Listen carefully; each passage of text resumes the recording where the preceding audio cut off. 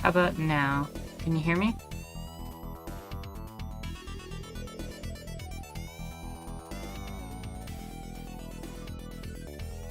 Okay. Hello everyone and welcome. Sorry for the brief technical difficulties there.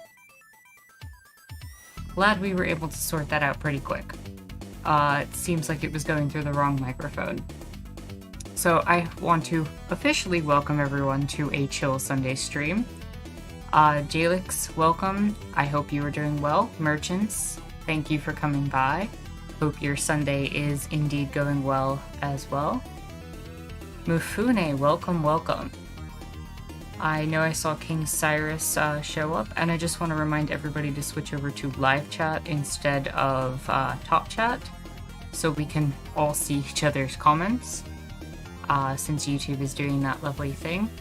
I'm gonna let the music play for a bit while we let everybody make their way in.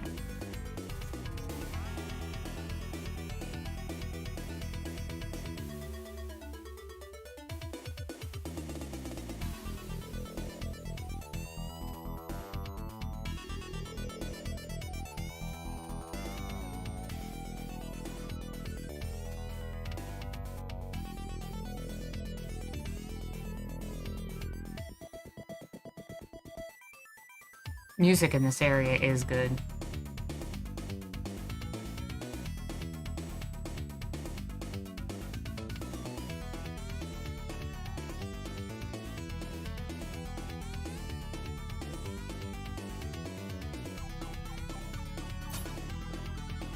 So I'm very briefly gonna just do that.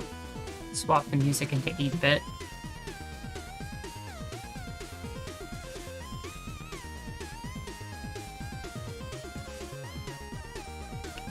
Is YouTube making autoplay mandatory? If so, that's pretty bad. Duke, welcome.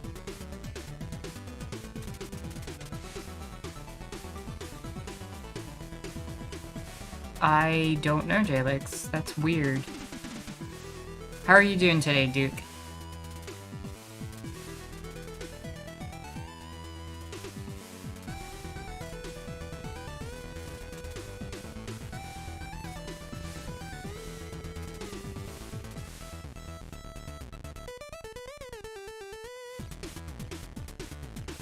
So today our plans are to travel to the Turquoise River after we finish up the Cloud Ruins and find out what's going on there. We're going to attempt to get to the Forlorn Temple, the area that was teased to us at the very beginning of the game. And then I want to talk a little bit, since this whole week's videos have been focused on climate change. I want to take some time to talk about climate change and anxiety. And so that should be a productive conversation, hopefully, and look forward to having it with you all. There's also the very distinct possibility that we might finish the main game today. It's remote. I'm thinking next week will probably be more likely, that and the DLC we could do next week, but there's a possibility that we finish up today. So just want to give everybody the heads up on that. I do have some ideas and plans to move forward, but if we all want to talk about at some point, either here or on the Discord, what games we want to play next, that'd be cool as well.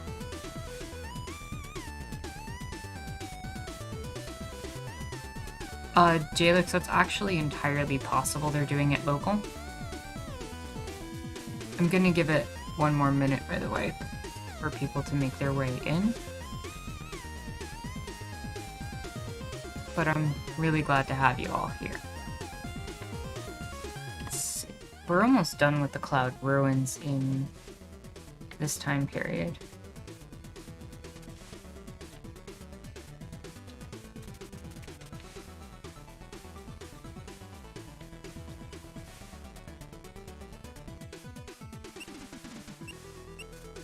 We're still gonna have to get some more power seals as well.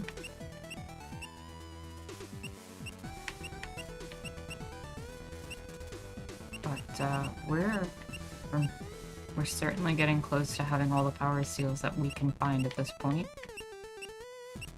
We've got one in the Quilshroom Marsh, one in the Syrian Crags, 2 in Glacial Peak, and 1 in the Cloud Ruins, which we know where that is. Alright.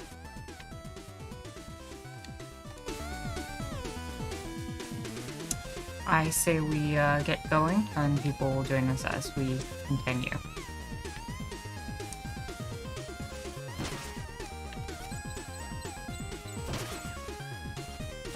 Oh, nope. And a death to start us off.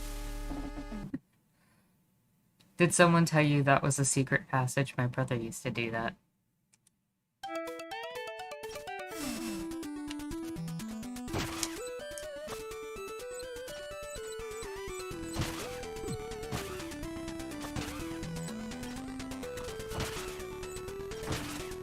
Oh no.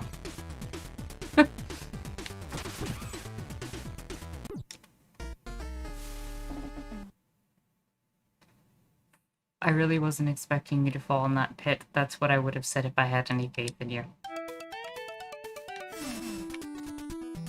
Actually, there is another game that's being set in this universe that's supposed to be, Okay, I got that already. That's supposed to be coming out. It's supposed to be a different genre entirely, though.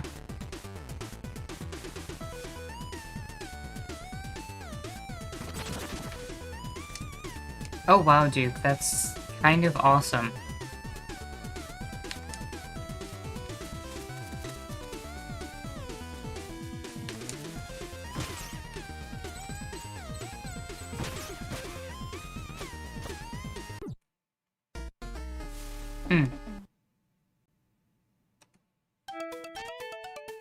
This room is actually not easy.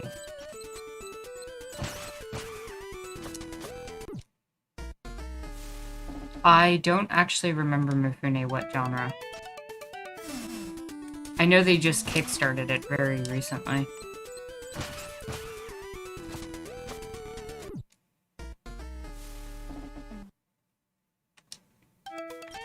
You know, I do have a grappling hook. I should probably make use of that. Sorry, a rope dart. There we go.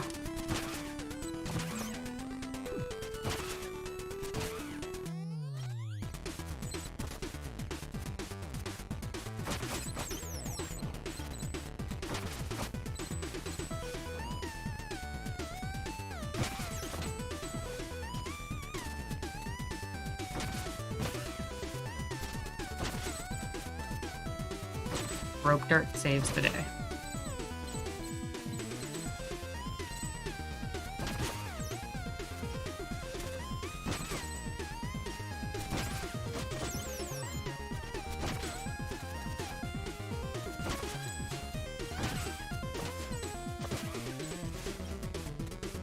Do you think Corbel knows that he's in a game? I don't think so, actually. For reasons.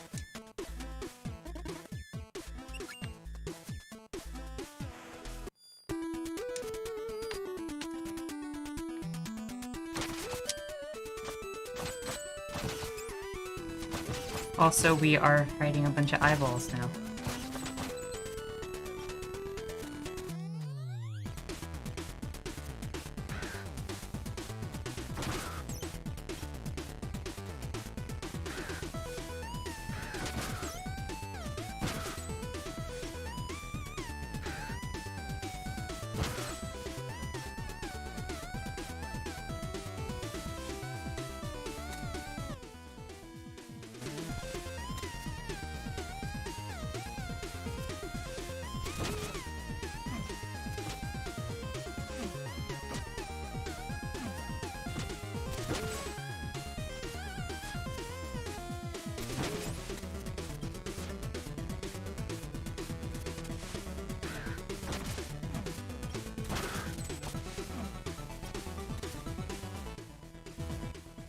Orville gives me a goofy Merovingian from the Matrix vibe, that's why I said that. Interesting. I would not have made that connection.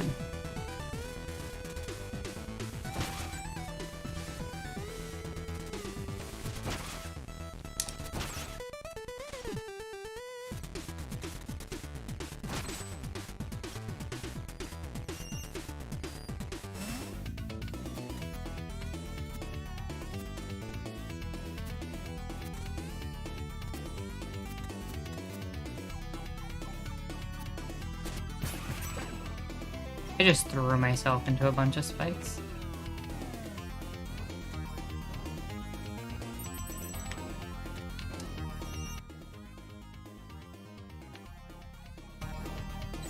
And back to 8-bit. I kinda like the way this this area swaps you back and forth between the 16-bit and the 8-bit, because the 16-bit actually ends up being a breather for this 8-bit section, and it kind of reminds you like how far you've come along in that regard, and like how much more challenging the tasks that you're doing are.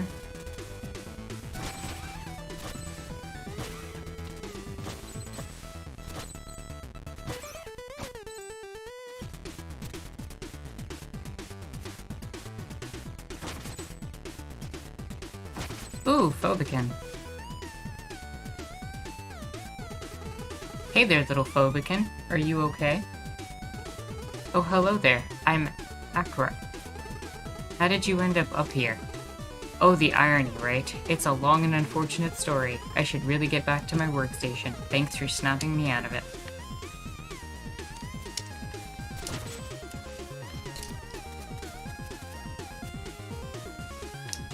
It is not a grappling hook, it is a rope dart. The game kind of makes fun of the fact that everyone's gonna call it a grappling hook.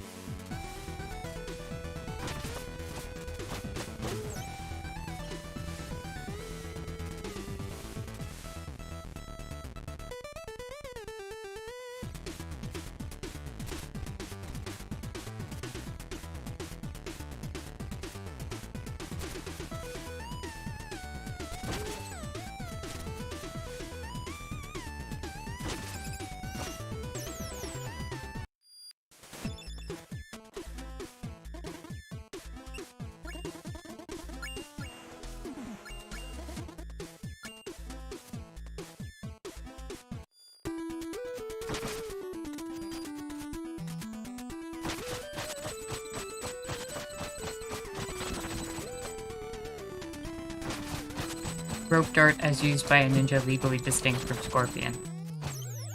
True.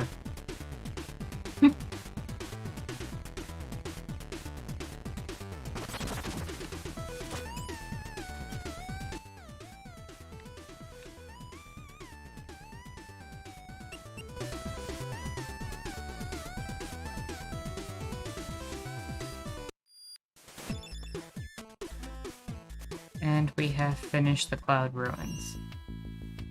Now, I think we should head to the Turquoise River.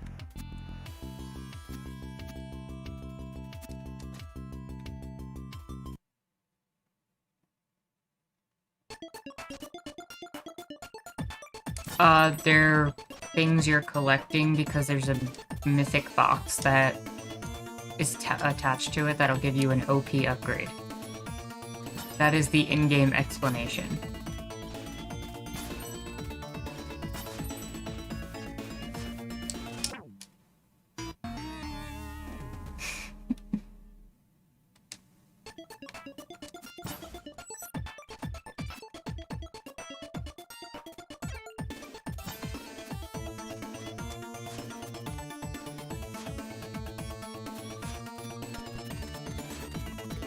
So I don't want to have to do that again. So open that up.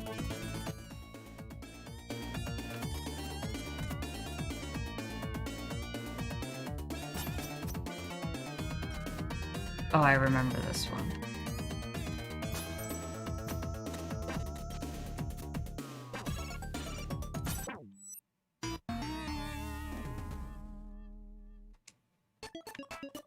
Well, we can run on water. Those are just rapids.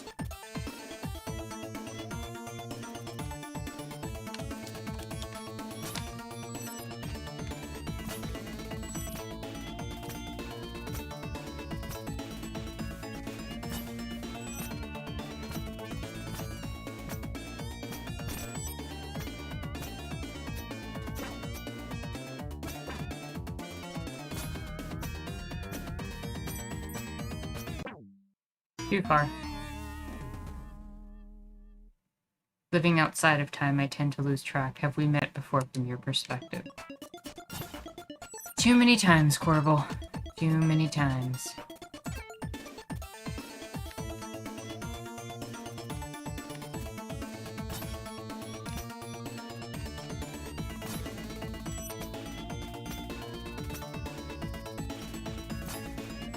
I always get hit on beat. Is that true?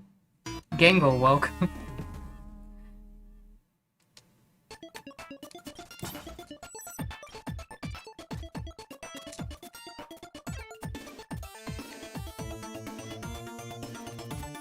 How are you doing today, Gangle?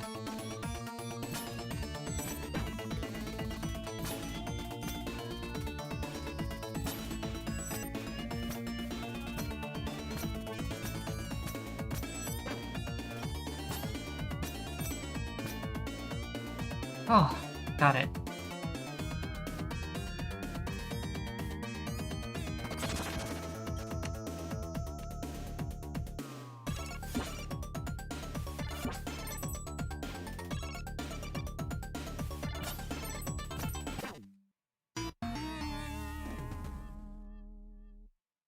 A little ichnophobia might come in handy. I mean it. Look it up. Thanks, Corbel.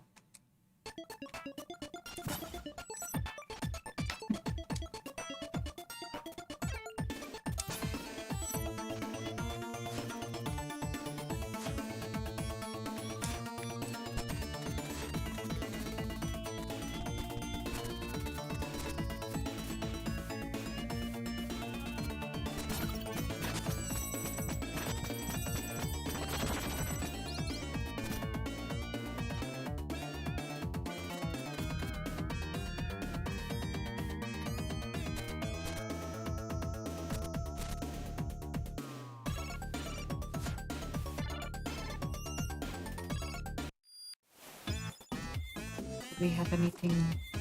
Ah, yay. Where am I?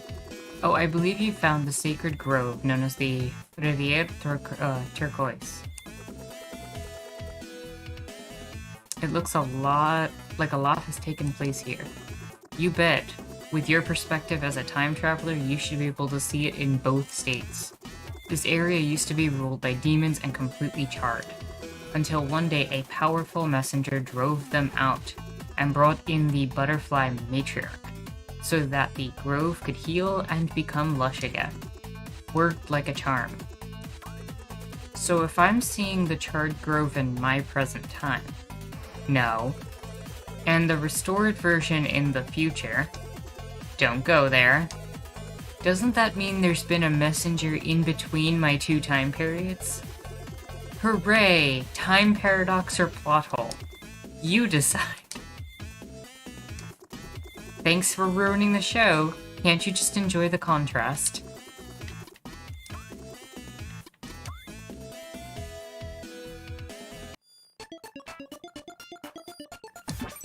Yeah, time's not linear.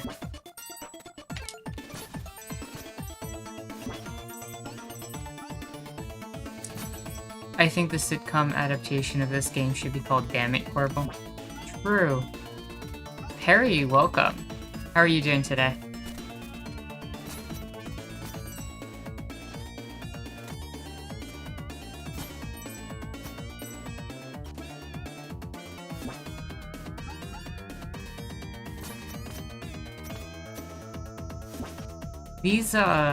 These plans give me major, like, either Donkey Kong Country or Sonic the Hedgehog vibes.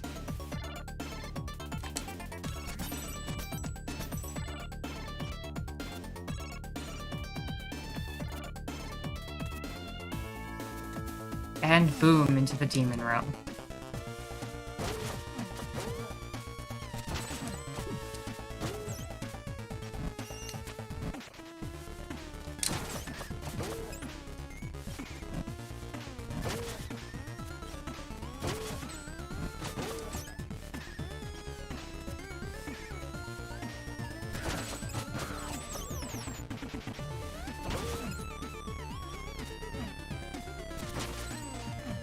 And we're in the water.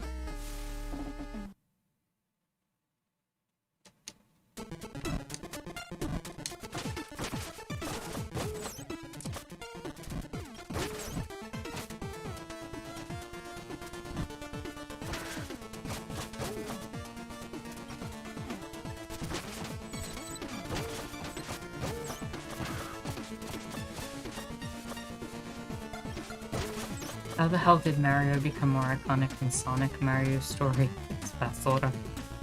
It's kinda true.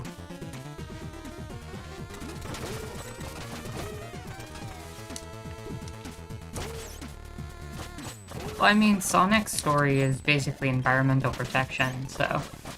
Originally. Now it's gotten wacky.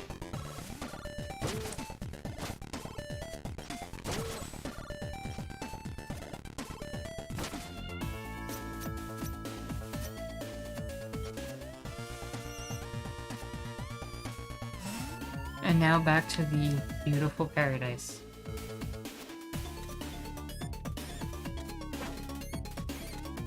That is not how you're supposed to get that power seal, by the way.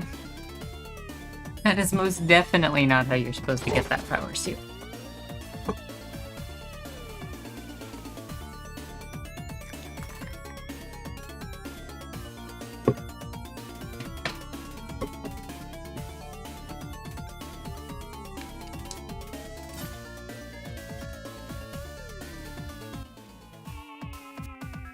In fact, I don't know if I can replicate that.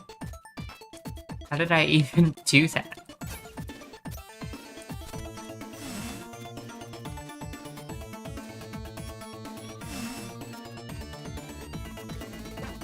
Oh wow.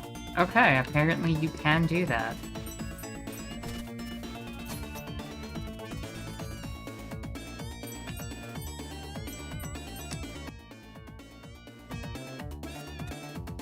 I think the way you're supposed to get that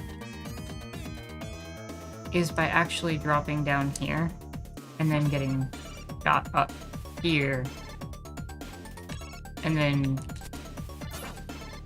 doing something like that.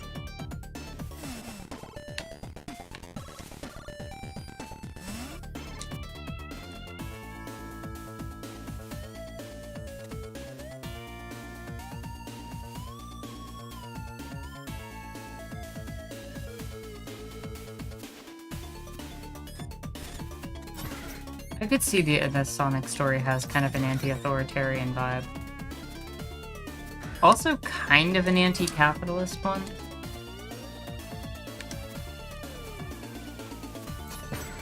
And then Mario's got a monarchy.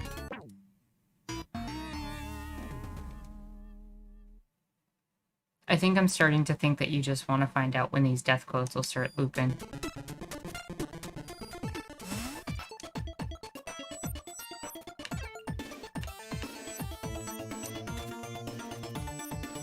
Doug, welcome. I'm not really going to be around, but I just wanted to say hi, enjoy your stream. Well, thanks for stopping in. Always good to see you here. Even if it's for a brief moment.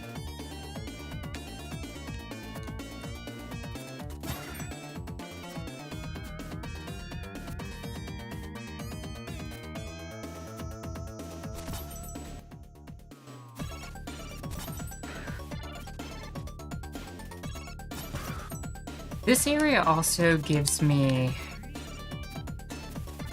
vibes of, oh man,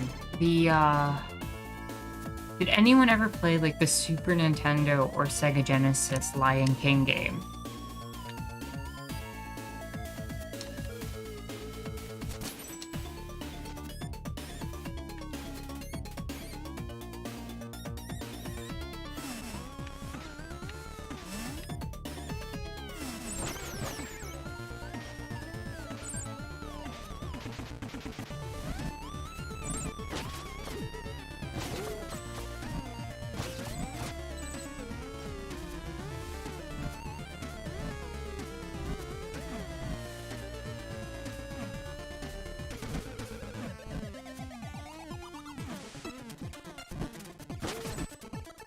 Oh, okay, because there's an area in one of the levels that looks kind of like that. I think it's the one that's supposed to be based off of Hakuna Matata.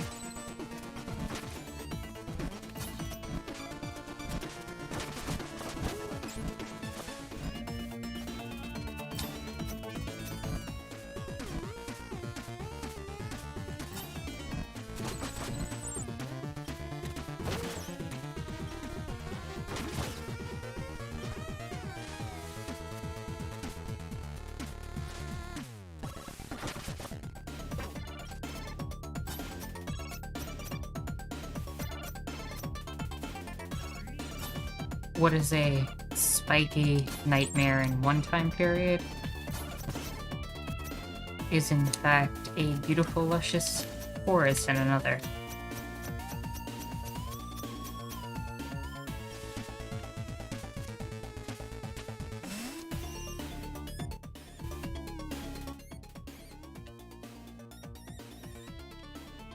I should only have one more, right? Yeah.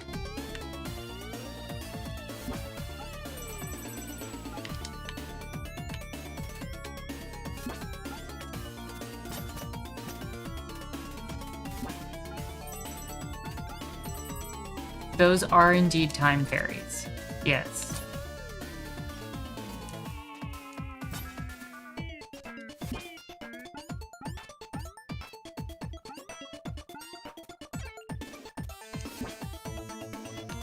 There's a message about impermanence or something in that spiky lush hallway.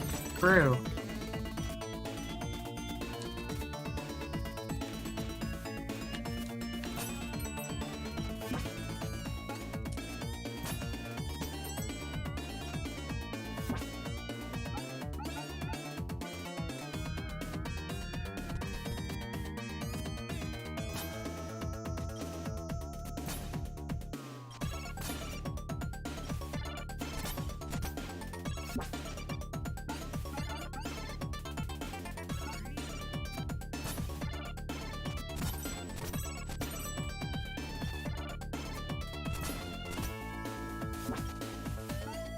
Also, time bending sounds badass. Oh, absolutely.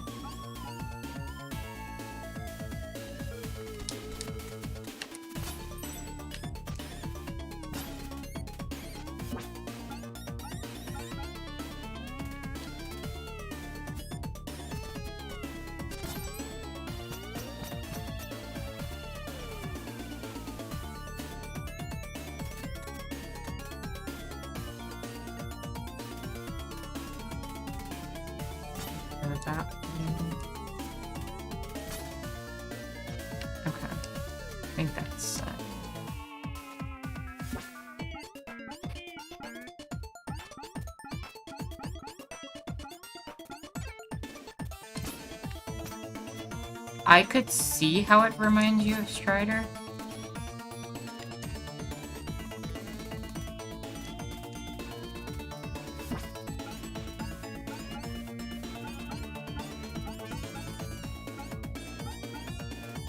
And secret tunnel.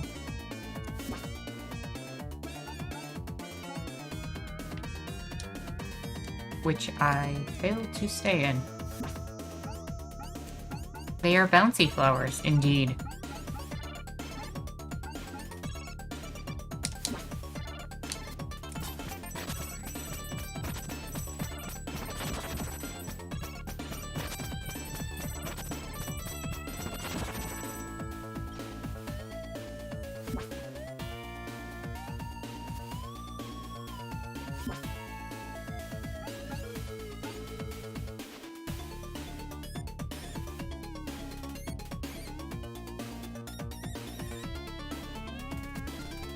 Respect points for knowing about Strider.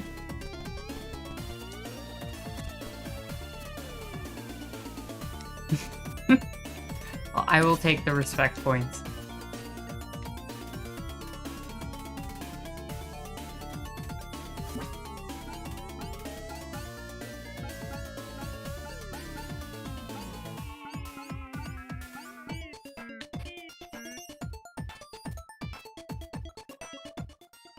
Okay, this is cool.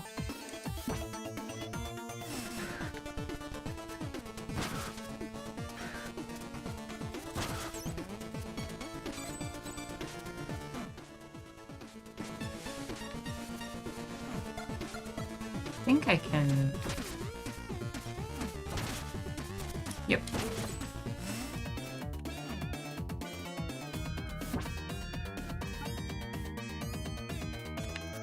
Oh, I remember this.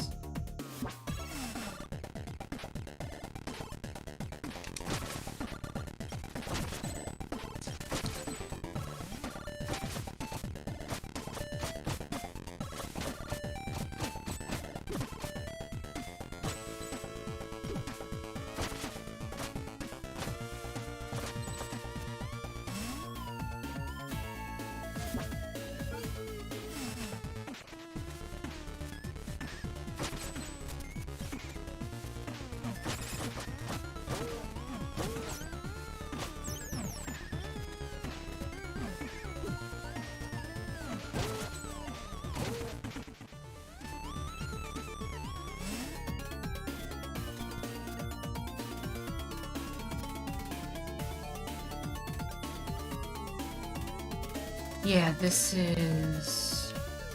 I remember this area. There's definitely something you had to do in this area to get that power seal that I don't remember.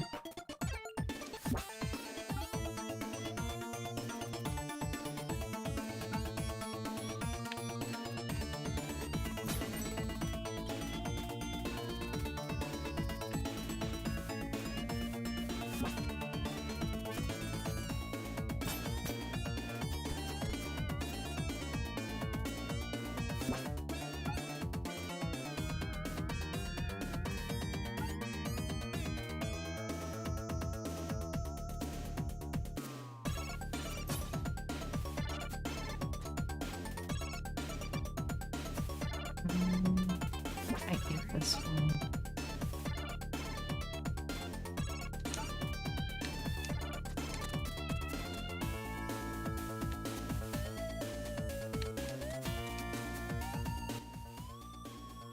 Because you need to get shot up the middle over there.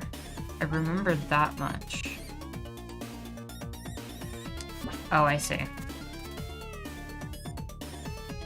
Right.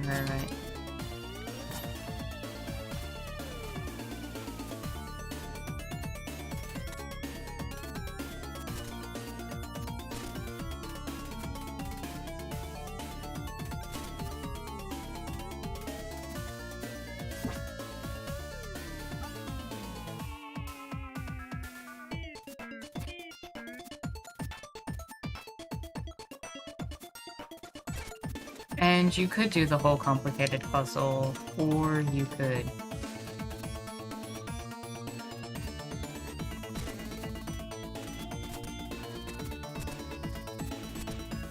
can pretty much flip yourself in a certain way to get the height to get that.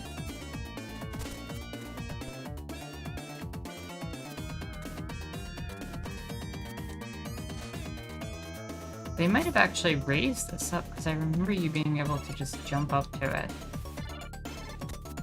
Wouldn't surprise me if it was altered.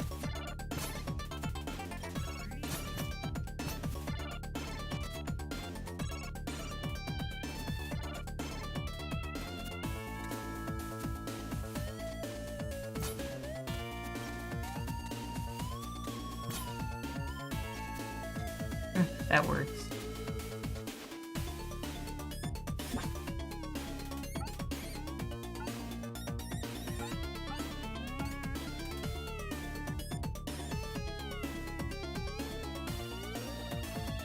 Mifune said, is this game the first appearance of this story or an adaptation of something? I think this is a unique story. Welcome, King Cyrus. How are you doing? Also, we managed to get all of the power seals in the Turquoise River already.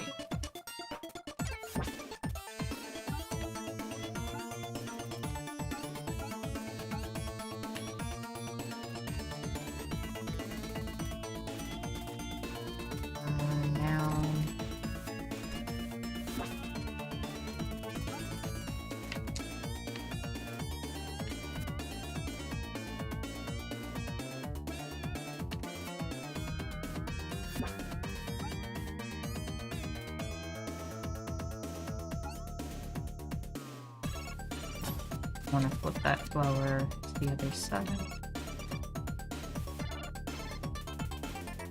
A series based on this game would be really sick. I'm really glad you're enjoying it, Mifune. Ooh, we're up to the end of this area. Let's see what the shopkeep has to say. Any idea what I'll find next? Not really, but I fear this place's past may still be affecting his future. Almost as if this fits the theme of everything else we've been talking about.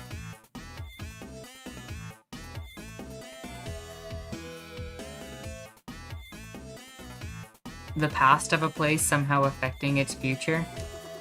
The curse is stronger than it looks here. If you see an opportunity to catch a firefly, you should take it.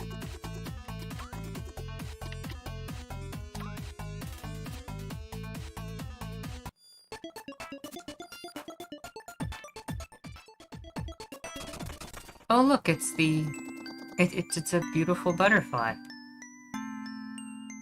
Welcome, messenger, to this sacred grove. Whoa, who are you? I am the butterfly matriarch, the embodiment of beauty. Come closer, I have a gift for you. Be careful, the matriarch is not what she seems. What? What?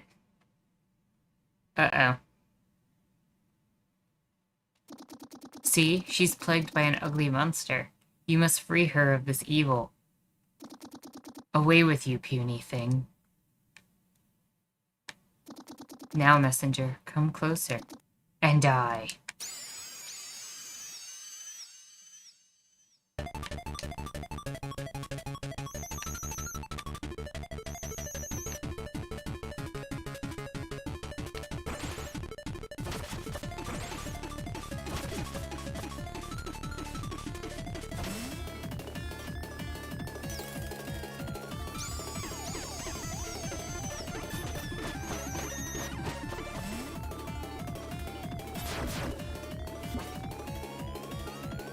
Actually, those sonic waves are terrifying.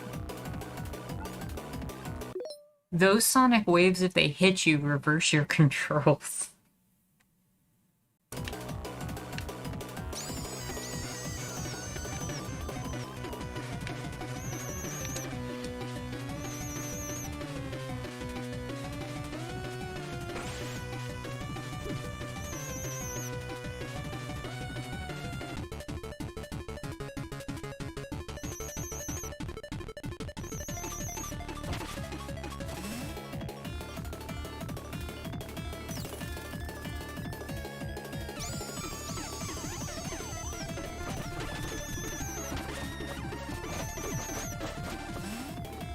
Oh boy.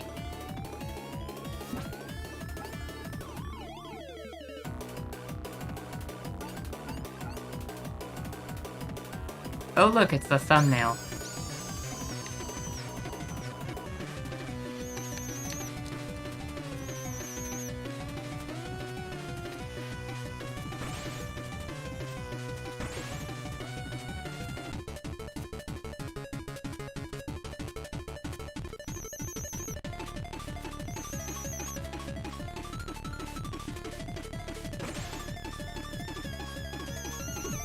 Oh no.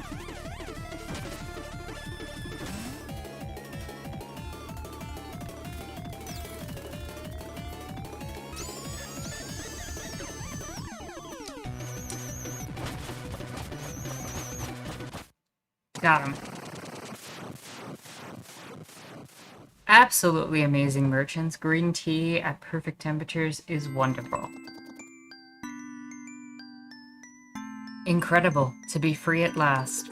How long has it been? Too long. I made a mistake. I thought beauty would fix it all. Thank you, Messenger, for ridding me of this rotten core. Is this a lesson on appearances, how they can be deceiving, and why we should never judge based on them? Why yes, you took the words right out of my— Wait, do butterflies even have mouths? Anyway, you have been a great help. Let one of my fireflies accompany you on your journey. I am certain you will find her valuable when things get dire. You got the magic firefly.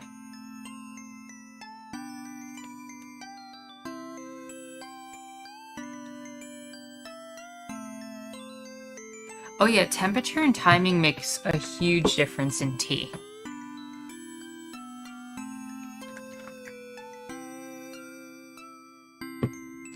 One thing that some people will also do is they'll very briefly rinse the tea leaves under cold water to get rid of some of the strongest parts of the tannins that make it bitter.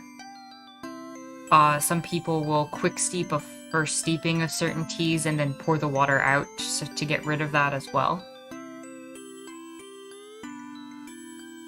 Basically, different steepings can change the flavor of tea. Jaguar says, hi everyone, I don't know how long I can stay, but I wanted to pass by for a bit. Welcome, Jaguar, it's good to have you here. I hope you are having a good Sunday. Strong enough to lift a minor curse, she can work against the forces of evil. How you remind me of the monk who saved me once.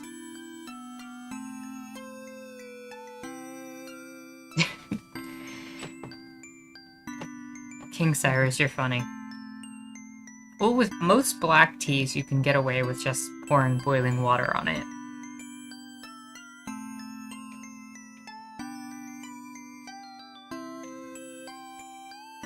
So yeah, the monk was the one who originally broke this curse, but some of it got left through the time stream, and we had to finish breaking it.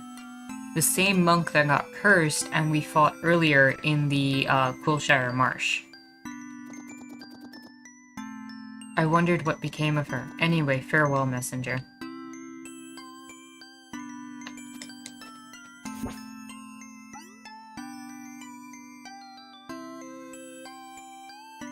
Sam, welcome! I'm having a great Sunday. I hope you are as well.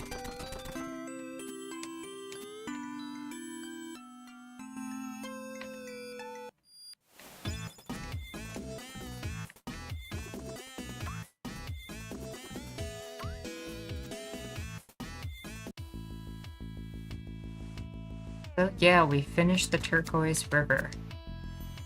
Which means...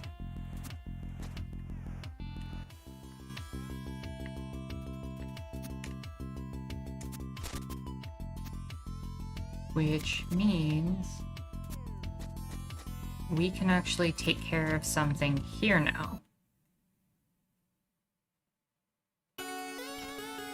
If you check the map here, we find that Manfred is right there. But it might be advantageous for us to go to the Quillshire Marsh and make our way up the other way, so we can get the rest of the power seals.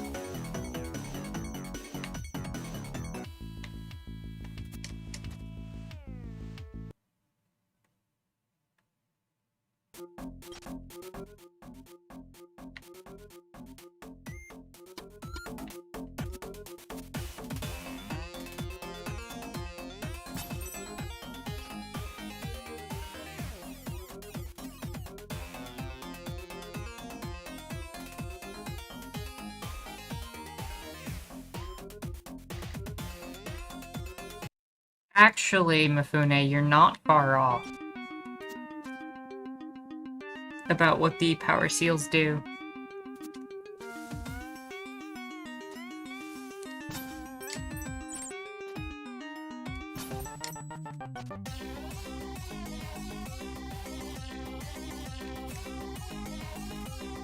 That's awesome, Sam. I hope you do finish the video today.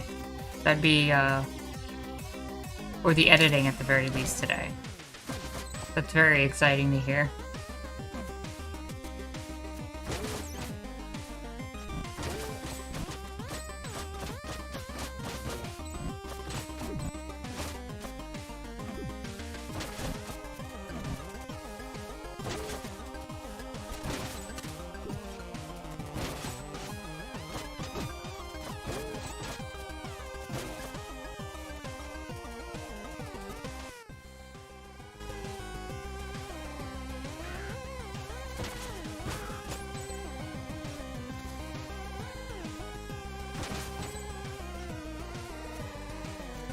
Oh yeah, Jaguar, that moth butterfly creature is absolutely gorgeous.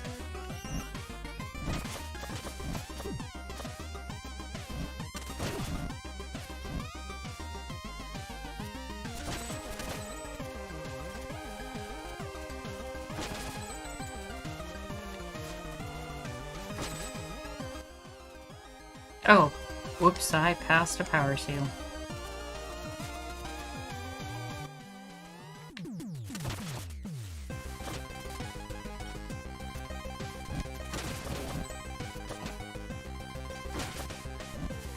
Oh, this one. I'm going to die.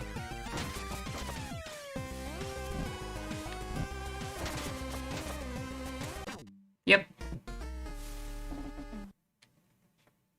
Pro tip, avoid the spikes. Oh, thanks, Squirble. I'll make sure to remember that. Yeah, I had no idea.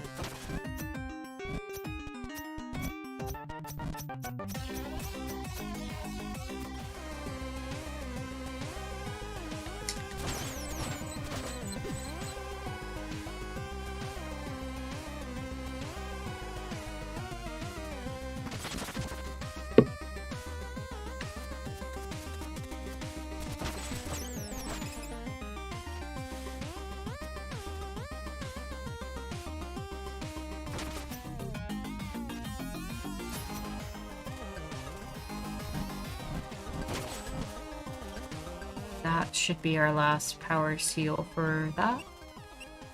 So we only have 3 more power seals on areas that we've been to. Yep.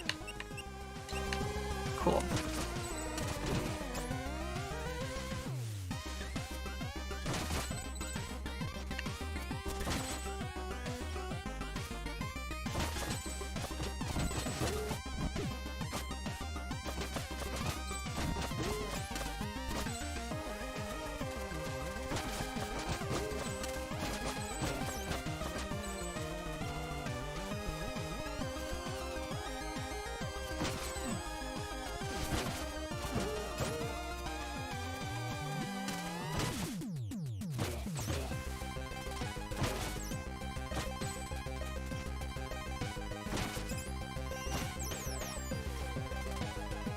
Oh look, it's the monk.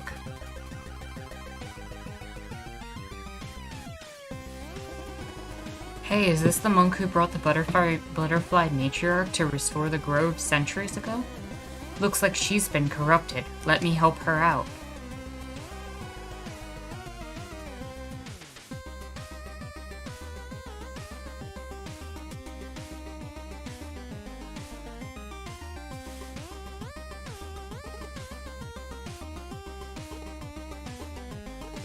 What happened? The primal fear, it's... Take a deep breath, dear monk. It seems you fell to the curse of quills. What are you doing here? Is the butterfly matriarch alright? All is well. You can relax. I want a game based on her. That's what I want. I want to see her ability and her story, considering it interweaves with this current messenger. How long has it been? And this march, what have I done? I need to go see the prophet.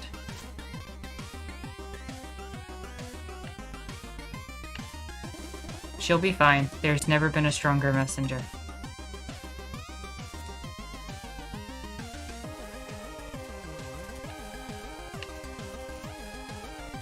Fun fact, the monk is considered to be the greatest messenger of all time.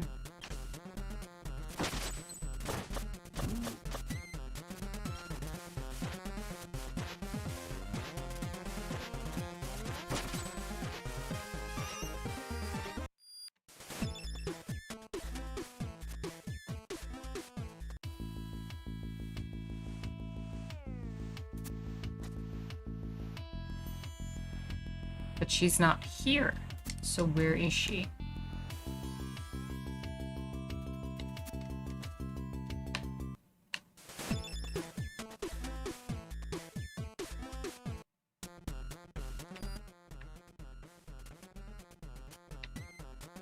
We only have one more.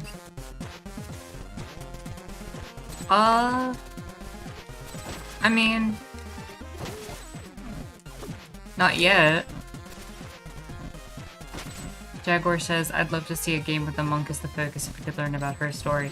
Yeah, I want to see how she, like, did all the stuff with the butterfly monarch and everything like that.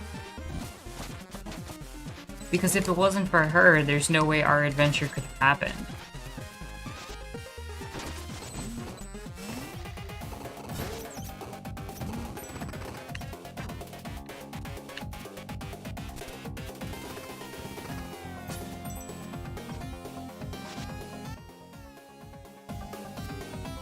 We're gonna get to see something with the monk, but it's gonna be a few. Actually, this would have been a great time to just make her playable, honestly, as a secondary character.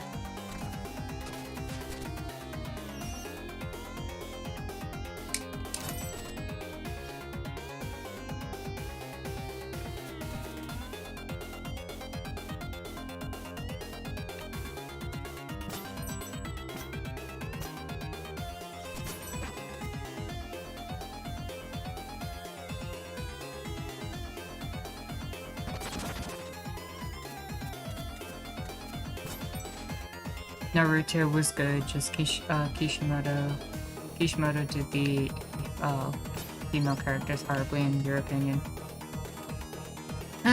That's an unfortunately common story.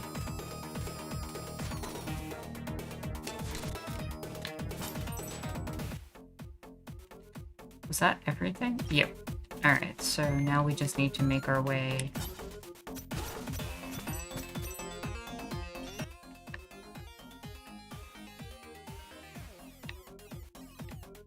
Actually, I wonder if it would be faster to go that way.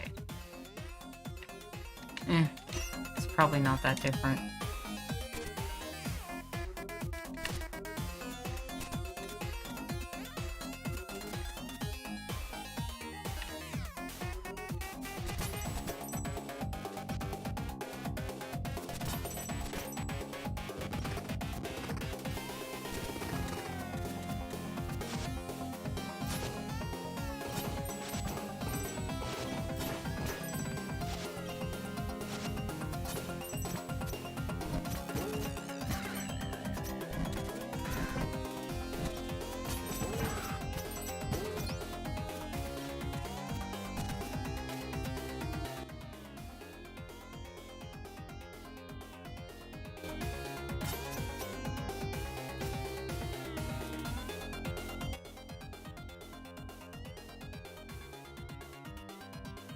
Wait, are they gonna force? Oh, no, I see.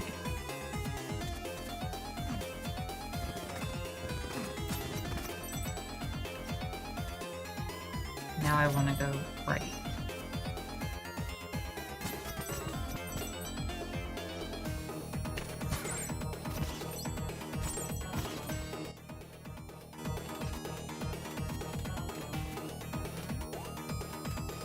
Up and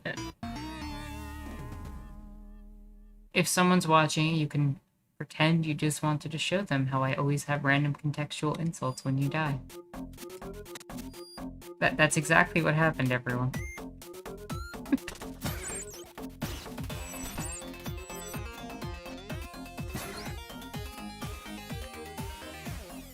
That is in no way what happened. See, Corbel's telling me to lie to you all.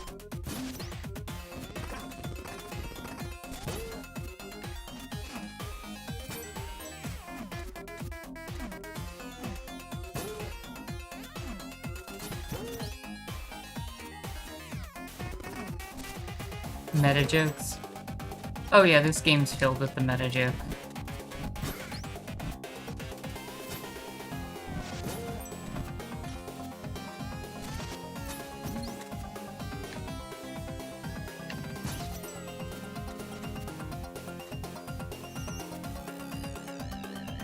Okay.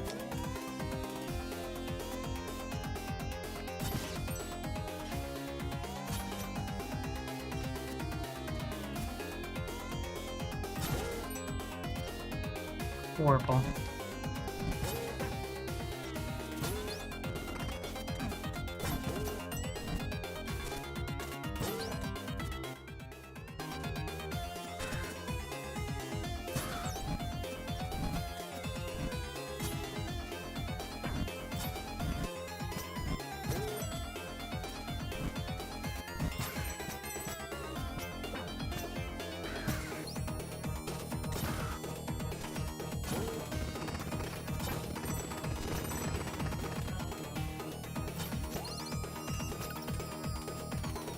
That is very true. Horrible does indeed love throwing shade.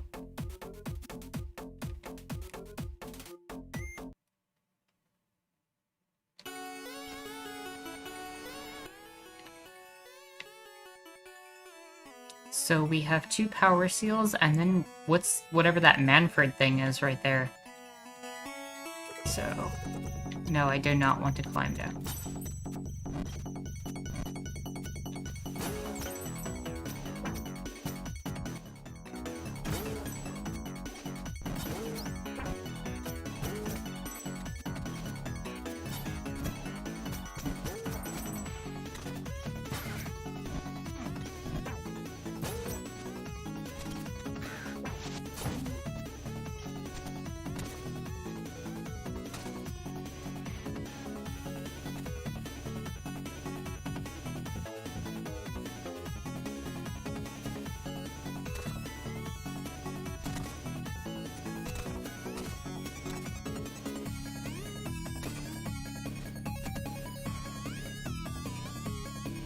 Corval was not, the monk's, greed demon. She had a different one. I don't remember the name of hers. But we did meet her earlier in the game. Okay, Jaguar. No worries.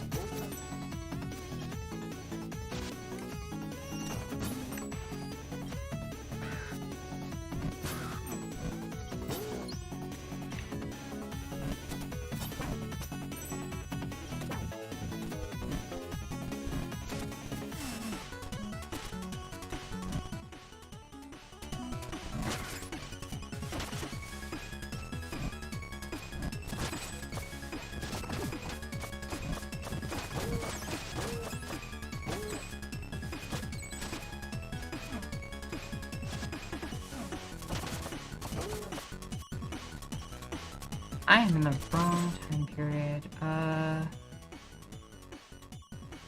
Ugh, you're gonna make me climb back.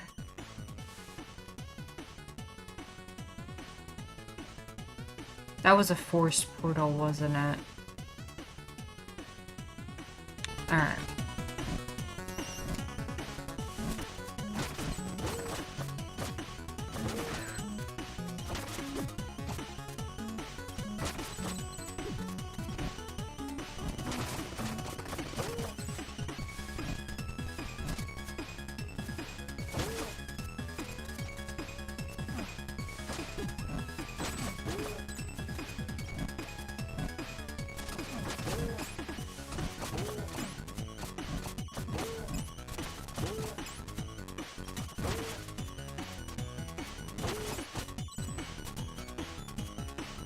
Oh, the monk's here. Why are you here? So, did you talk to the prophet? Yes, it seems you have a real shot at breaking the curse on our world. So, you used to be a messenger too? Indeed, my power was to travel back to the past, whereas you, it seems, can travel into the future. That's so cool. And if the prophet is right, you'll be needing this to save a friend.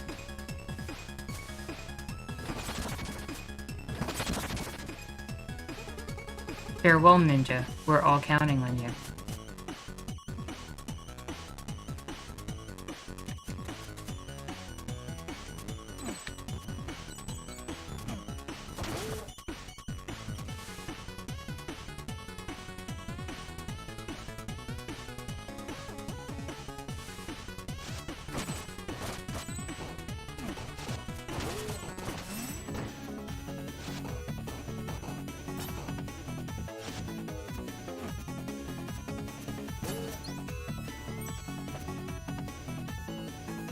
Oh no, Manfred! Hey buddy, it's a long, embarrassing story. The elemental Skylands are in danger. I need your help. The elemental Skylands? Yeah, they regulate the climate in this little world of ours. See? See, even the messenger. We have to fix the climate.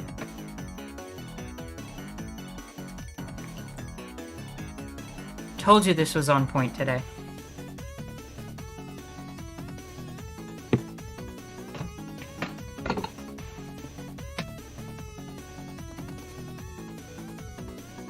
If we don't take care of it soon, you'll find the demon curse to be the least of your concerns.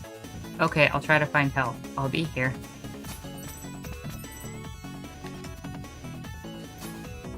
Well, we'll go get you in a moment. But for now, we're gonna go get that power stick. Oh. It's been a while since I died. That's not good.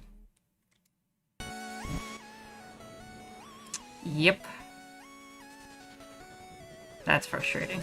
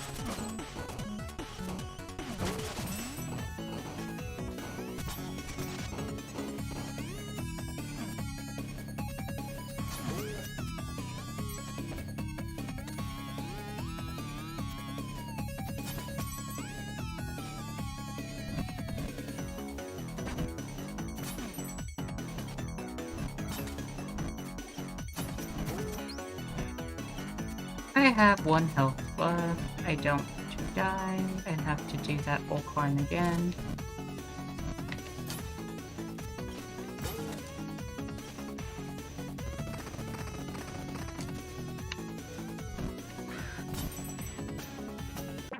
Are you kidding me?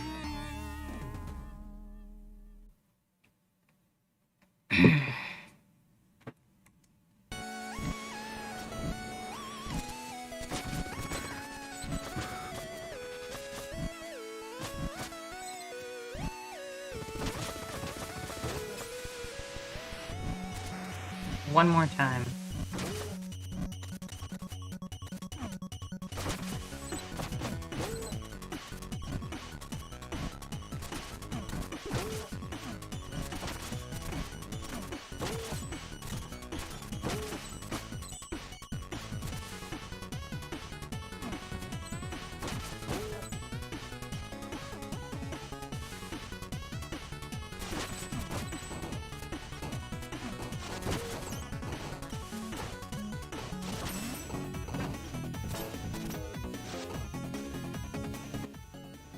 Okay, new plan.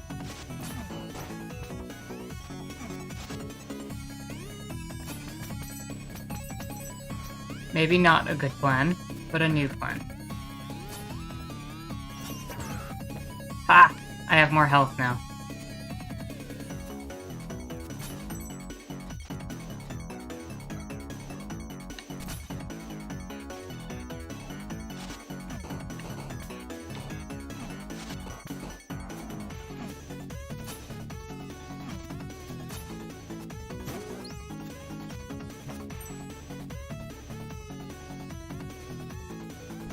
BRB, Manfred.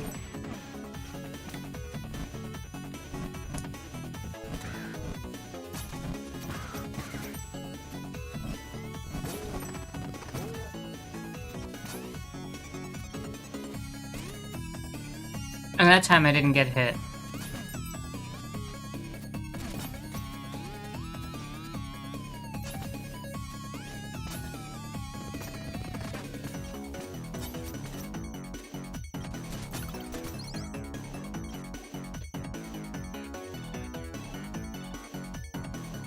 You see, that controller remark Corporal does know this is a game. True. That's a really good point.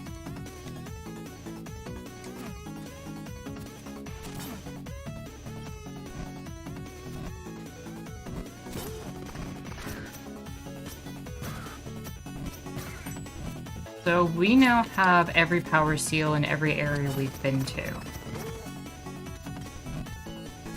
But there still should be a number of them missing, because we have not been to the Forlorn Temple properly. And apparently we have to go to the Elemental Skylands.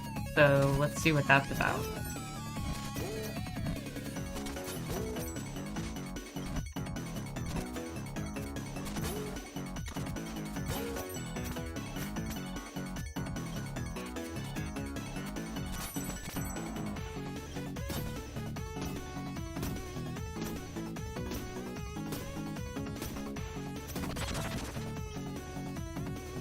And we've freed Manfred.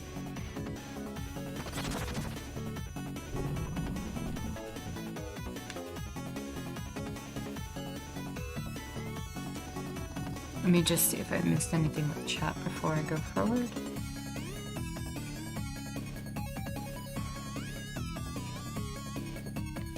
Mifune said I need to create a couple that's unironically gay in my story.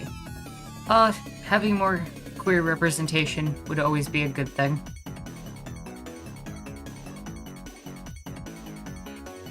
No worries, King Cyrus. This environment makes me feel like the messenger is on a mission to save Santa Claus. Maybe.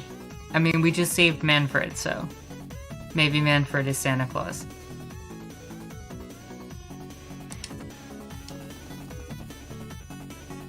Freedom's where it's at. Alright, we have the environment to save. Are you ready to go to the Elemental Skylands? Yeah, let's do it. Let's go save the environment. With this past week, we certainly need to, save it.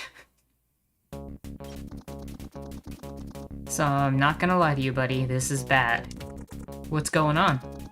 It seems like the Demon King managed to corrupt the Clockwork Concierge. The Clockwork Concierge?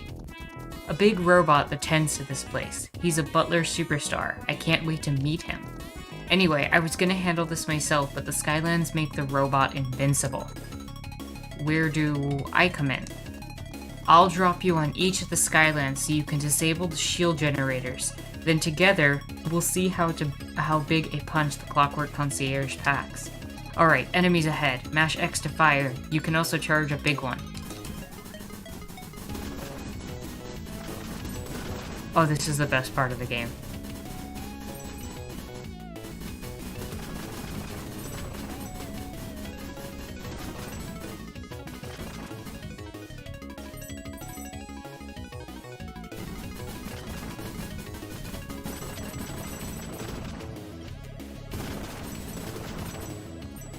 Alright, we made it to the Air Skyland. I'll catch you after you've disabled the shield generator. Good luck.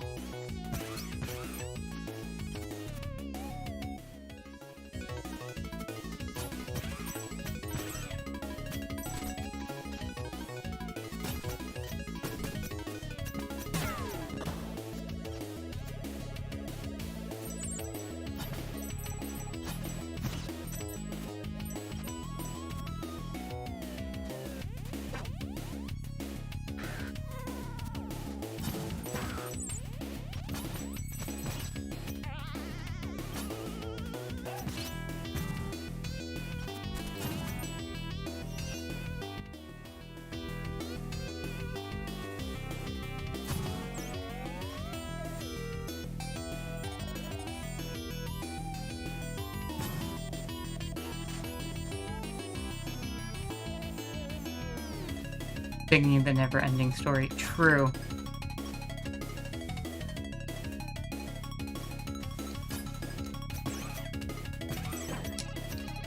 Damn.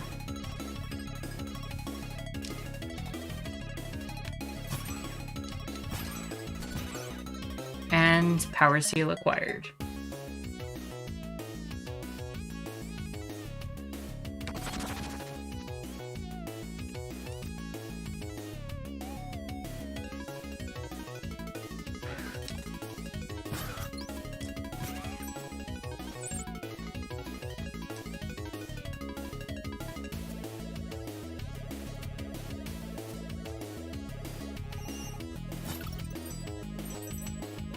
And boom, back on Manfred.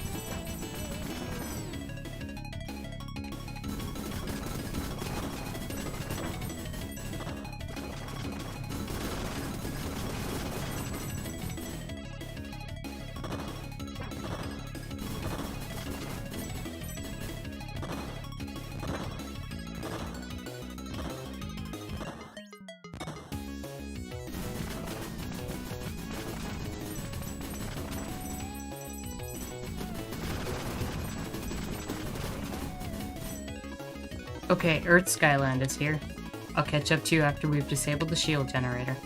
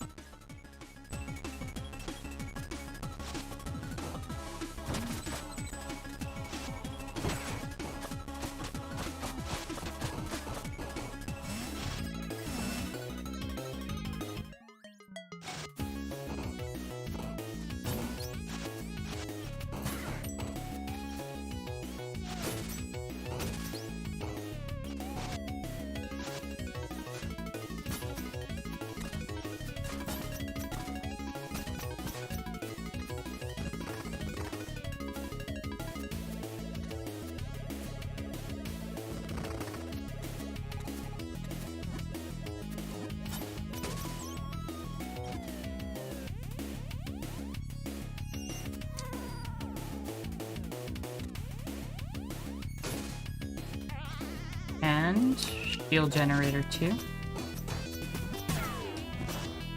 Down.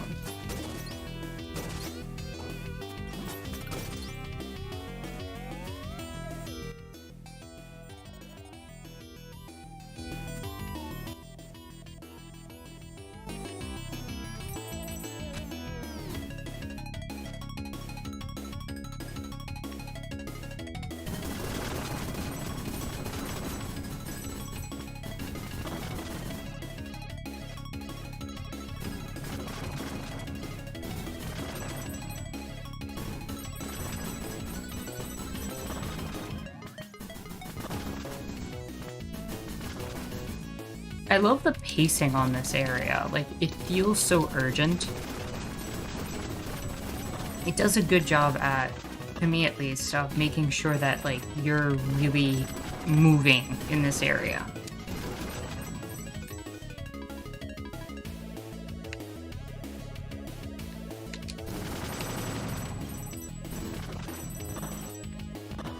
Fan theory, since Corbel knows he's in a game, his magic works by manipulating the binary coding of his world.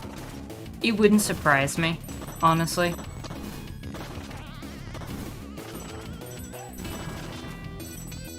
Alright, welcome to the Water Skyland.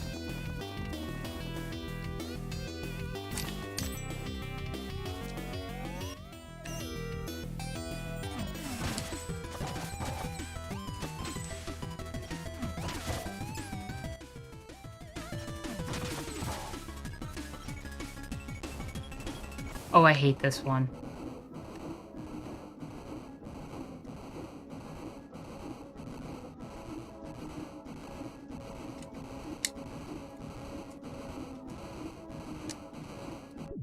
Yep, I hate this one. We might be here for a minute.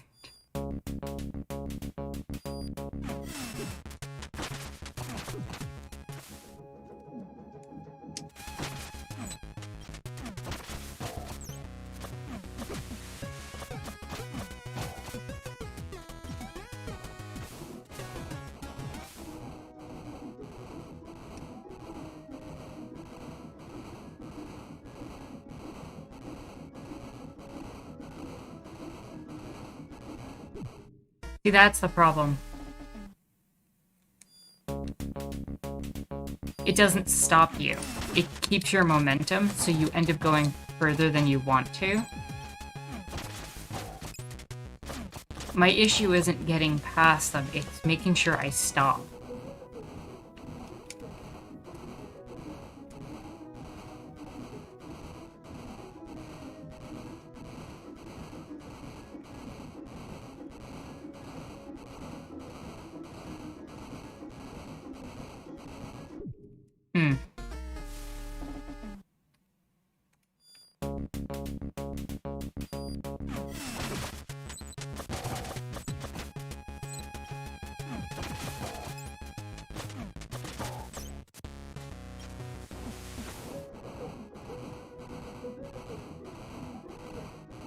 You cannot use the rope dart underwater. No, you cannot.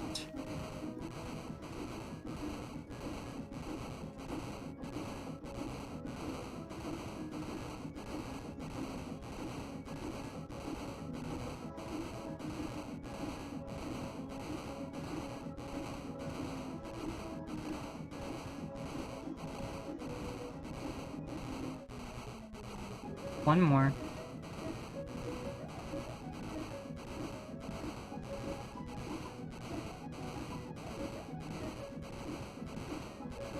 I got it.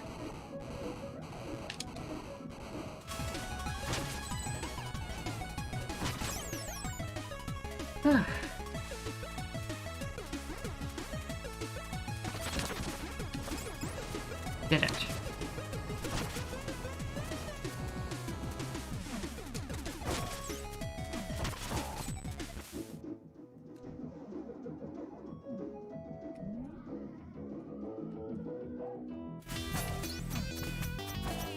And now back in the modern era. Or in the 16-bit era, I should say.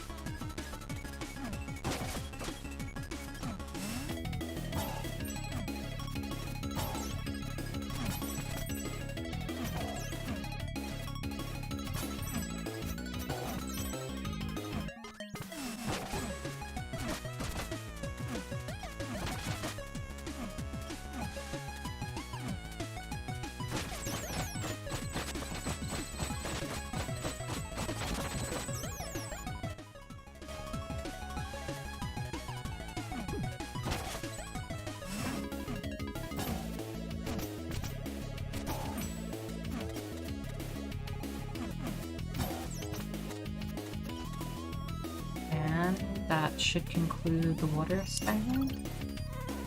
Yep, there's the generator.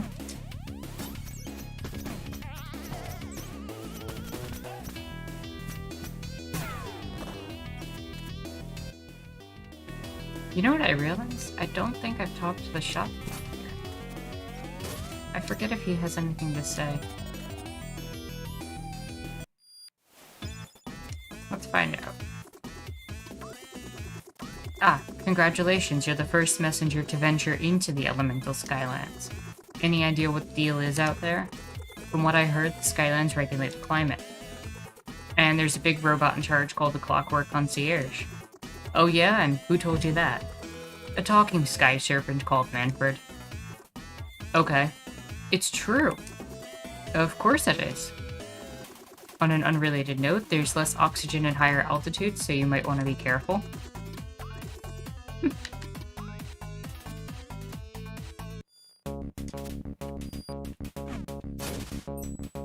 So we've disabled 3 of the 4 generators.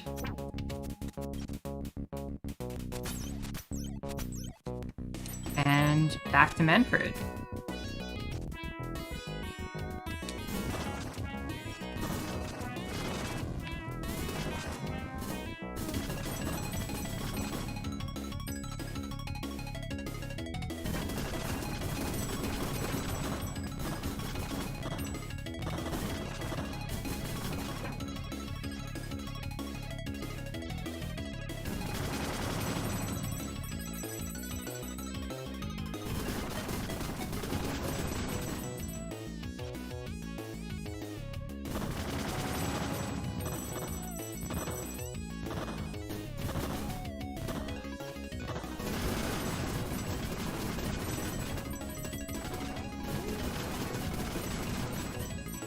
There's something so satisfying about shooting through, like, all these enemies at the bottom of the screen like that.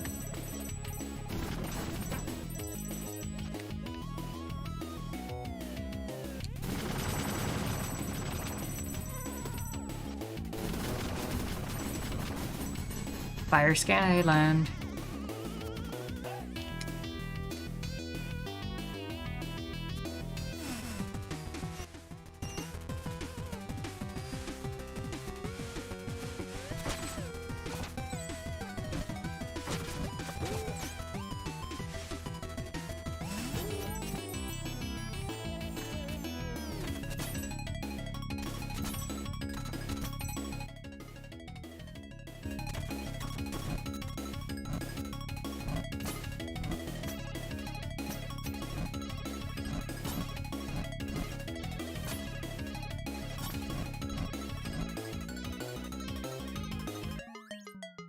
That's all the power seals in the elemental Skylands.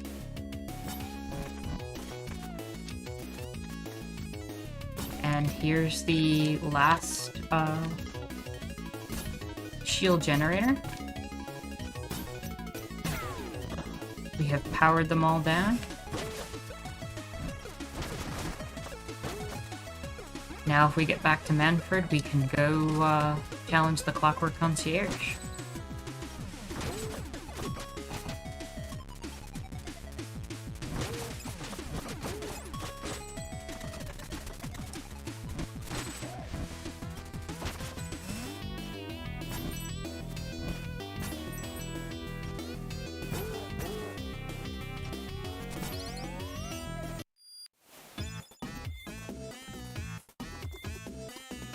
And we have nothing from the shopkeep because no messenger's ever been here.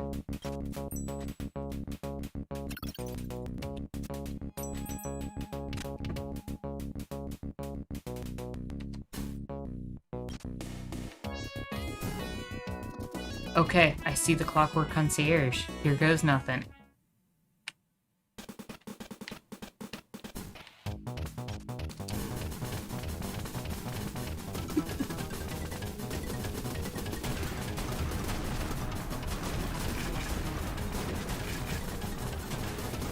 Genre shift.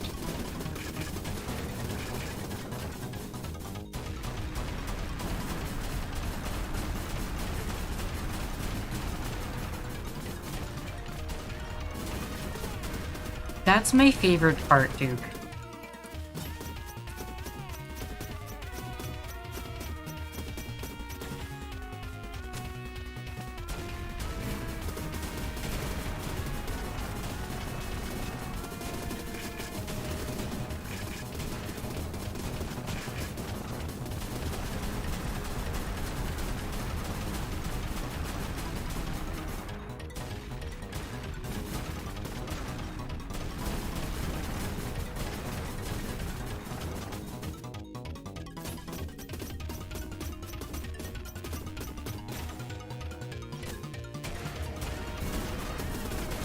whoever built that thing is getting sued by Dr. Robotnik.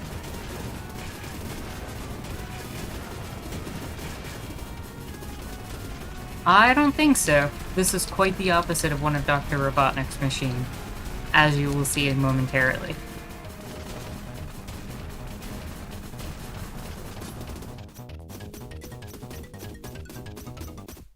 Here we go. And defeated. Huh? Hey, welcome back. Who are you people, and where is my hose? Nice to meet you, Clockwork Concierge. I'm a huge fan. This is unacceptable. I need to get back to my Skylands presently. Come on, chill. We just snapped you out of a demon spell. Is that so? Then it would be rude of me to let such a deed go unrewarded. Well, I'll agree to that. As I spent countless centuries in perfect harmony while catering to the intricate balance of the Skylands, my core materialized a very unique piece. Acknowledging how deeply your cooperation has touched my metaphorical heart, I would like to offer it to you. We got another music note. There's only one left.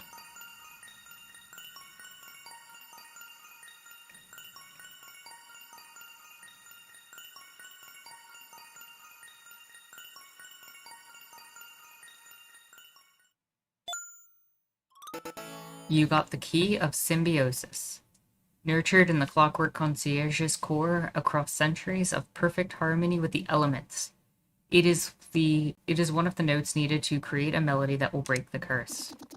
Whoa, thanks, Clockwork Concierge. Now I have much to do. Is there anything else I can help you with? Well, yes. It's just... What is it? He always wanted to be a butler, you're his hero. Hey, not cool. Is that so? And what is your name, brave sky serpent? Manfred. Manfred, huh? Yes, I believe that will do. Really? Yeah, you have the perfect name for an apprentice. No way, this is awesome. Now I should get back to my tasks. Come back to me when your quest is over. That's it. I'll be back. I promise to work super hard.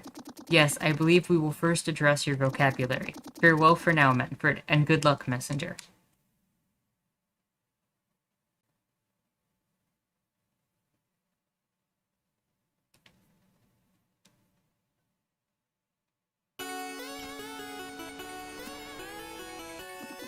Well, that happened. Manfred and the messenger saved the world, can you believe it? Yeah, that was quite the adventure. When all of this is over, that event alone is totally worth a second playthrough if you ask me. Anyway, I should get back to flying. Take care, buddy.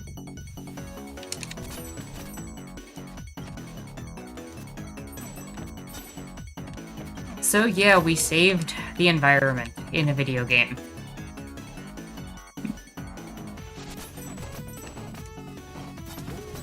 If only it were that easy in real life. Which I think brings us to our topic today.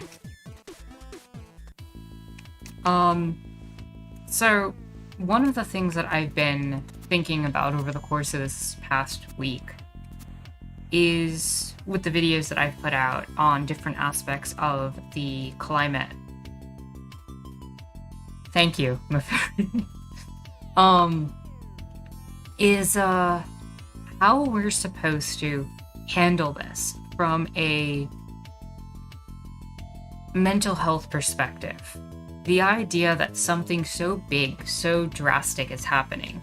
And for those of us who are aware of it and actually take it seriously, it's something that's fairly obvious. Between the different things that I covered this week with the fires, the water mains breaking, and the electric grid failing, and in so many other ways, the little stories that I shared, where you literally had things like shellfish cooking alive in the ocean.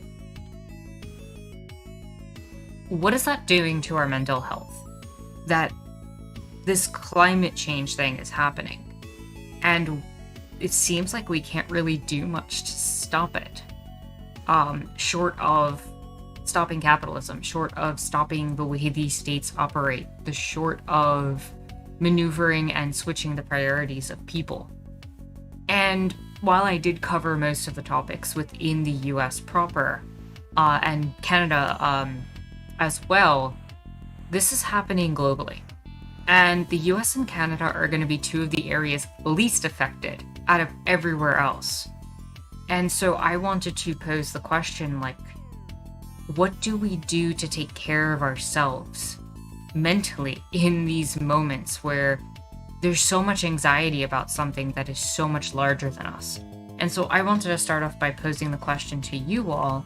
How are you all managing that? And what steps are you taking to provide self-care for yourselves in all of this, with all that knowledge in mind?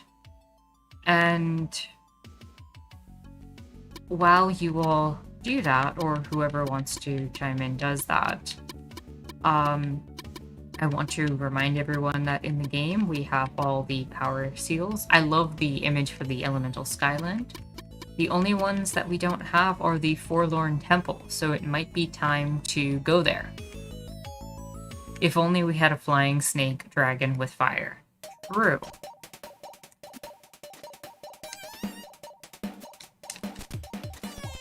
In real life, it's much more difficult than just ninjutsu chopping the bad guys. Much harder. Much harder. For once, we don't, for one thing, we don't have Corval to bring us back if we fail.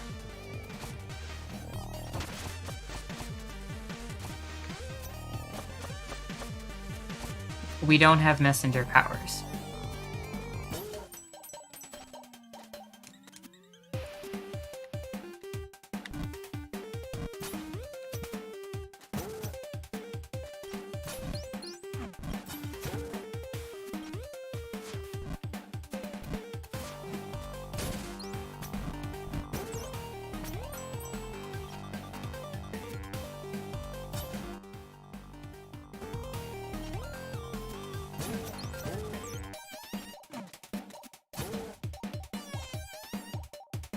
Trying to be civically engaged so you have some agency in climate change.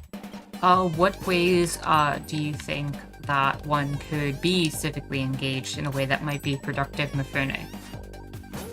Because I think that most people want to do something about it if they can, but I don't think there's an understanding for a lot of people, like, what can they do?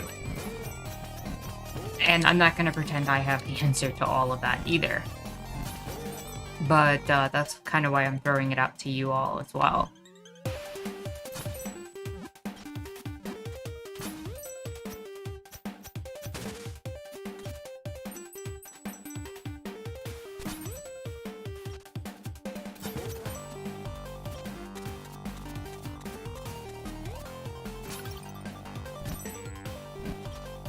You know, of all the things that I say in a video game for, this is probably the one that I wish I could just fix by doing some dragon riding and, destroying some things on top of, the elemental skylands or something, you know? So here we are.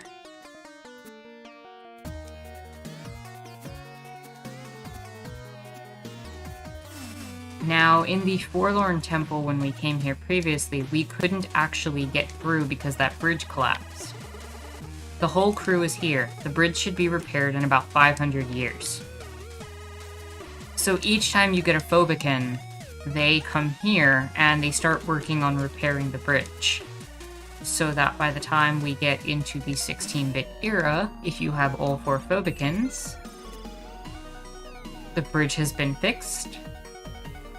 And we can now go into the Forlorn Temple proper.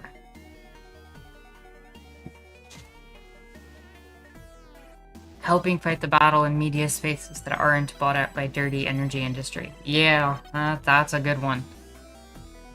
I think part of it's recognizing the fact that a lot of our energy consumption and the sources of where we get energy are not necessarily benefiting all of us.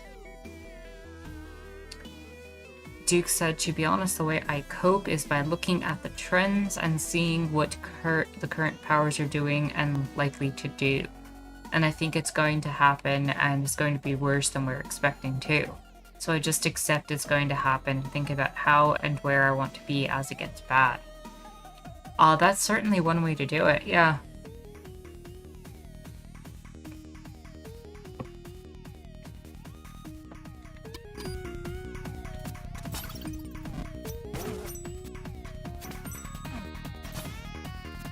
I think a lot of people also had the Pacific Northwest kind of on their radar as places that might be okay. And that is not looking very realistic.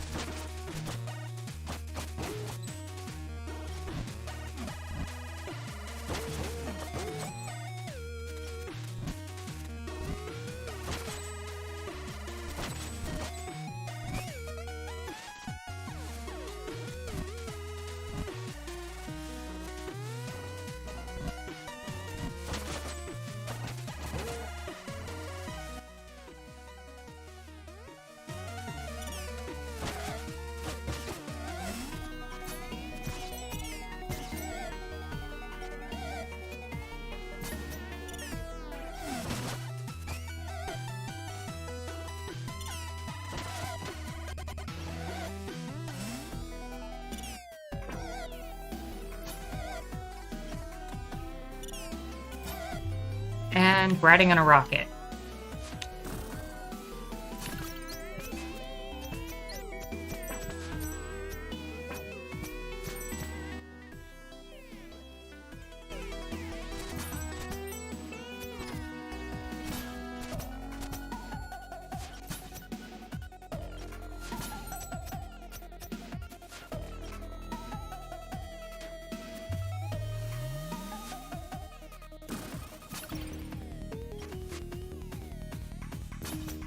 Mifune says...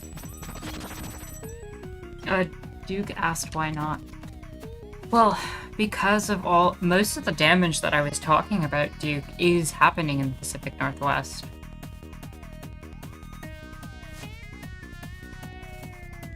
The US and Canada may end up putting themselves in a geopolitical corner should the entire world see their environmental actions as an existential threat.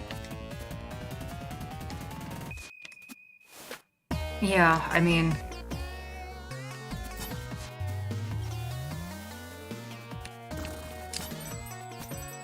The problem is it's not just the US and Canada, unfortunately.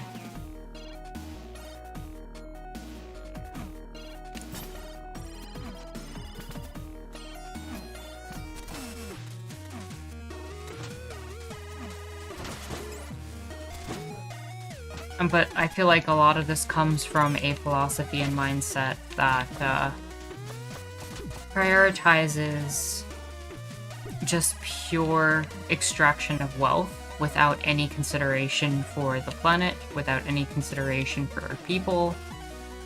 This is what we created. And sometimes I think it also kind of breeds a small amount of hopelessness. I know I get that sometimes, and I don't know, it's difficult to work through.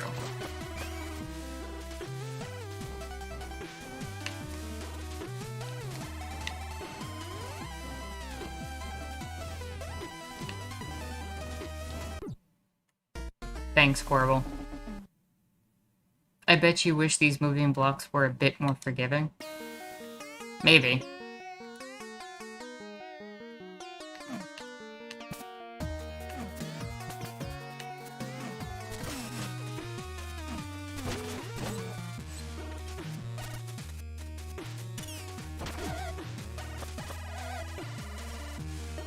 I think it's slightly terrifying that most of the rest of the world is going to end up in a position that's somewhat worse than what the US is experiencing right now. People have changed the world under worse conditions than we have.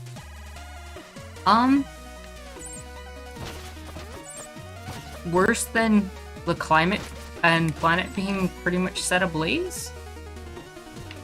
Like, I know people have been in, like, really rough situations historically and have come out of it. I'm not denying that or taking that away from anybody who's worked through that.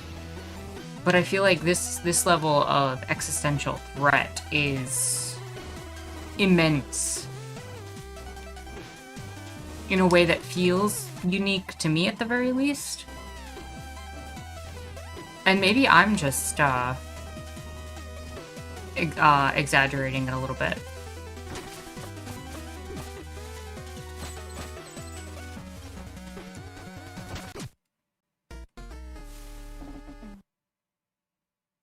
You know, I wasn't sure about this either, but they said I was better than the outdated lives and continues system. That's true.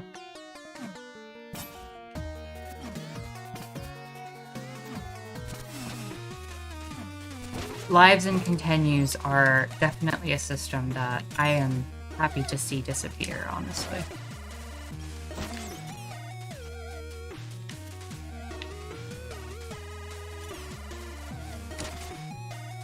I see too many people remaining complacent for the only 5 more years it'll take to lock in extreme climate change.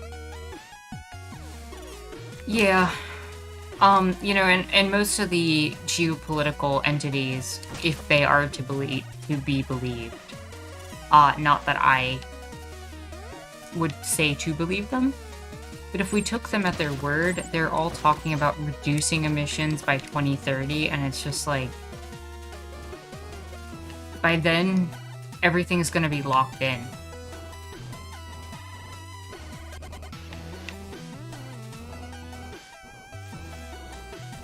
Like, you're 100% right to call that out, Duke.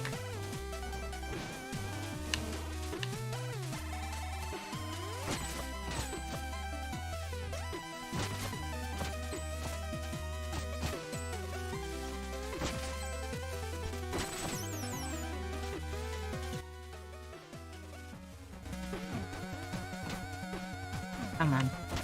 One more. There we go.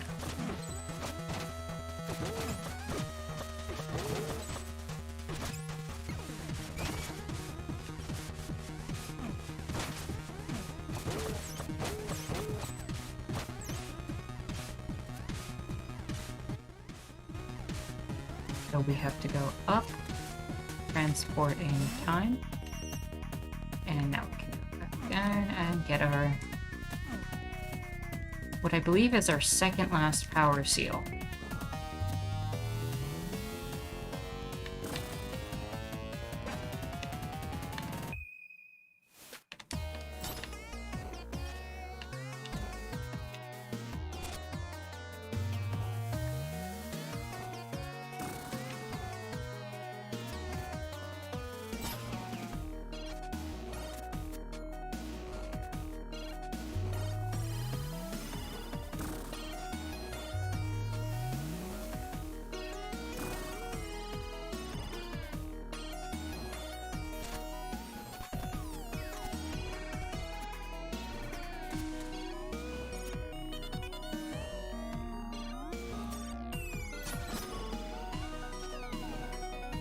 We're still going to have a rough go if we emitted 0 carbon starting tomorrow and that itself didn't create any problems. Absolutely. We do need a greater sense of urgency. And that's the thing, right? Like, there needs to be a greater sense of urgency, but it just feels kind of like a lot. Jaguar says, I feel like a lot of people may feel hopeless and or helpless when it comes to climate change, because the biggest change needs to come from top corporations for any real impact to occur. Yeah, that's kind of what I'm getting at, like, and I think for a lot of people, like, I wonder how many of them it's identifying the extent of capitalism as something that isn't inevitable. for example.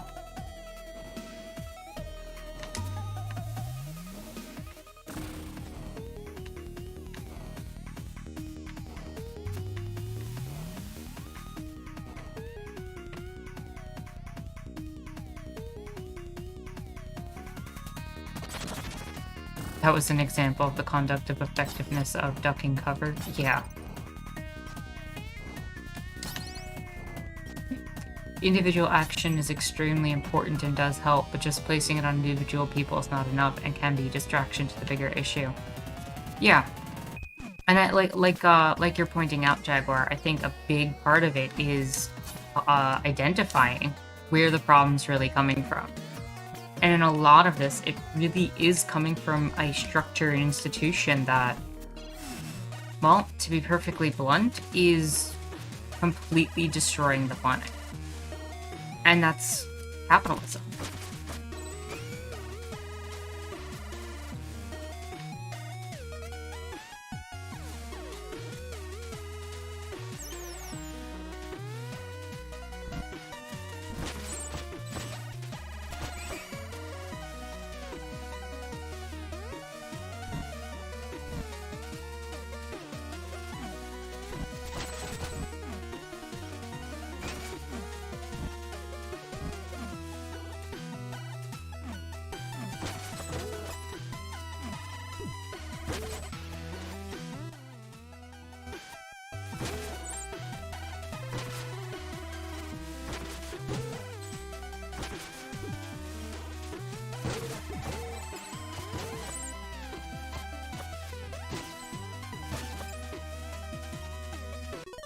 Harry says, I think communal living is a viable strategy.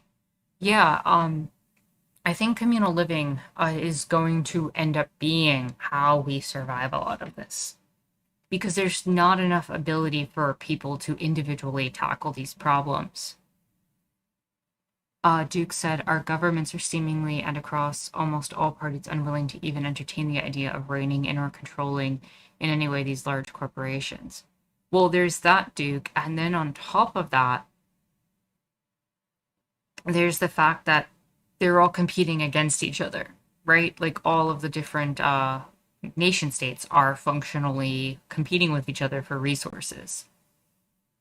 So it ends up being a situation where that competition is leading to the corporations being able to manipulate and maneuver politically, as well as create corruption and create laws that benefit them, and so much more.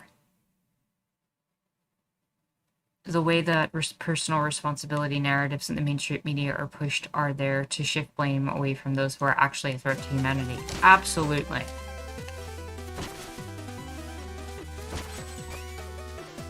Mifune, you and Jaguar are absolutely on point to be calling that out for what it is, and yeah.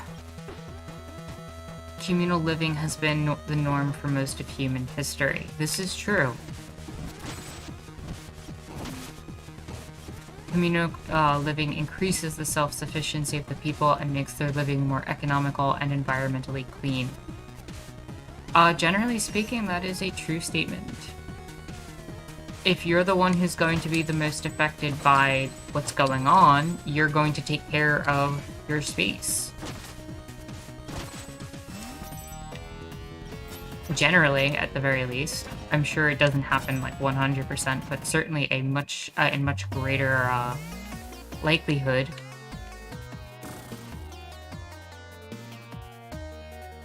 Gangle said, unfortunately, our decision makers are pretty useless for a couple of reasons. Most politicians are waiting for somebody else to take initiative. Why should I be the first? Yeah. I think it's also the fact that a lot of them are bought. Unfortunately. Oh, Jaguar, you even mentioned that. Too many politicians are bought out by the big companies, so they don't do anything because they're more focused on their own wallets and being in power plays.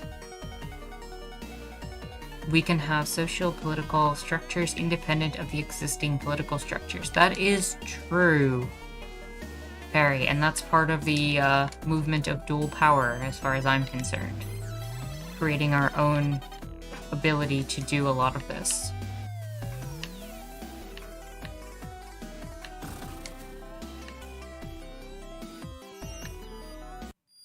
Also, does the shopkeep have anything to say?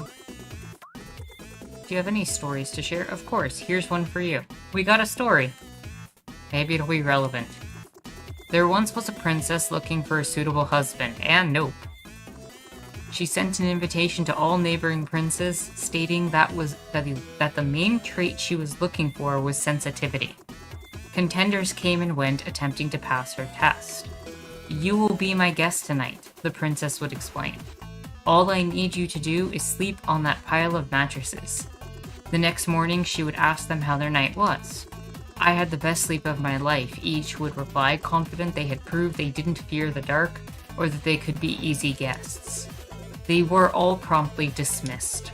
One day, an especially sensitive prince reported he couldn't sleep at all. "I don't know what was up with that pile of mattresses," he went on. "It looked comfortable enough, but when I laid on it, it was like I had a fork stuck up my kidney." They got married the next day. Oh, everyone knows that story. There was a pea underneath the pile, and someone who's extremely sensitive wouldn't be able to sleep. Yes, but have you ever heard of what happened after? For the first few weeks, everything was amazing. The prince would always complain. Just the guy she asked for. When the soup wasn't too hot, it's the cutlery that was too cold. When the music wasn't too loud, the paintings were uninspired. And when the clothes weren't itchy, the poems were predictable.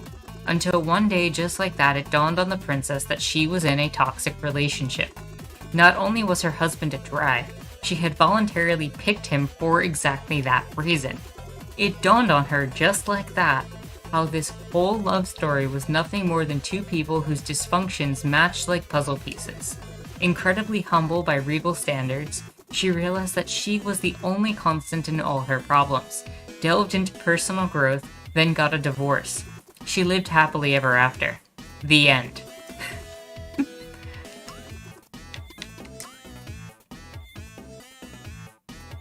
I find that story kind of amusing, actually.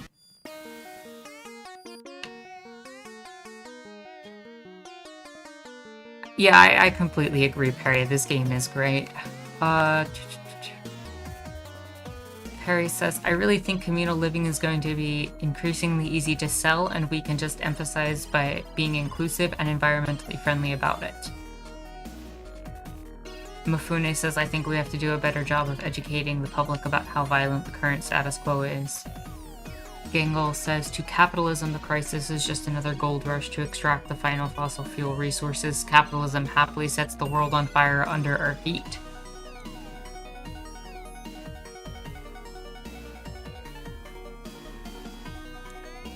The problem is that the individual capitalists are incentivized to try and transition into a new feudal lord, even though all would benefit most from an egalitarian solution being worked on. Yeah, that is true. Everything that you said has been on point.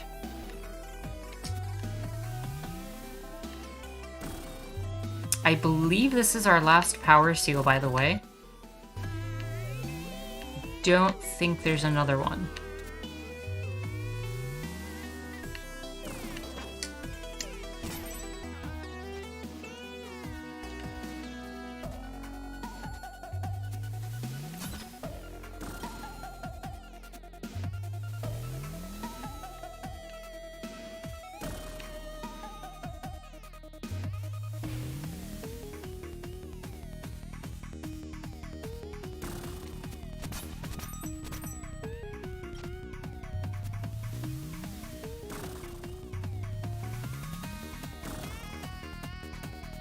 Tara's playing Ninja Rocket League right now. True.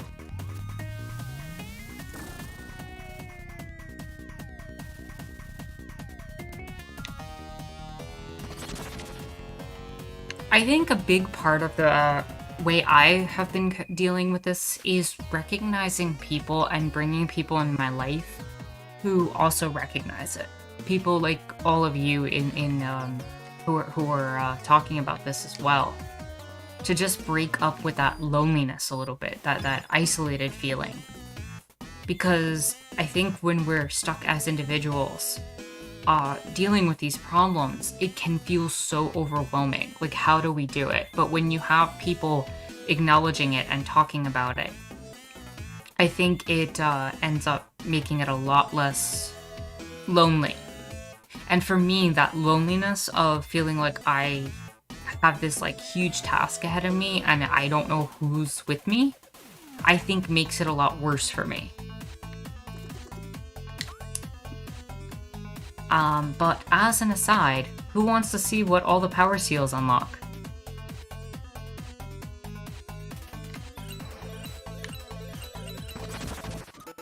You got the windmill shuriken.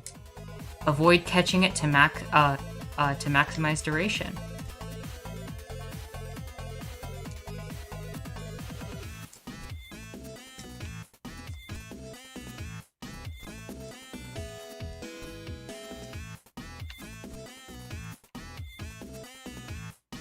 That's our special ability.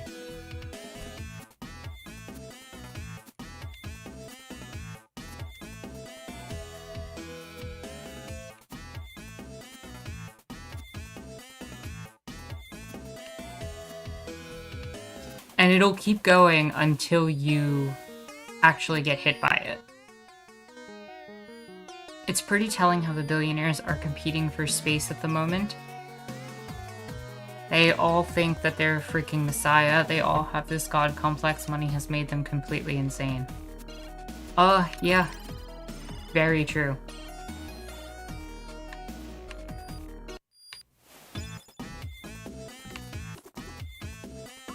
Okay.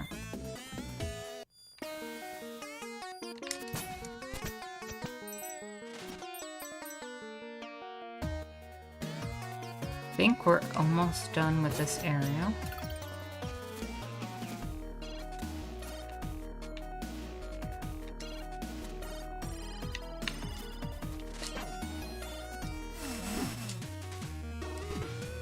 I'll just take all the spikes, whatever.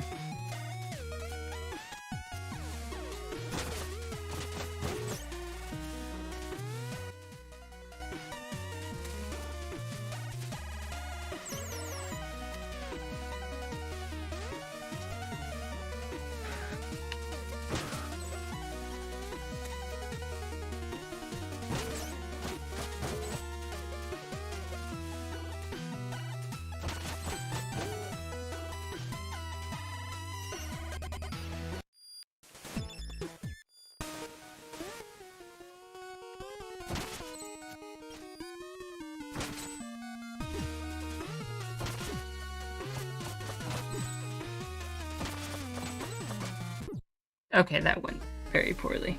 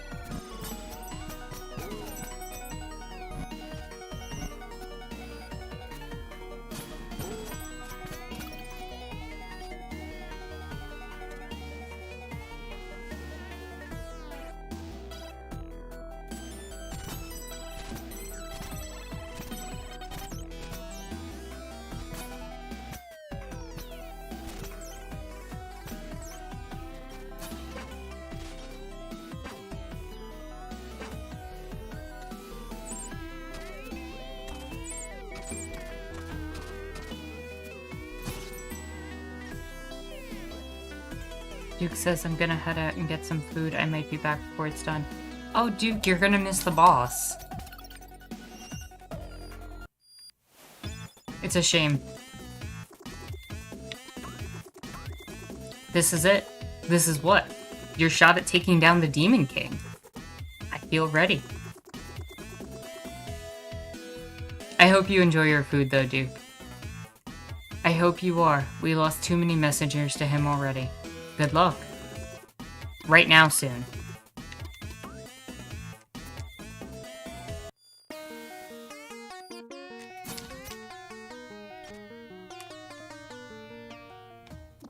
Ah, the worm has come to play. Barmethazel? Barmethazel? He can't help you anymore. What? Impossible. What's wrong? Is the king afraid of having to do something himself? Enough. You will pay for your insolence. Prepare to die, ninja.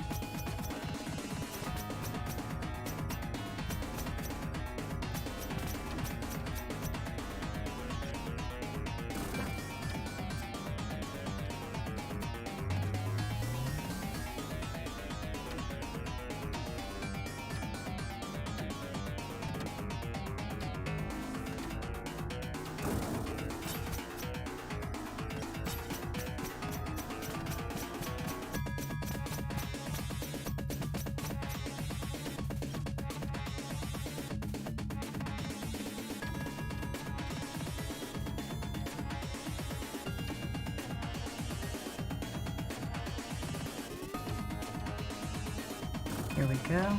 Rocket. And...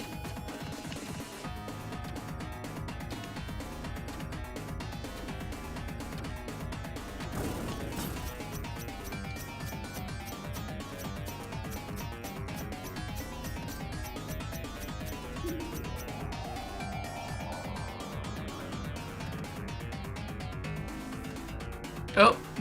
We're fighting a giant eyeball.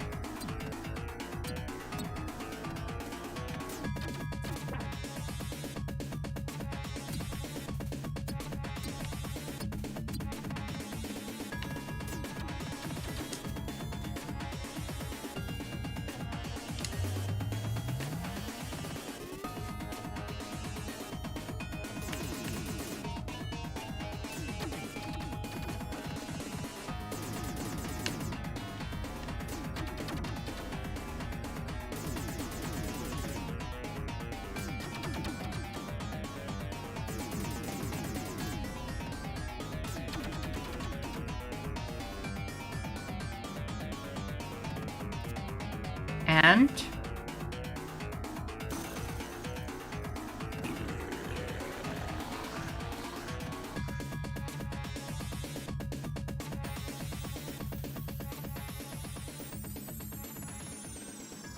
we've done it.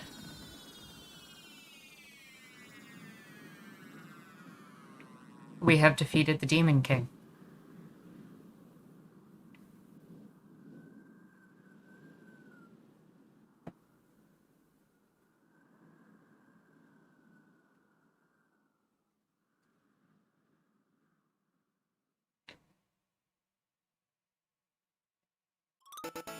You got the Demon King's crown.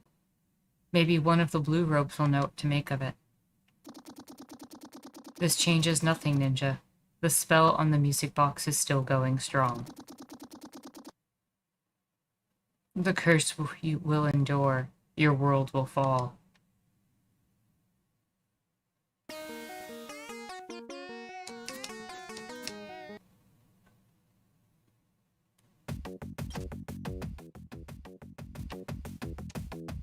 Oh, we're back in Bamboo Creek.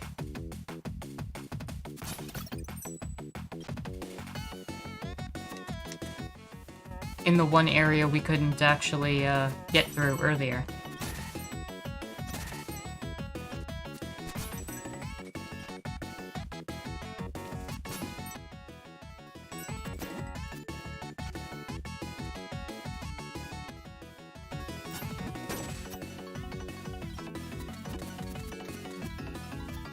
So let's find out what that crown's supposed to do.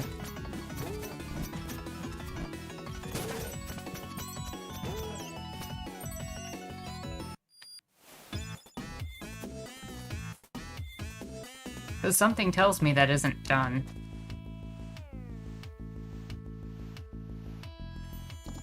Hey, do you want to try my Tower of Time? No, no I don't. But I do want to know about this. The abyss stares at you. Stare back? Shall we stare at the abyss?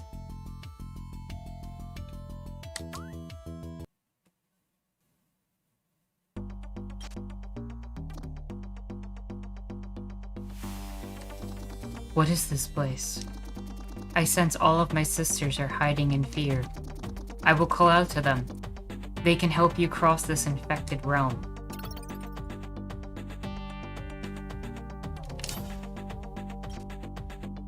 This is the future if the Demon King wins.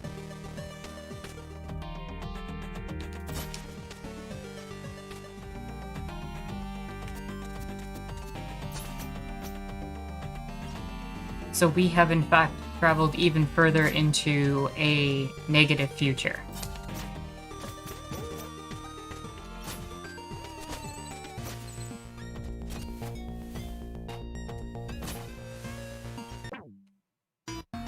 And I fell through...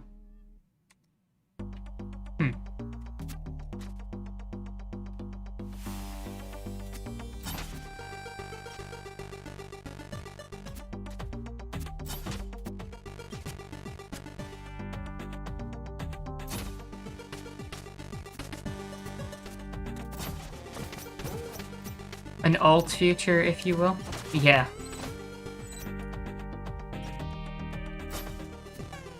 This is the future if all the things continue to go wrong.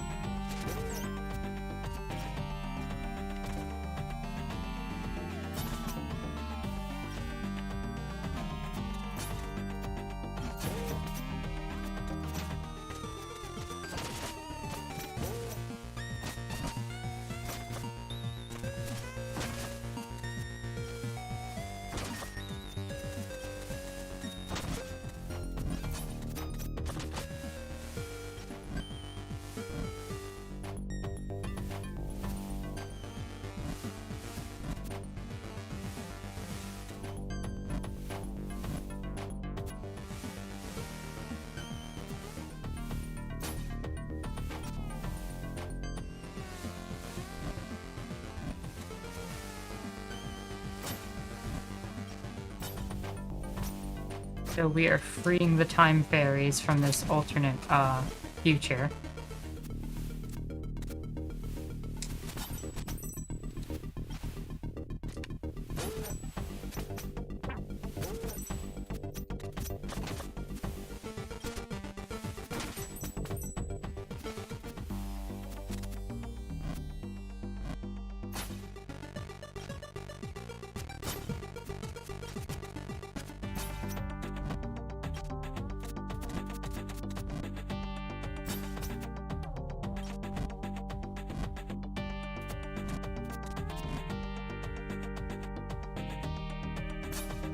And they are helping us get through and try to get the last music note to break the curse.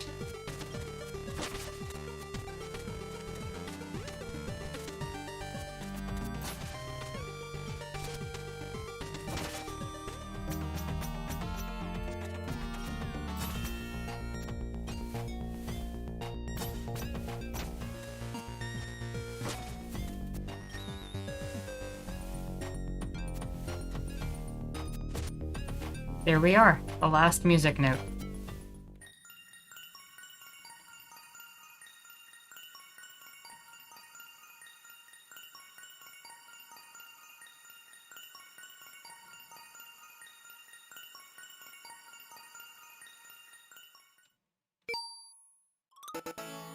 You got the key of courage.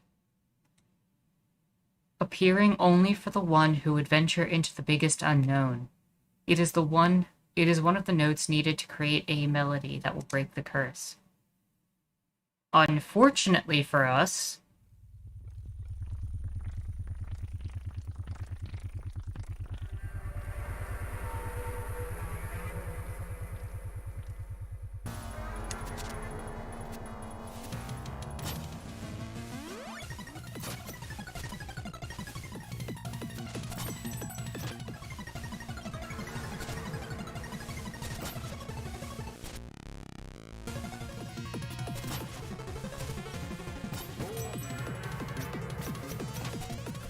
and game over.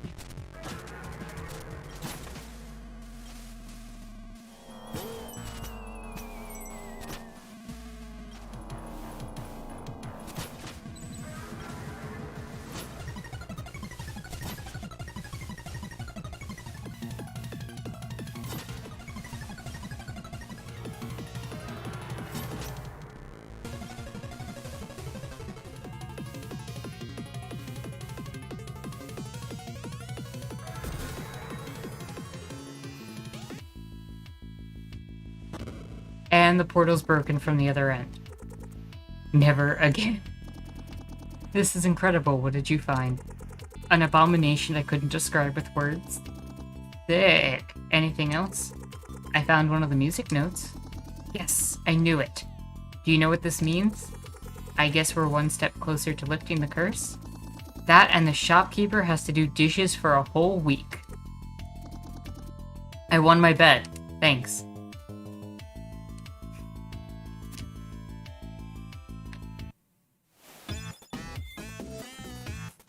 Well, we might as well make use of the money sink.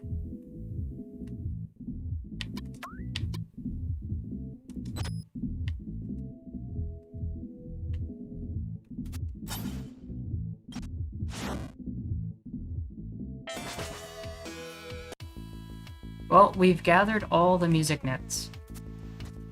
We've gotten all the power seals. Through the power of music, the scroll shall meet its maker. Behold, the music box. Legend says that it is the very relic maintaining the curse on humanity.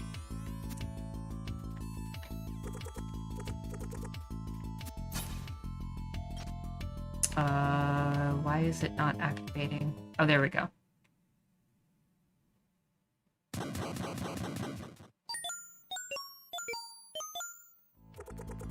At long last, the melody is complete.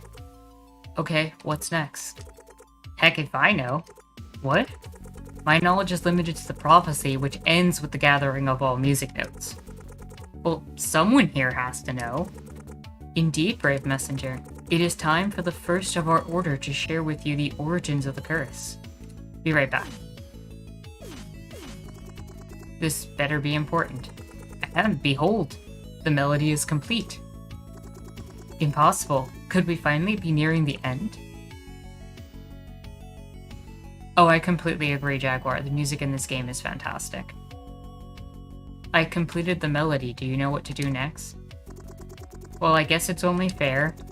Okay, I officially forgive you for saying my shop didn't look like a shop. What? When we first met, I was really happy to show you the place, and then you said it didn't look like a shop. Have you been bitter all this time? I was just trying to do small talk. Sure, whatever. That's behind us now. Seeing how much progress you made, it's about time I filled you in on what is really going on. Here we go. Alright, plot dump time. Eons ago, a civilization of giants lived in the clouds, protecting the world from unknown forces.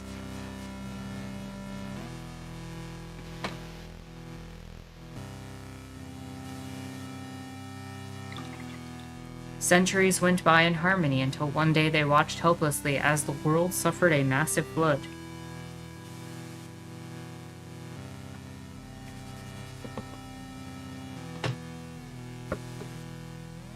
Only a single piece of land remained. Ever adaptive humanity gathered its survivors and built a huge temple, where they would try to find new meaning.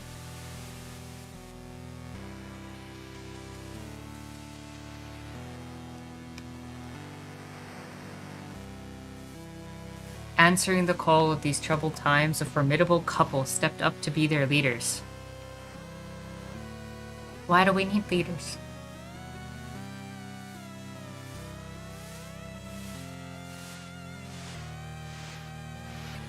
Gifted with a beautiful voice and an otherworldly ability to create mesmerizing trinkets, everyone called her Muse. And he, ever stoic, fearless, and mysterious, would become known as Phantom.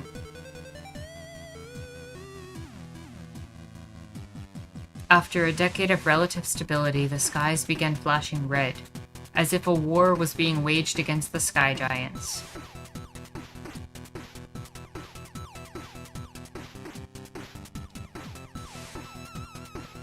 Indeed, an army of demons, destroyers of worlds, had found the human realm. With humanity's protectors soon to be extinct, Muse and Phantom inspired everyone to prepare for the inevitable onslaught. The demon army was too strong, Temple was lost, and Muse was killed while trying to protect her people.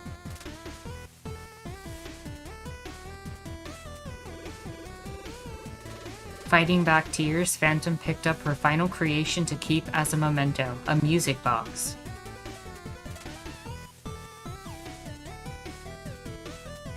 Abandoning the temple to the Demon King, he led the last survivors of his race to the western edge of the island.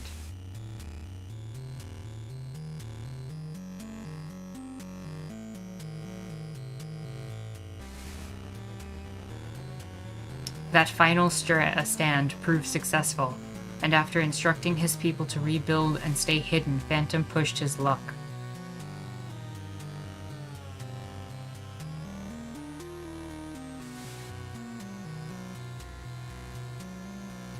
Blinded by rage, he darted towards the temple in a foolish attempt to take down the Demon King.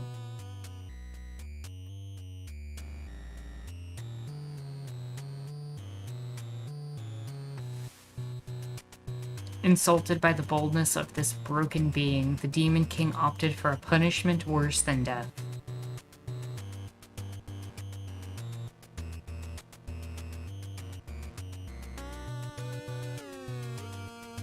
Corrupting his love's memento with demon magic, he turned Phantom's music box into a tether to the human realm. Every 500 years, they would come back to torture humanity, until they abandoned all hope and surrendered to extinction.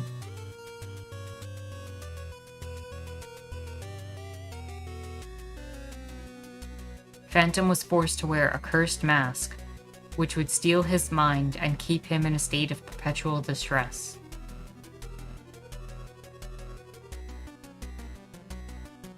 Inserted into the music box, he would play the organ forever to keep the relic's magic alive.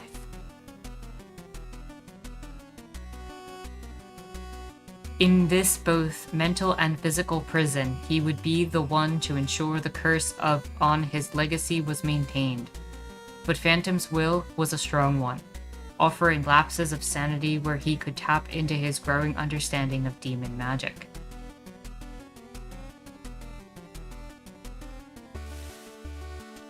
The fight to get rid of the curse would last centuries, so his people would need the ability to cooperate across generations.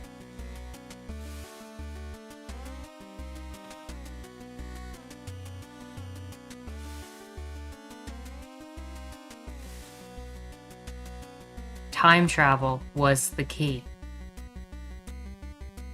With his last stretch of sanity, he wrote a scroll, enduing it with enough power to attune its carrier to time magic.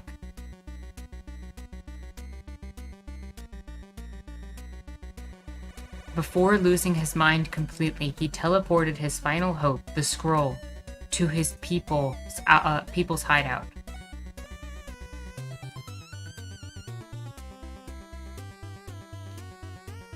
As they soon realized, the scroll let them see strange manifestations, things not every mind could stand. Only a few brave adventurers had a strong enough will to carry the scroll. They called them messengers.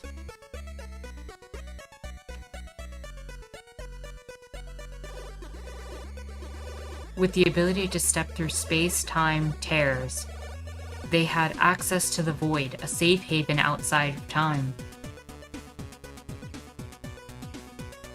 Messengers from all time periods would soon gather there, the perfect meeting point for their endless war. See, Base Cat's been involved in this throughout. Base Cat's void is where all the things happen. But as it turned out, meeting denizens of the future or even one's alternate self could be troubling for some.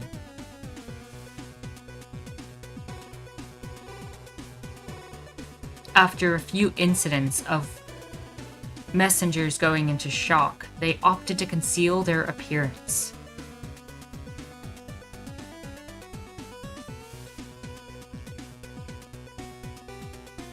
Thus, the Order of the Blue Robes was founded, and together they built their headquarters, the Tower of Time. Base Cats providing that void. Every curse cycle would have its champion, who would join the Order after passing the scroll to the next messenger.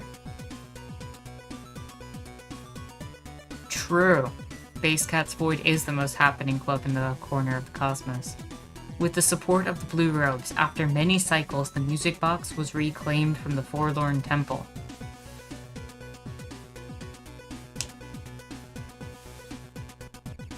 Even though the relic was too powerful to be destroyed, a new hope was found that day.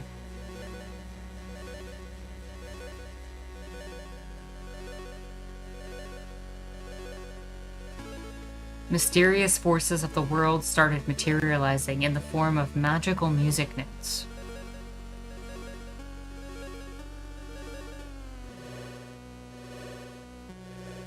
After one particularly gifted messenger managed to gather two of them, an idea emerged. An idea crazy enough that it just might work. If they created a melody strong enough to breach the music box's protection spell, maybe a messenger could enter it and rescue Phantom.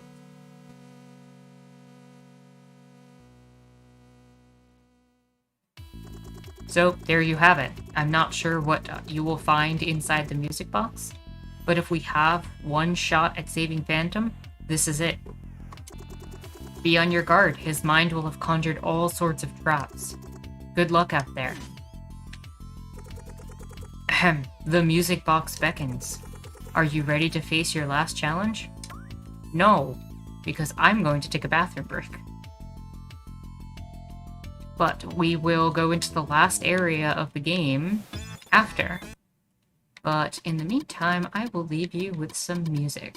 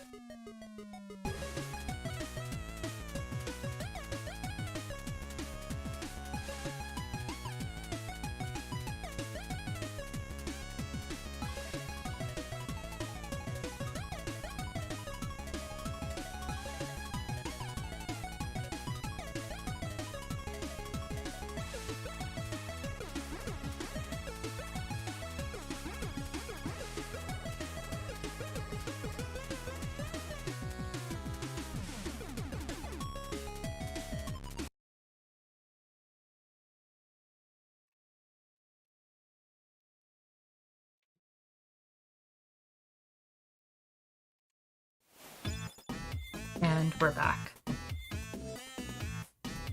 Merchant says I really like this song. The song that I was playing while I was gone?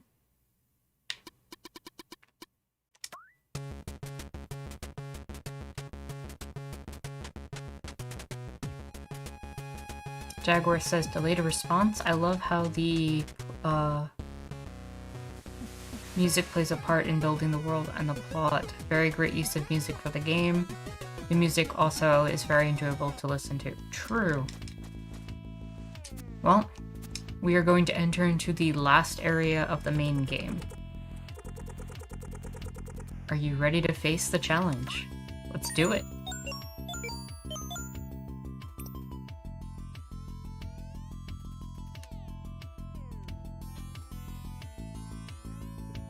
Oh, the Temple of Time song, yeah.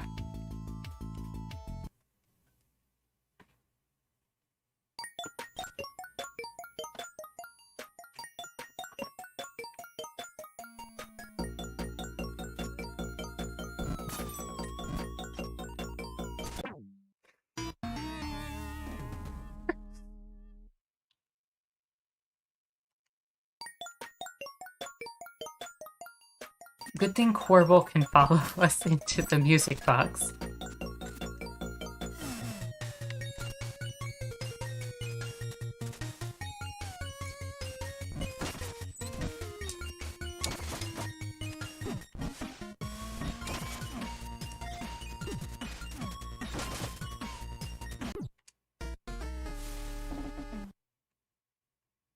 How you manage your budget's up to you, but I'd recommend dodging these in the future.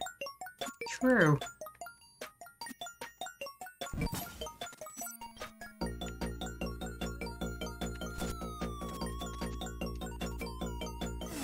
Let's play this a little smarter.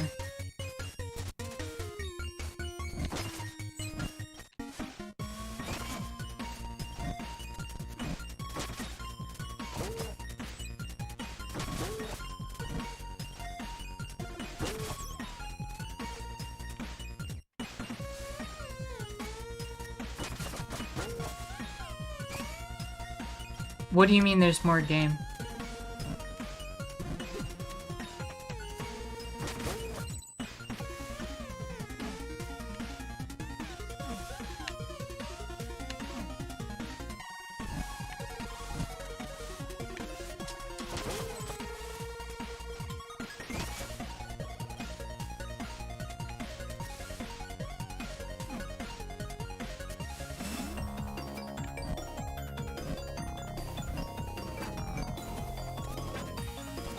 No, we have to go through the music box and break the curse. Defeating the Demon King wasn't enough.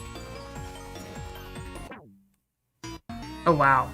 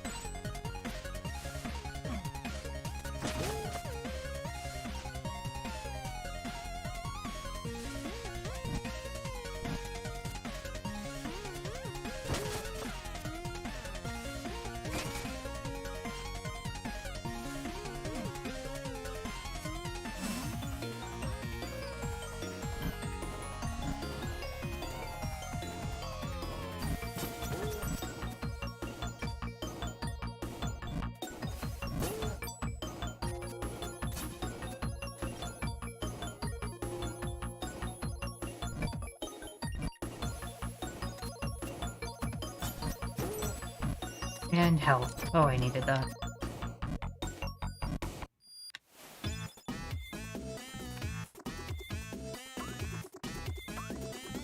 Well, this is it. Is this my last chance to take care of any unfinished business before the big ending? Is a frog's ass watertight? I guess so. Precisely. Do you have any stories to share? One last for the road, huh? Why, of course, here's one for you. There once was a little boy stuck in a well. It wasn't really clear why he was in. People assumed he fell while playing, or that someone had pushed him.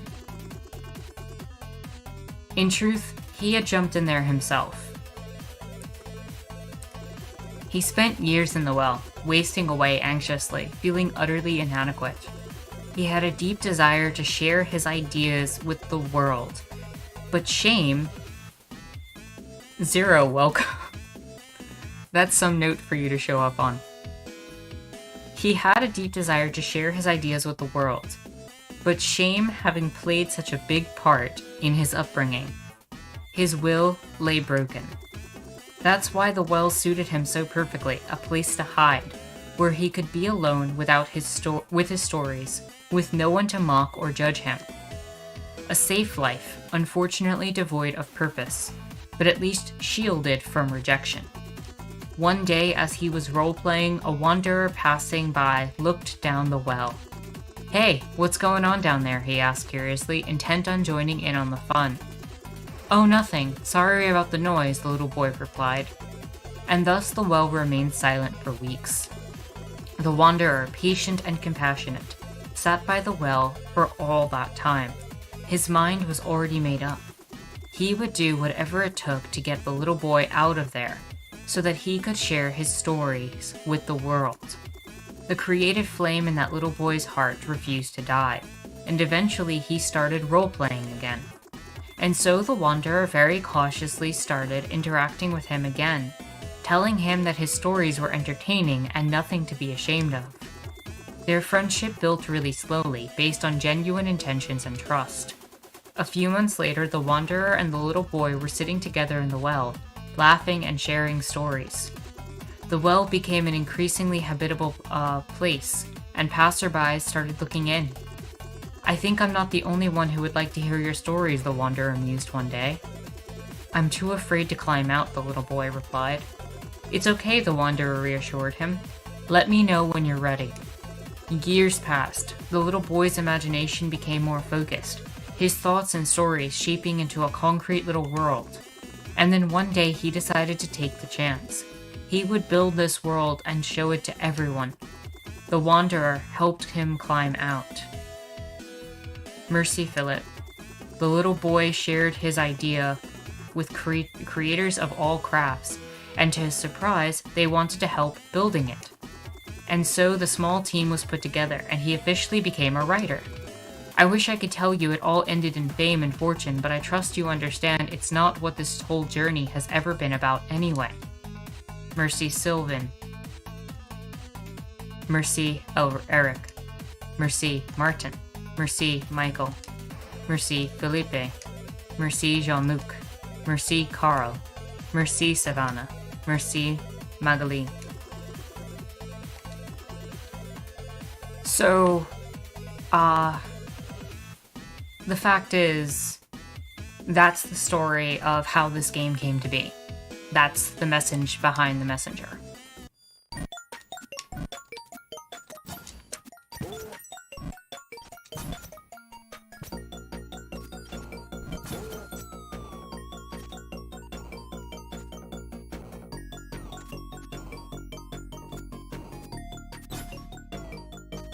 In a lot of ways it is. The whole journey that this is going through, the stories, the connections of the world, all of it is based on this one person's experience trying to create their own story and to get the message out to tell people to create. So in a lot of ways, the creator of this game is the messenger, trying to get people to create new stories and new worlds. in addition to the one that, well, they themselves created. So, there you have it. And it's part of the reason why I also prefer smaller developers when I cover games on this channel, because those stories are often far more personal and real and true in a lot of ways than a lot of the things AAA developers will put out there. I felt very touched when I read that for the first time.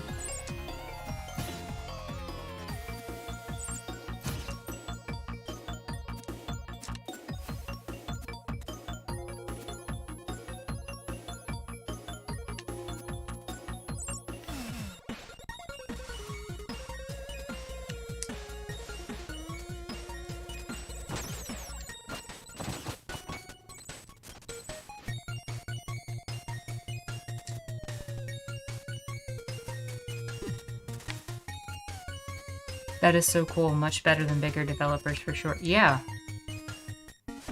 A lot of it ends up becoming safe, very generic pieces, as opposed to this, which I honestly feel fits the definition of a work of art.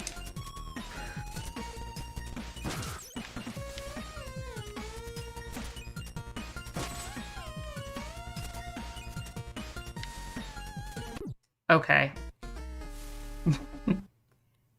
Did someone tell you that was a secret? But no. Nobody told me that was a secret passage, Corbel.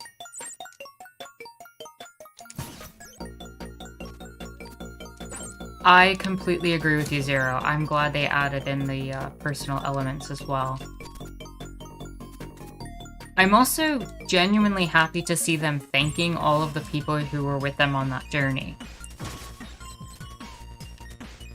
That it ends up becoming a group journey. It's not just the journey of one person.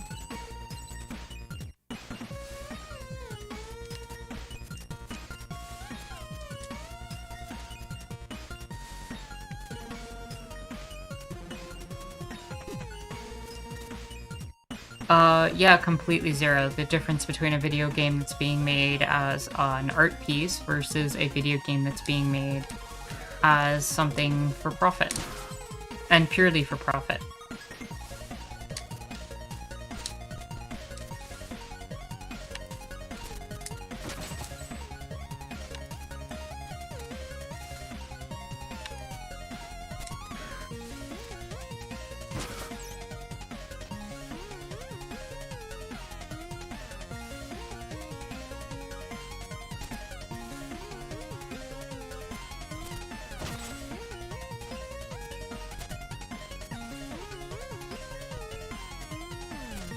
And I'm also going to be... The pay-for-play is annoying. It really is. I'm also going to be real. Out of all the platformers I've played in my life, this has some of the tightest controls in terms of the ability to control exactly what you want to do.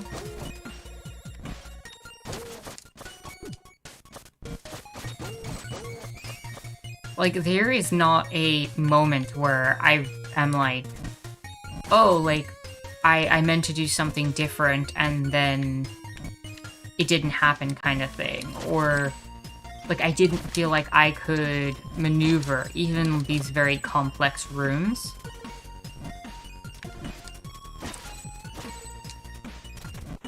I use a Xbox controller.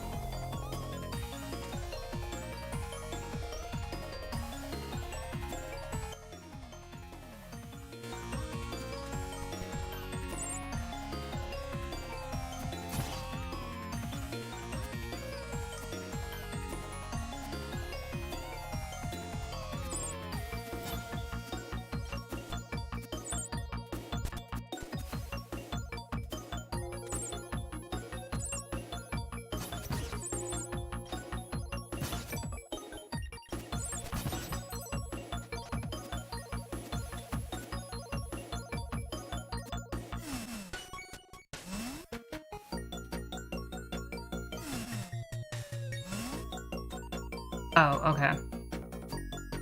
Had a moment.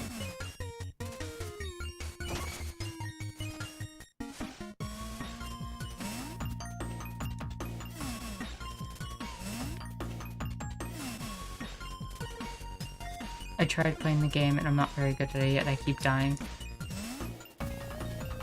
Believe it or not, I have actually done a no-death run of this game.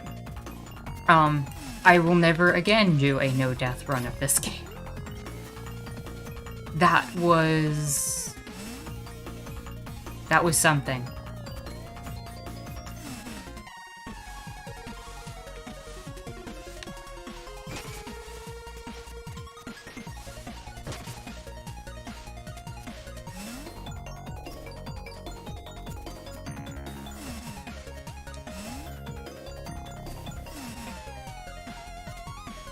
Need the Terra signature controller?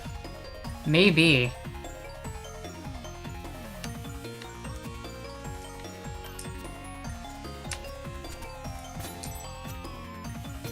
A no-death run of this game generally means not getting the power seals.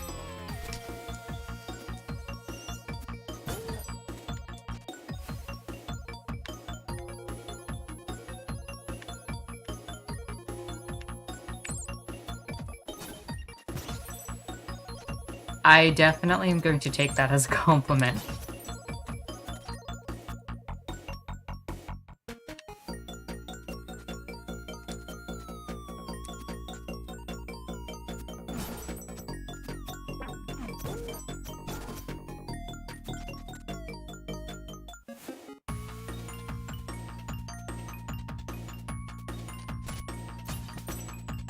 Also, it's kind of exciting that...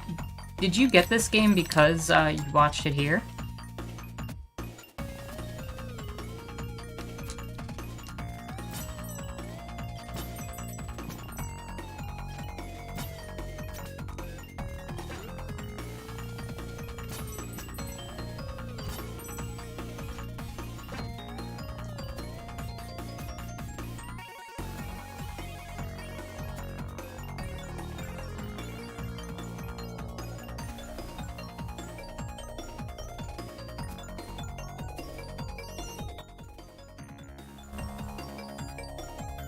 That's kind of awesome. That's kind of also exciting for me, like, to hear that, me playing it had an effect in terms of, making people want to check out a game that maybe they wouldn't have otherwise seen.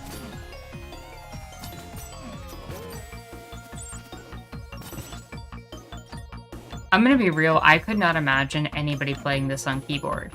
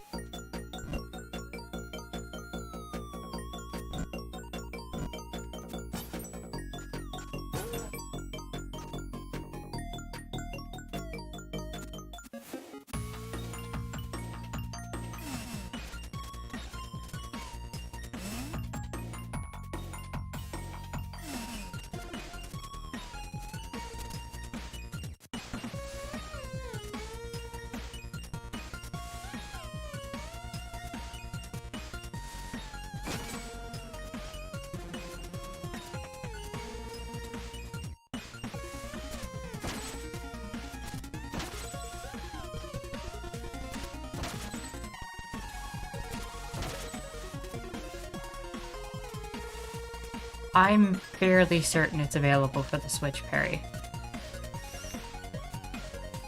I'd be actually more surprised if it wasn't available for the Switch.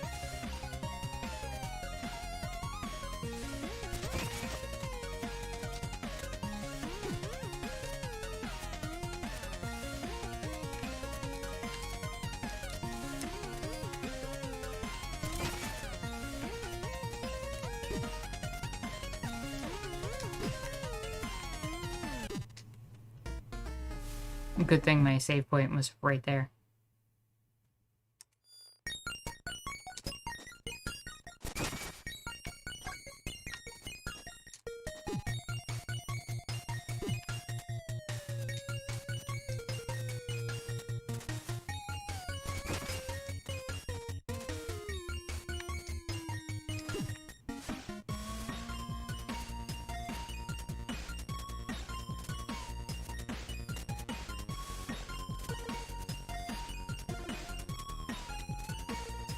Having this for like like in any sort of mobile way to play a game mobile, like on the go as it were, is something that, oh god, I forgot about this room.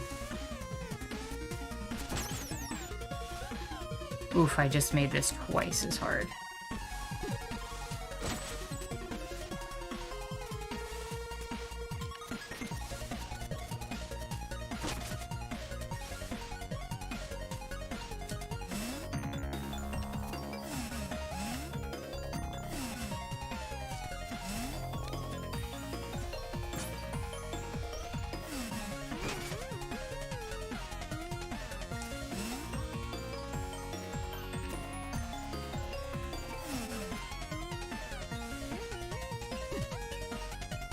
Multiple characters would be sick.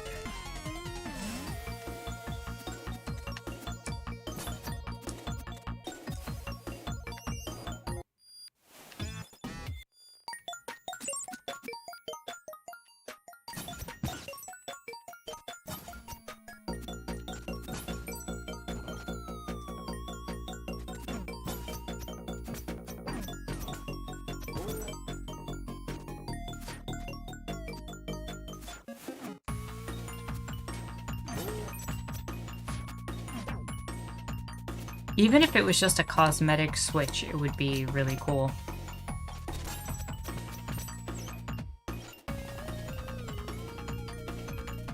Oh yeah, this game has like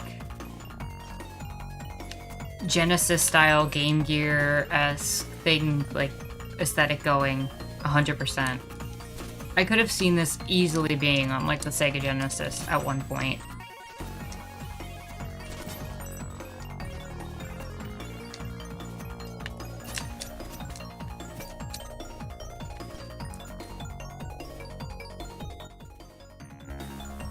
We are about to hit endgame, methinks.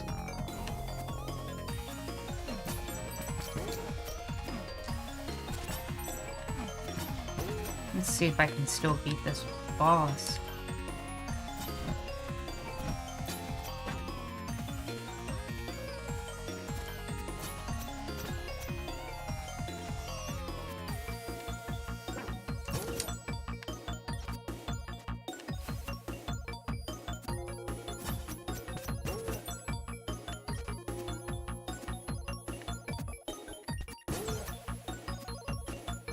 We could have had the monk, the drunken boxer, the fencer, the Amazon, etc.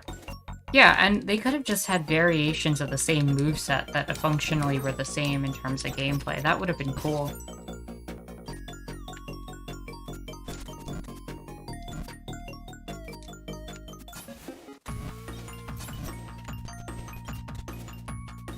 But that would have involved making so many different like animations and stuff.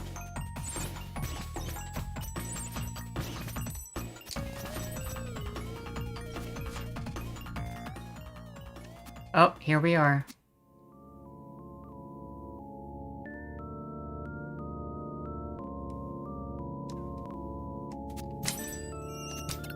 The final save point in the game.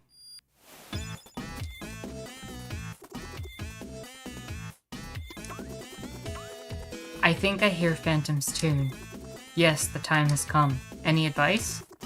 I'm sorry. All we know is that the curse is very strong within him. You need to do this one on your own. Godspeed, messenger.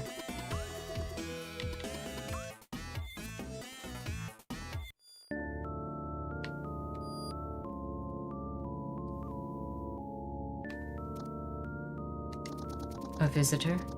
I must have been having visions again. Are you okay? I mean, no harm. Intentions matter little. My tune must be played. It was fated. Who are you? Did you get my message? How dare you trespass here? I'm able to help. You've been cursed. Cursed? It's all true, then, isn't it? All of it. But you can end this now. Remove the mask.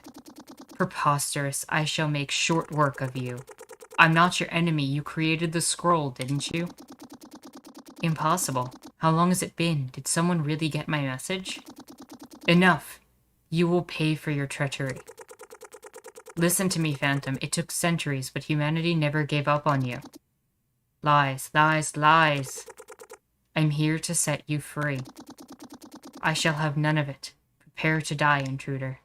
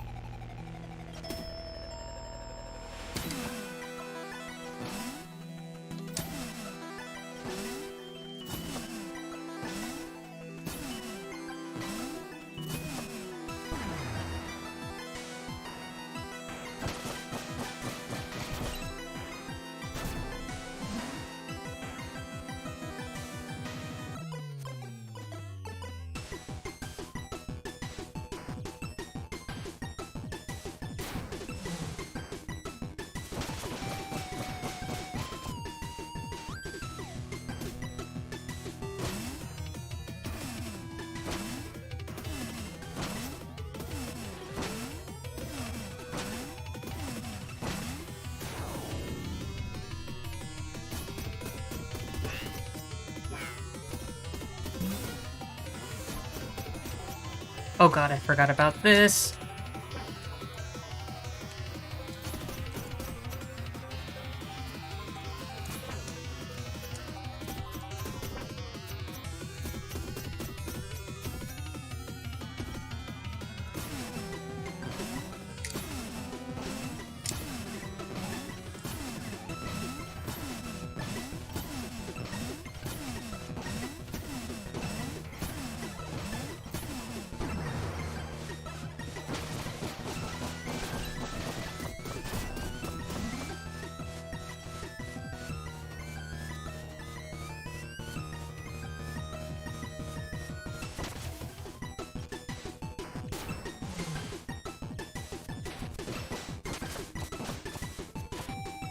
Okay, here we go.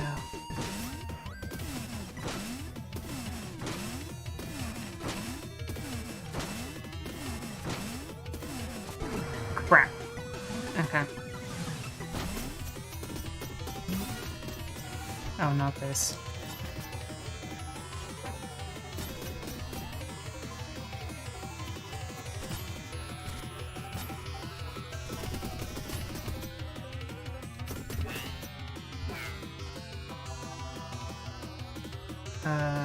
Okay.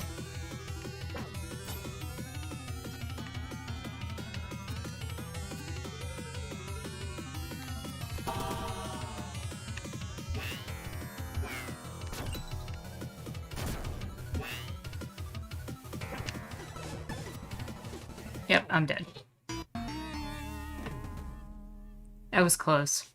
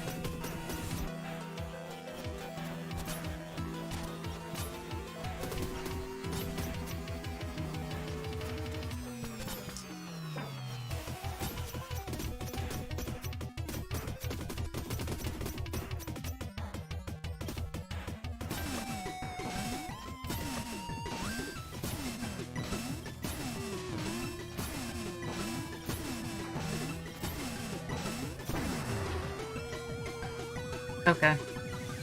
I messed that up.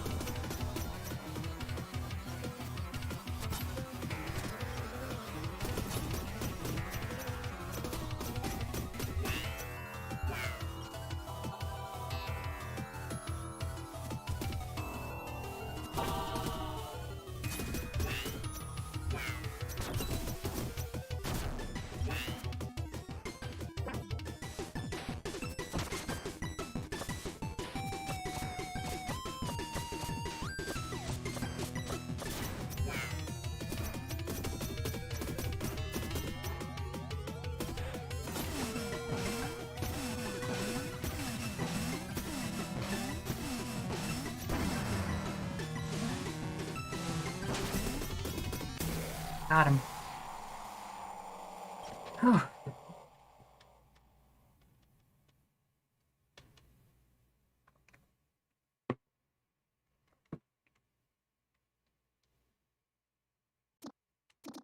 Thank you, The music box. No, all my memories. My love. This is bad. Let's get out of here.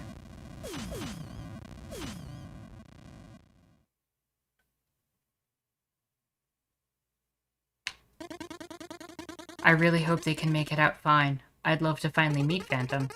I'm so worried right now. What if the shopkeeper doesn't get there in time? I knew I should have gone myself. We made it. It's finally over. Oh, it's Phantom. Do you want to try the Tower of Time change I designed? Give him some time. He's had quite a ride. But I've been waiting for this moment ever since I was first given the scroll. Can't you just breathe just this once? What's wrong? The curse, the mask's energy. I don't want to go back. I can't. All those walls. Hey, you're safe now. Don't worry. It's here. It wants to take me back. Help.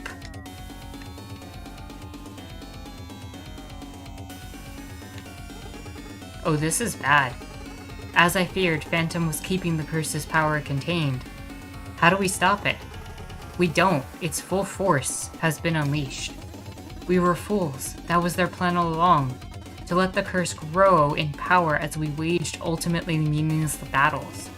Only to annihilate us completely when we thought we'd won. What are you talking about? Surely you won't all give up that easily. Any suggestions then? I'm listening. It's simple. We have to do the thing. The order is down to the three of us, you know. We're no match for such a force. Everyone here's been attuned to the scroll, so we should all be able to do the thing. Everyone with me.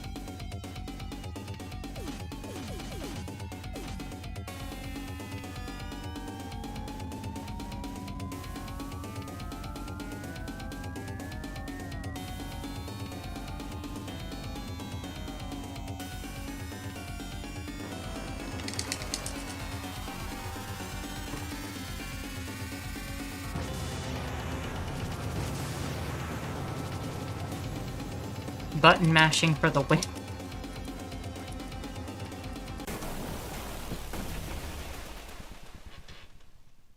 We won with a Kamehameha.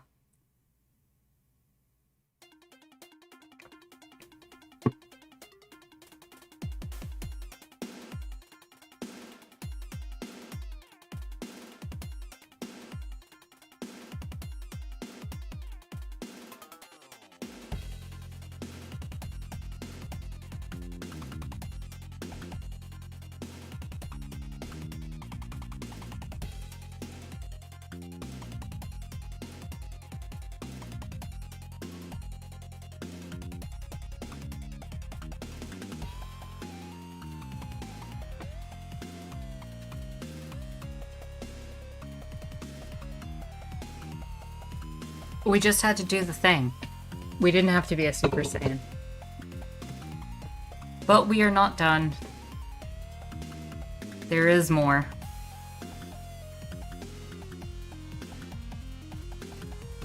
If you'll notice, a lot of the names on this list are names that were part of the team that was thanked during that last story.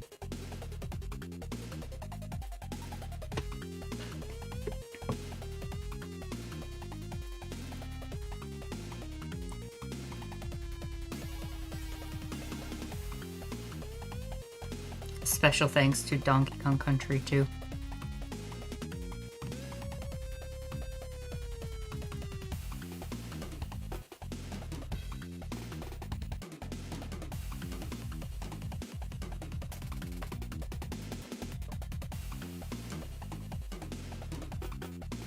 It goes for a bit.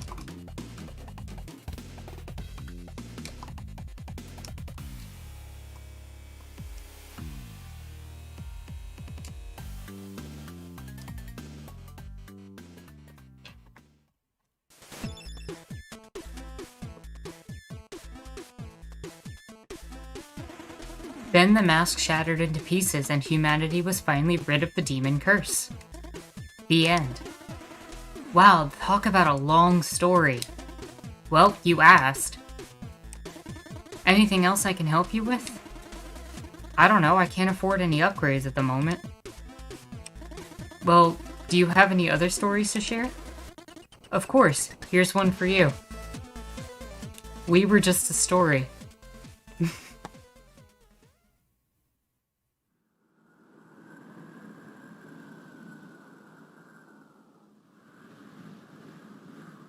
To be continued.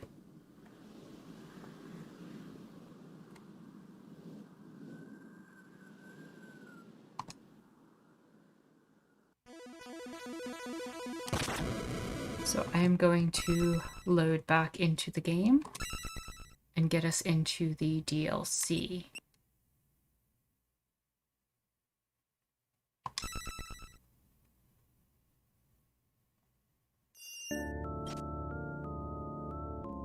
There we go.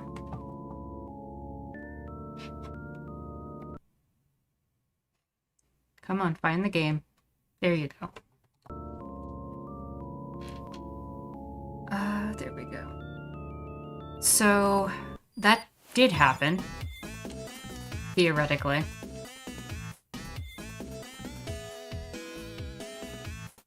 So, seems to be an arrow pointing at this thing. Blurry visions are forcing themselves into focus. In an alternate timeline, the Phobicans have been kidnapped. To save the day, a messenger is needed in the tropics.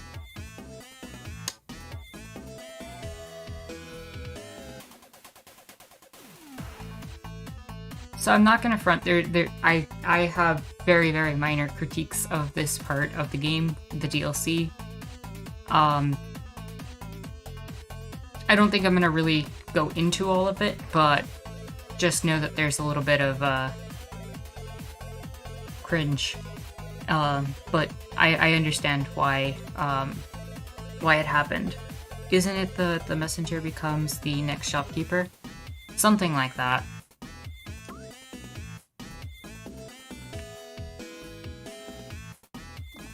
What's going on? My devices are reacting as if a portal to another dimension has just opened. It's fine, you can get back to work. But I'm supposed to be the one opening the portals. Downloadable content, Mifune. They released a free DLC for the game to add on to it. So I can't really complain at all. Is the messenger leaving for a side adventure? Yes.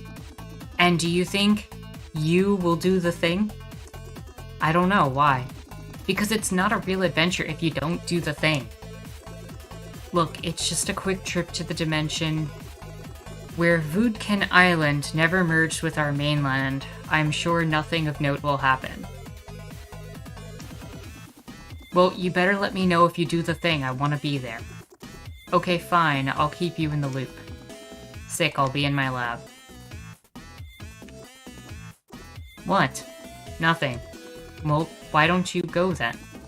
It's just for once, I wish somebody had said Godspeed, Artificer. Oh, come on, we're trying to focus here. Why do you always feel the need to make everything about you?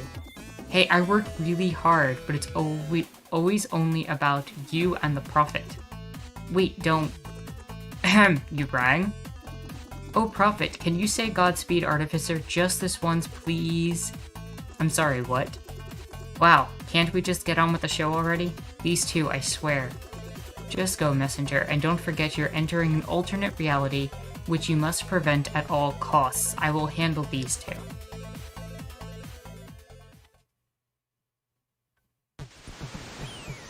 In an alternate timeline, far off the coast of Messenger Island,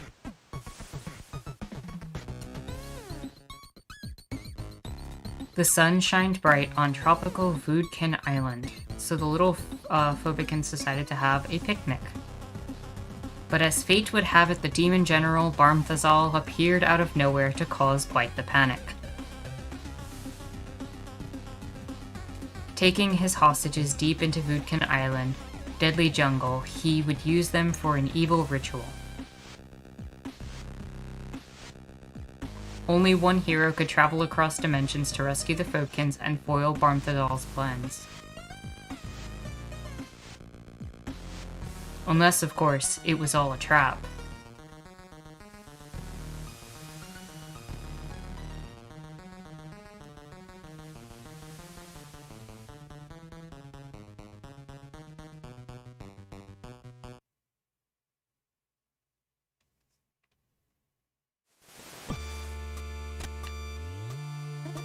Why, hello there, young adventurer.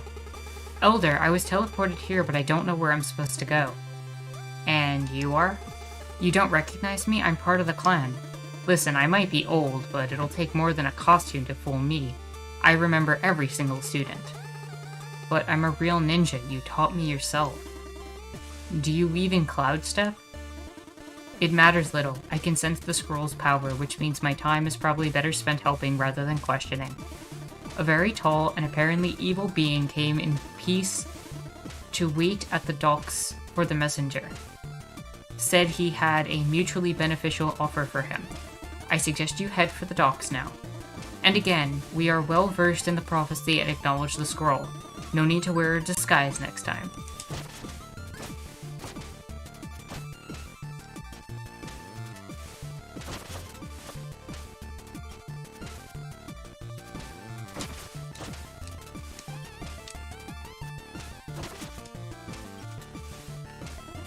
Hi, my name's Rock Leasier.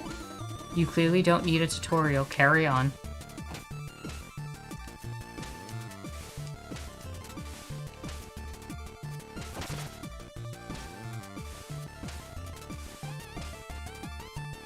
Oh. I'm telling you, height makes right. The messenger will bow before the mighty Ruxton. Ahem. What? The messenger has arrived. Oh great, just when you think you have plenty of time left to practice your spooky flight intro.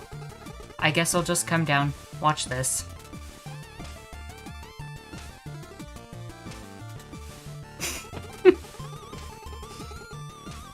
Ahem.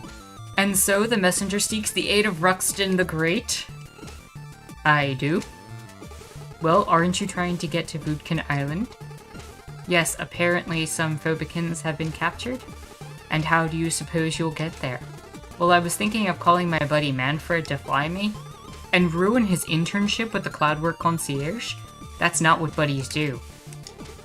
I have you cornered. Bow before me and acknowledge my superior height. Then I will take you there on my skull mount.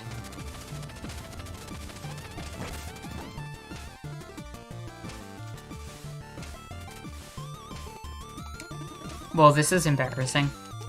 Look, I have a date tomorrow. Could you help me get my stilts back? I'll take you to Voodkin Island afterwards, I promise. Alright. Hop on.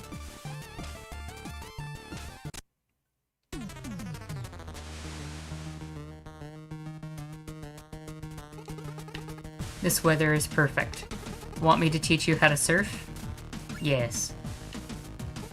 Alright, first rule of surfing. Avoid rocks at all costs. Sometimes avoiding a rock means jumping over it.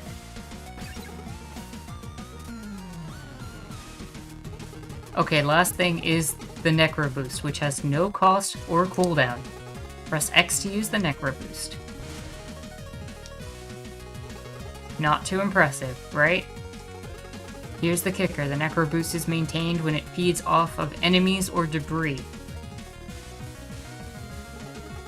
Press X to use the Necro Boost now. Necro Boost will be cancelled if you hit a rock though.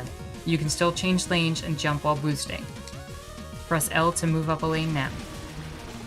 Don't forget to avoid rocks and keep feeding the Necro Boost if you want to maximize speed. That about covers it, I'll let you drive now. Time to shoot the curl.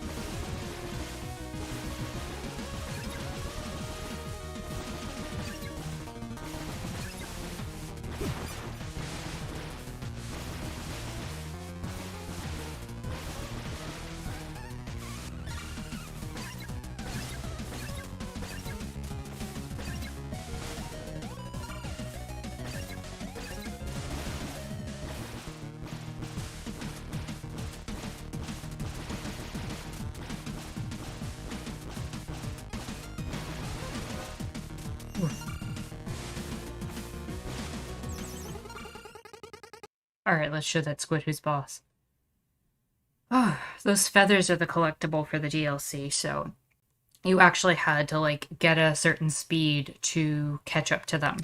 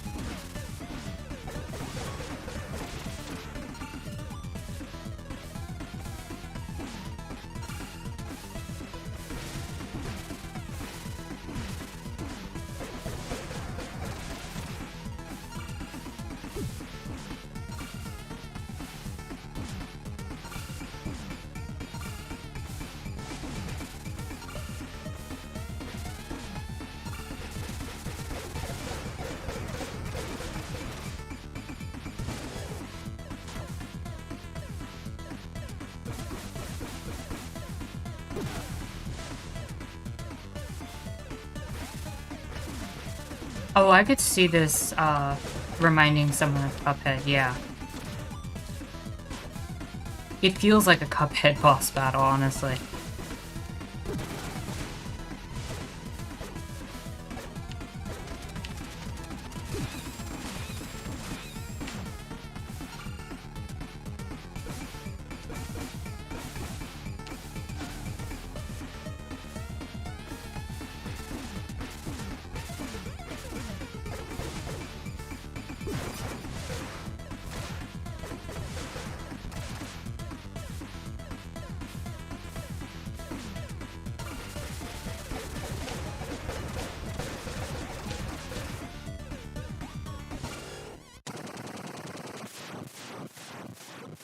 Cuphead is a game that I have actually, like, S-ranked every boss on.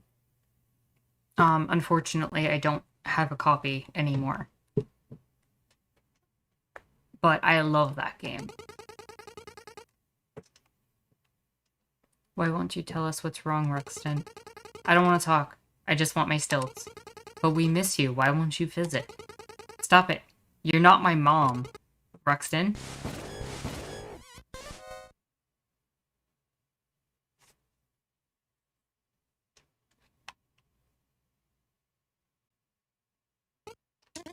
He left again. Yes. I don't understand him anymore. I thought the necromancer thing was just a phase, but it's been so long now. I feel responsible. We should have never told him he was adopted. Don't cry, Octo. But I miss him, Pi. You know, I miss him too. Oh, I know what will cheer you up. Tentacle touch? Tentacle touch. I love you, Pi. And I love you too, Octo. Come here, you.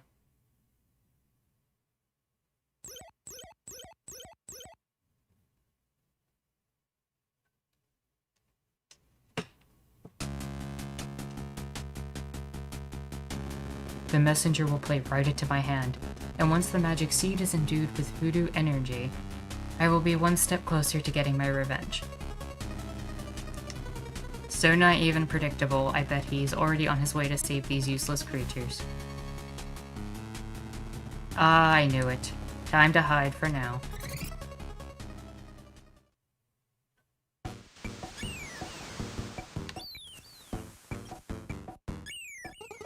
Welcome to the tropics. Can you turn around for a second? Please. Much better. I'll let you get on with it. Come see me if you want to go surfing again.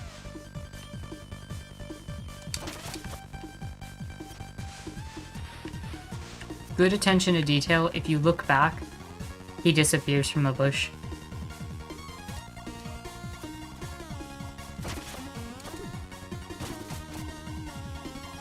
Mifune, that is exactly my issue with this part of the game.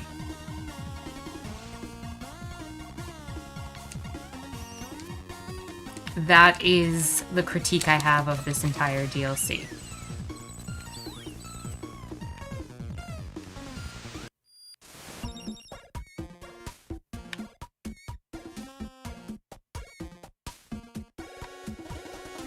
Ah, the messenger. I was expecting you a bit sooner. Hey, I like what you've done with the place. Excuse me? Well, it's like the tiki shop or whatever. Oh, you're one of those. One of who? The people who always assume everything should be defined from their perspective? No, I just like the tiki shop. Sure, let's disregard that maybe it's just the shop to me, and that I would probably perceive the one from your world as the arcane shop or whatever. After all, I'm the one visiting here, right? I bet you reply with the name of your town when people take turns saying which country they come from. Anyway, welcome to the shop. I'm glad it pleases your egocentric eyes. Oh, I also attuned your scroll to the tropics. You should be able to see time rifts now. So, Voodkin Island? Yeah. Enjoy the tropics and try not to harm the little Voodkin too much. They're not evil. I'm liking the place so far. The weather is really something unique. What's wrong? Look, I accepted long ago that our conversations wouldn't be the most engaging, but talking about the weather is where I draw the line. Do you have any stories to share? Of course I do. Does this area look like it's part of a tacked-on wannabe Metroidvania to you? Which story will it be? Maybe I could tell you about the evil genie who would always corrupt the owner's wishes so that the one asking to fly could never land, and the one asking to know if, everything could never talk or write. Sure, that sounds interesting. Or maybe I could tell you about the little boy who always wanted to be a warrior and became a sword swallower after hearing that we are what we eat. What? Oh, I know, here's one for you. There once was a family of innkeepers operating their business in a world devoid of physical boundaries. Indeed, the establishment had an endless amount of rooms to rent, and business was so good each and every one of them was occupied. Still, new customers would keep coming in and be given a new room right away. Wait, how can someone rent a room if there's no vacancy? Unprecedented, right? You see, living in a boundless world comes with a few perks. Thus, even though all the rooms were occupied, the possibilities with them were as endless as the corridor they belonged to. So the new customers would always get room number 1, and then have to ask the customer that was already there to move to room number 2, who would then ask that the other customers do the same for number 3, and so on forever. It might take a few moments to wrap your head around this, but given the endless amount of rooms, there would always be a next room to go to, and ask the customer there to move to the next one. And while that was certainly bound to cause discomfort and to an unfathomable amount of people, the fact still remained that every new customer would get a room even though there was no vacancy. That's sort of neat. Sort of, yes. And speaking of neat, one can seldom imagine the housekeeping costs, so the innkeeper family eventually determined that there needed to be some sort of boundaries. For their inn to be manageable, the number of rooms had to be finite. They called this concept infinity. Eventually, the passage of time blurred this story, as it does all things, and changed the word spelling to infinity and inverting its meaning. The end. Really? Really what? I can't believe this. You dragged me through all of that just for a stupid pun at the end? You know what I can't believe? That after all these stories you still won't think past the surface. Or do you simply not care that I just managed to teach you how it's actually possible to do infinity plus 1 by conceptualizing the movement in ensembles with properties capable of perpetual movement in a way a 5-year-old would understand? Thought so.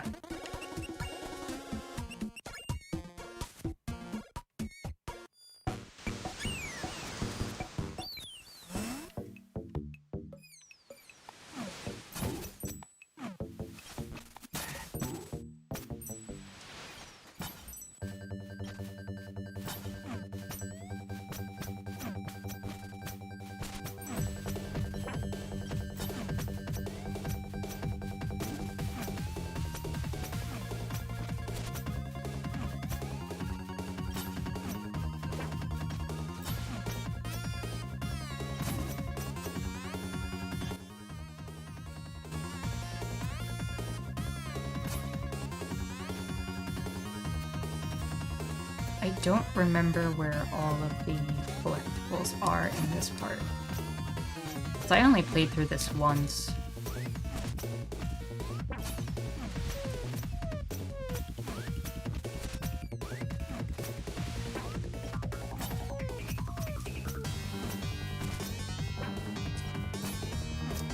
Alright, you know what? Before I die...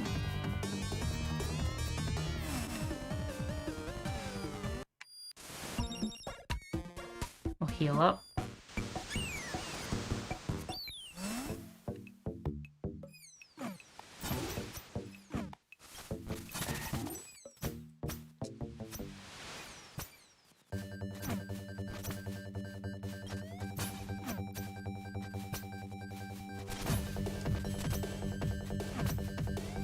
There we go.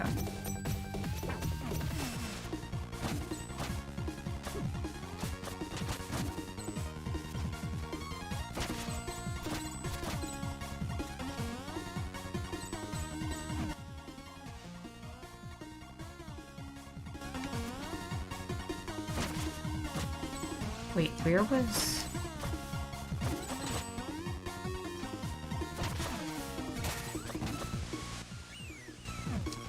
It was in the area. Did I not have to do that?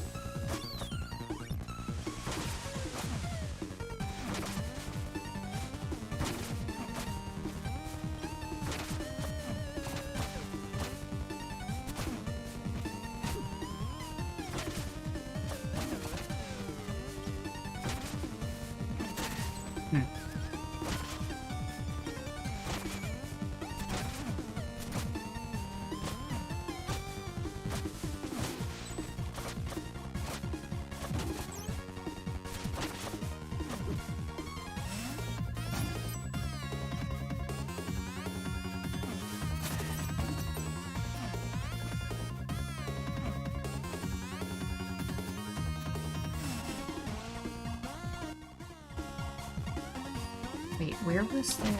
Was it under the water here? Oh, hopefully this doesn't... Right, okay. I think I remember now. He does in fact call his magic key in the game.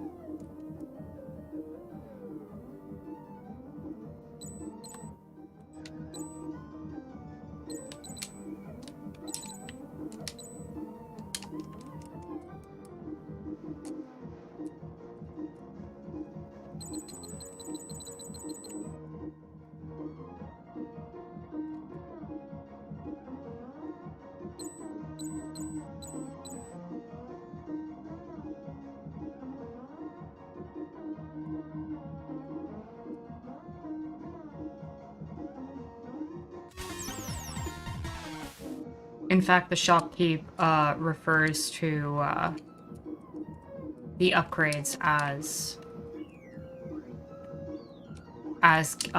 providing key for the shuriken.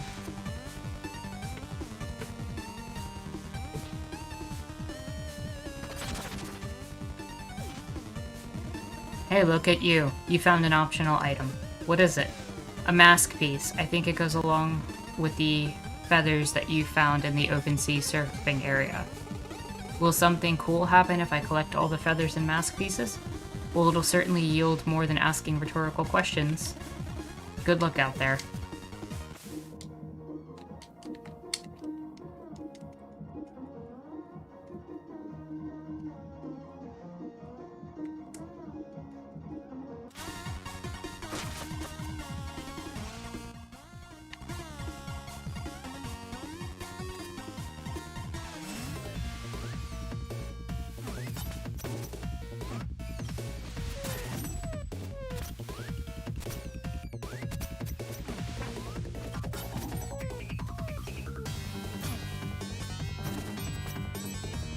Oh, I did have to switch to get ahead. That's why.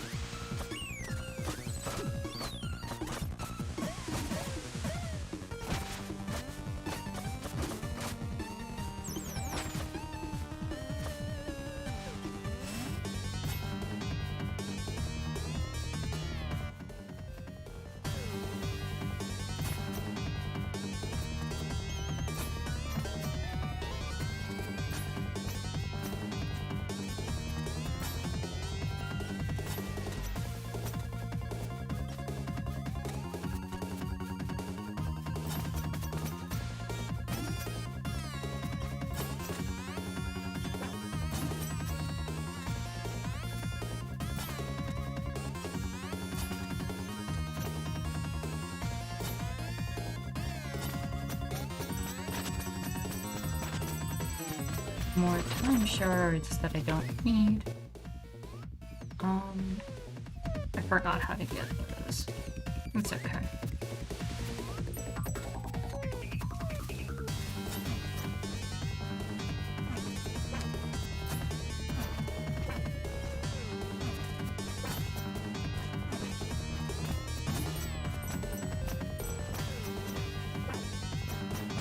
Some of these enemies are genuinely harder than their main game counterparts.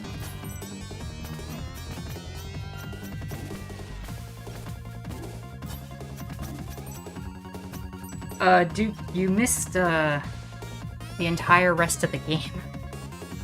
We're on DLC right now.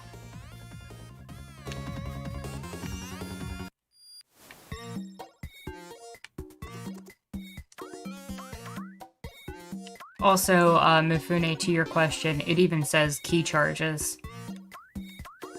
in the menu here.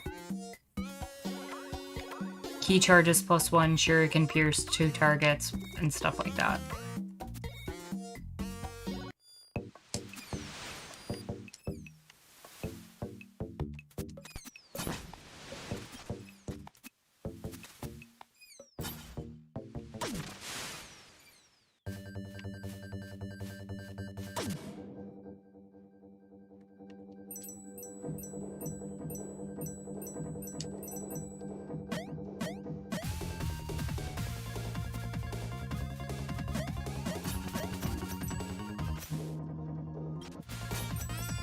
In Naruto, they call it Ki Chakra.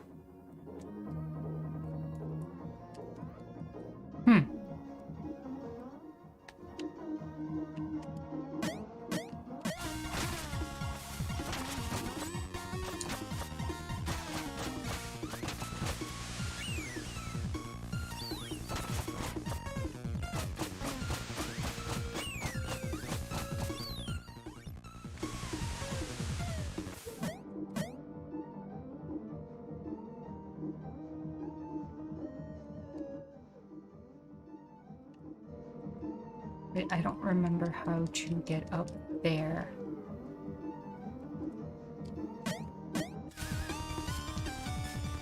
Was I supposed to do that in 16-bit? And I just forgot.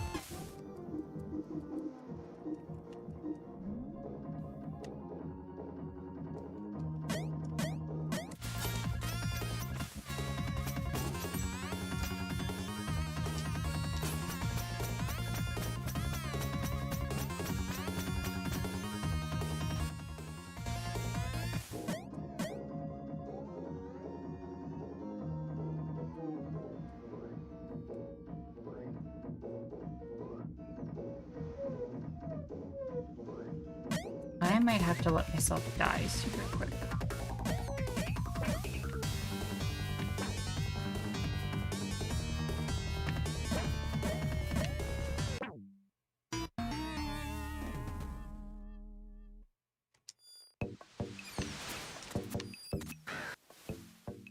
Yep. Glad I did that.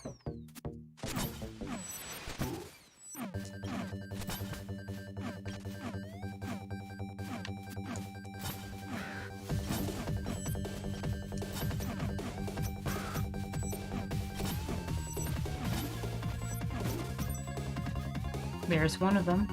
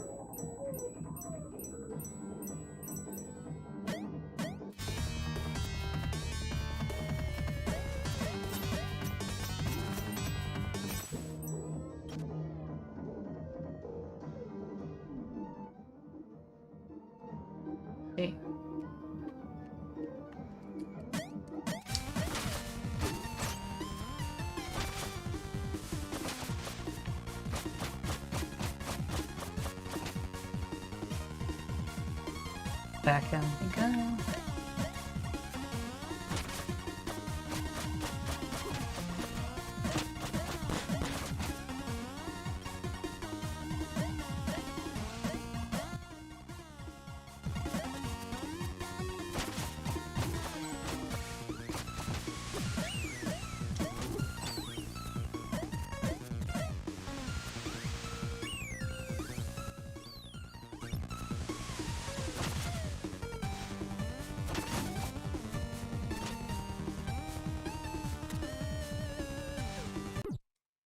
And crushed.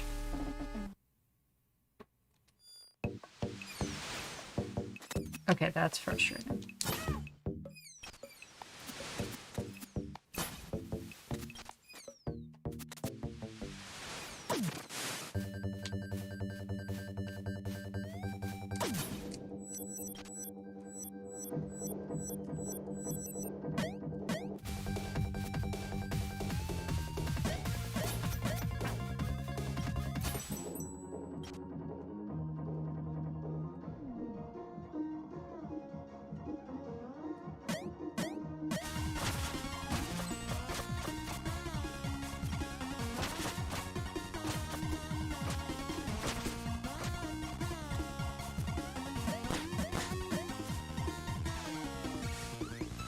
I do love that the windmill shurikens go through the walls.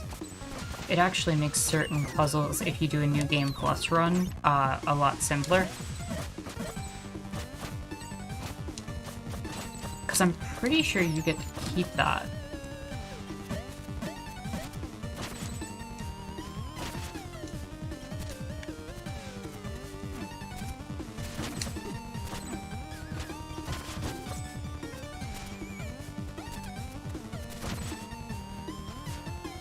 There we go, 3 mask pieces for this part.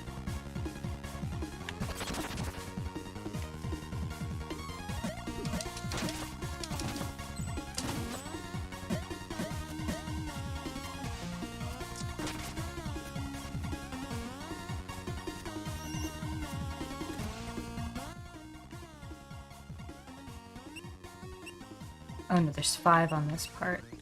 Okay.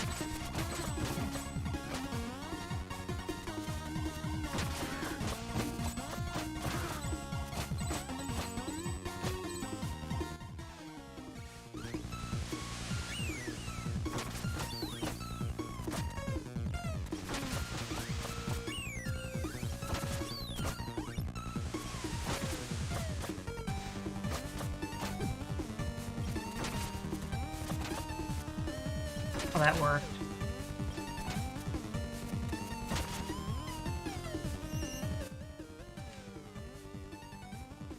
It is a bit more for that.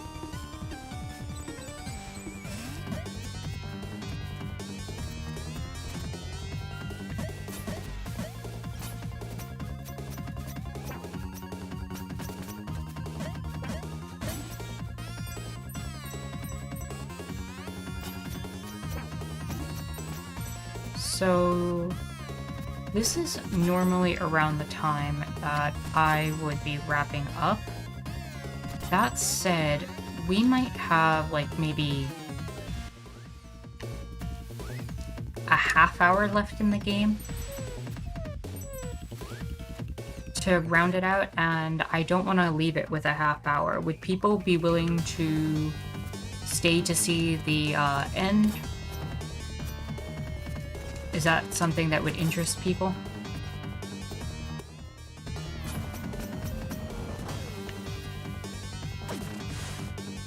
because I'd be willing to go for the till the end of the game.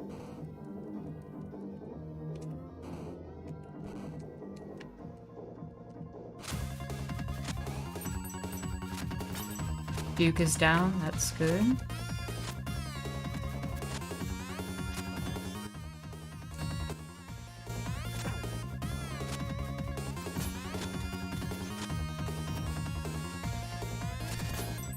Okay, cool.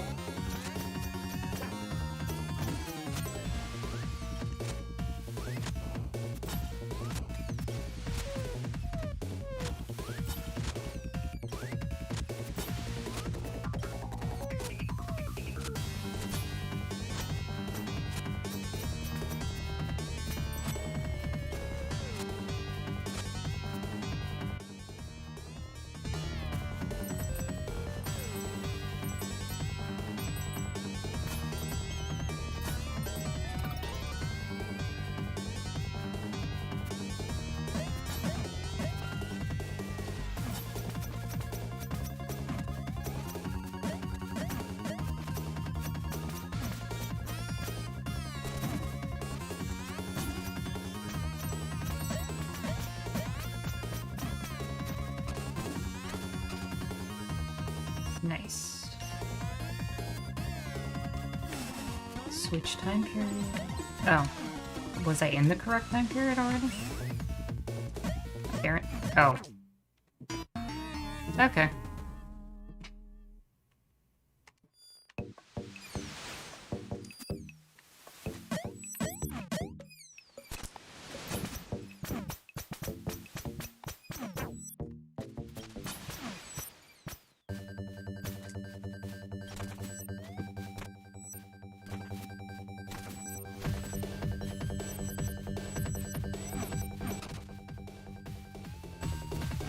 Wait a second. How is there a secret down there?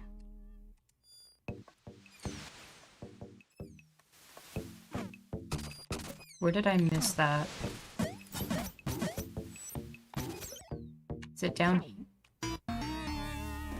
That's weird. It's showing a secret down there on the map.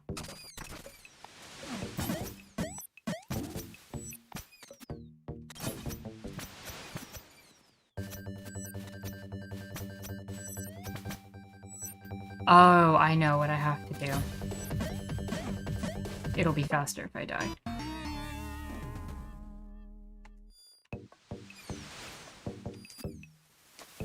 Here. Now I can go down.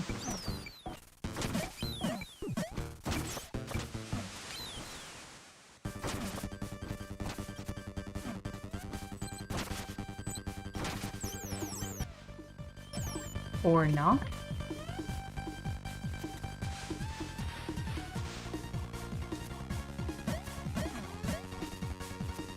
That's confusing.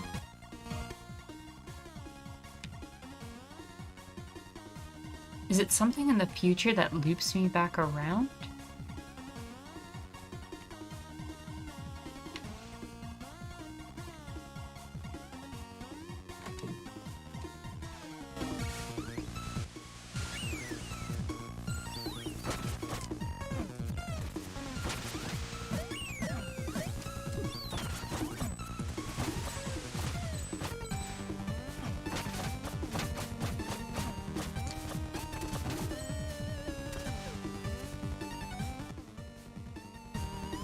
Let me just double check the map for that. It will be 1 second.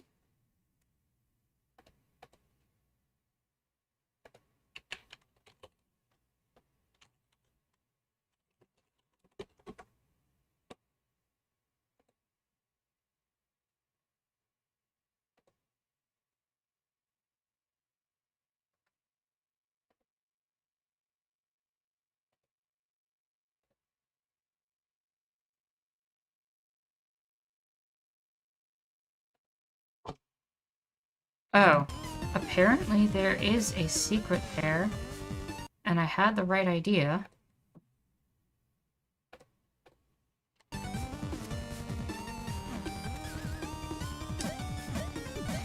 I don't think I knew about this.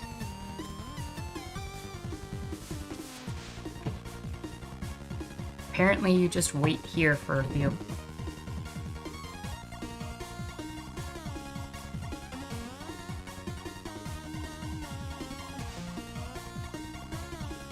I don't know how long you're supposed to wait for, though.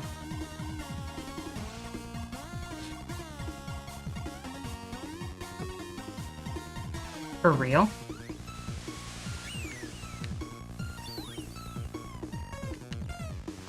Wait, I saw that move. Did it stop because I started moving?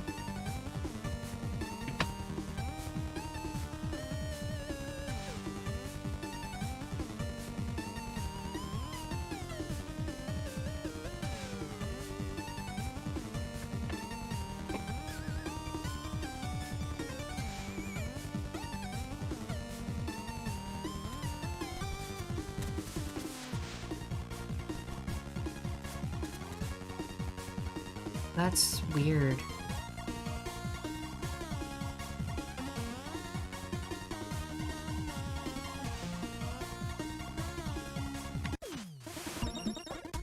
So that's where the cabinet went. Good to know. Now let's leave it alone.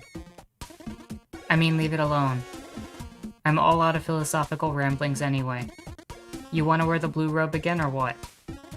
I must admit I never expected you to travel to the very timeline I randomly teleported the cabinet to when we changed over to the jukebox. But here we are, aren't we? What will you what will it take for you to leave my cabinet alone?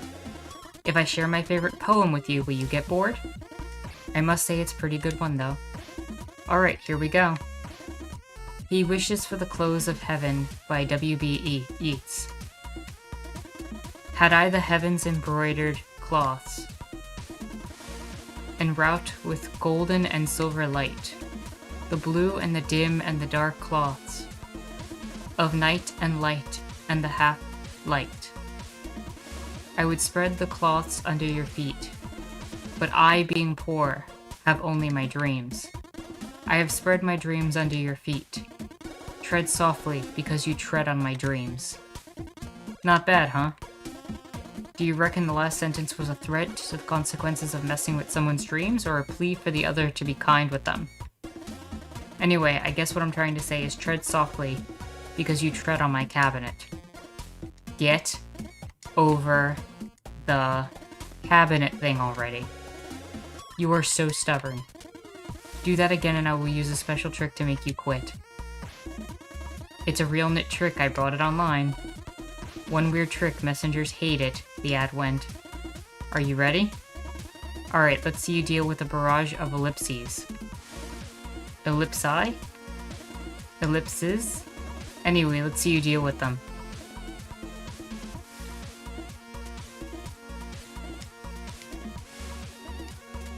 How many of these are they gonna go?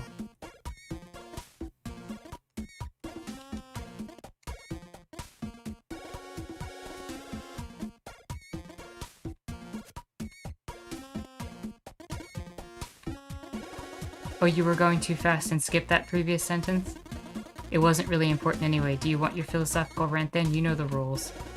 Fine, let me share some thoughts I had after reading the works of Masters Weeks, Young, and Miller. More precisely on the concept of emotional pain, and even more precisely on how we all seek to avoid it. While avoidance may seem like a desirable solution at first, taking a closer look reveals an important truth. That which you resist persists.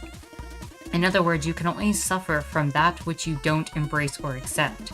Anxiety can be thought of as two dots in the mind, one for what is and the other for what one wishes was. Pain in this picture is as strong as the gap between those two dots is wide, so in order to feel better, that gap has to be closed or at least reduced significantly. And that's where I believe these annoying mindfulness meditation apologists have a point. You have to learn to let go, and they keep repeating. Easy to say, don't you think?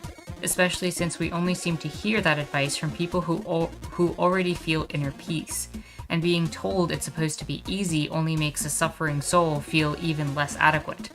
I think it may speak to closing that anxiety gap between the two dots in a healthy way. If you think about it, most of the pain in this world is caused by people who can't deal with their inner anxiety, who then try to close their gap by attempting to transform what is into what they wish was. Or in other words, use control, imposing your will on others, the very definition of abuse. Now, control may sort of work as a short-term strategy to reduce the controlling person's anxiety, but all it really does is transpose it onto others. The challenging but ultimately liberating truth is, there is another way to close the gap, and that is to instead transform what you want into what is. Welcome back, King Cyrus. Or in other words, use acceptance. By embracing negative emotions, we can integrate and eventually accept them, both for what they have to teach and as proof that we are very much alive. This acceptance leads to an emotional grief of some sort where we eventually become free of particular memories or states of mind, ultimately disarming their ability to overtake our mood. If that sounds hard to believe, consider this. It also works for positive emotions. Let's take nostalgia for example. The one song you kept listening to during that one special summer a few months ago, it takes you back, doesn't it? But more to the point, what happens when it does? Surely you don't resist the warm and happy memories that wash over you. You take them all in, even try your best to feel them even more, to their full extent, conjuring images and almost even smells if you could just concentrate enough. After a few moments, the warmth starts to wear off, and sort of like when you wake from a good dream, you fail to maintain your mental grasp on those feelings and they inevitably dissipate. And just like that, you went through the grieving process of a positive memory, because you embraced it instead of trying to resist it, and thus its grip on you has been weakened. What you will sadly find the next day is that while the old song will always come with a dash of emotion for you, it will never again hit you as hard as the first time you reopen that corner of your mind in full acceptance. That is certainly a sad reality when it comes to positive emotions, but on the bright side, it also applies to the negative ones. If you're struck by sadness, experienced treason, or are revisited by a sad memory, by using acceptance, fully embracing it, and letting it wash over you, you can also weaken its ability to affect you. And eventually, in contrast with the twinge of sadness, you feel at the realization that a given happy memory cannot be visited with any effect anymore, and you will feel that hit of joy when it becomes clear that a negative emotion has packed its bags for good. In this way, I believe it is fair to say that there is beauty in sadness. That was a lot to cover. I hope it all made sense. And please don't forget that I'm just a shopkeeper. If what I say doesn't resonate for you, you should disregard without any hesitation. I don't have any ramblings for you anymore, so I'll teleport the cabinet to outer space to make sure you never find it again.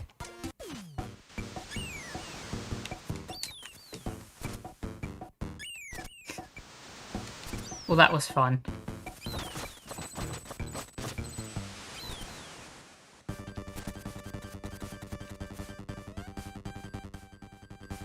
I don't think I ever saw that, so that was actually a really cool thing.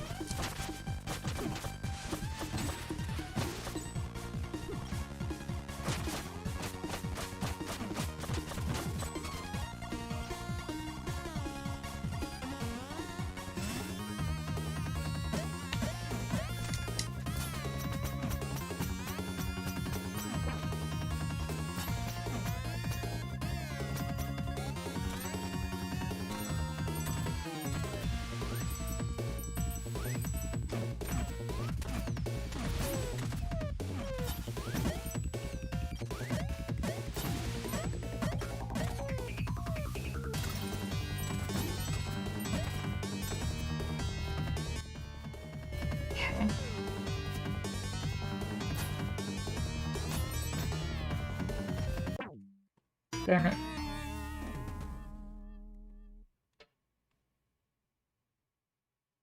This reminds me of a story, but I can't tell it because I only have one sentence per death.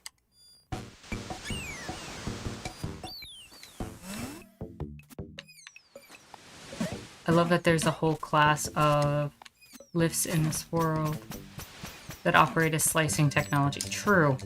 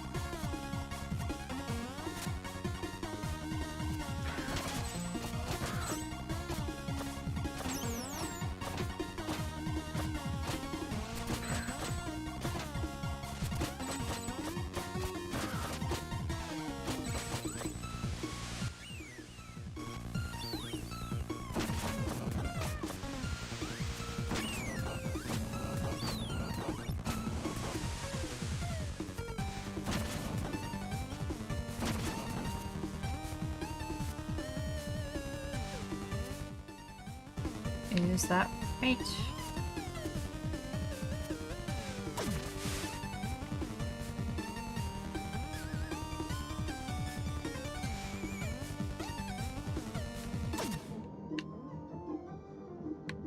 Hold up. I just want to make sure there's no secret up there.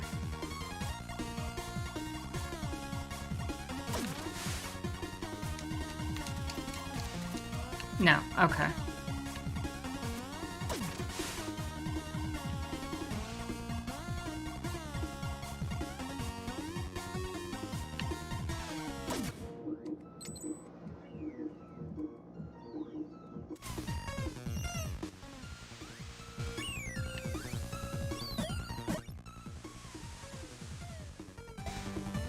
Are you gonna make me come back in?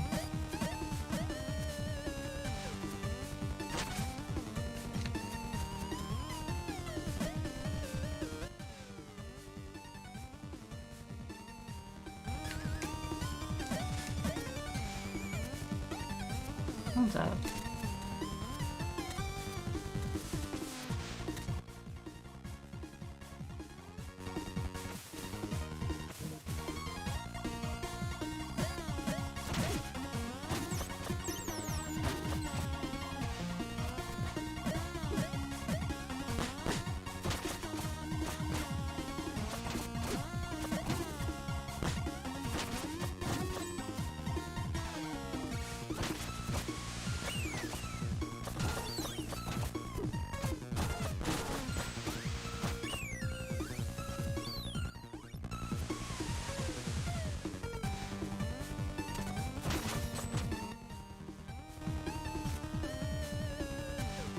Okay, so I'm gonna have to come back here in 16-bit. Probably when I hit up there.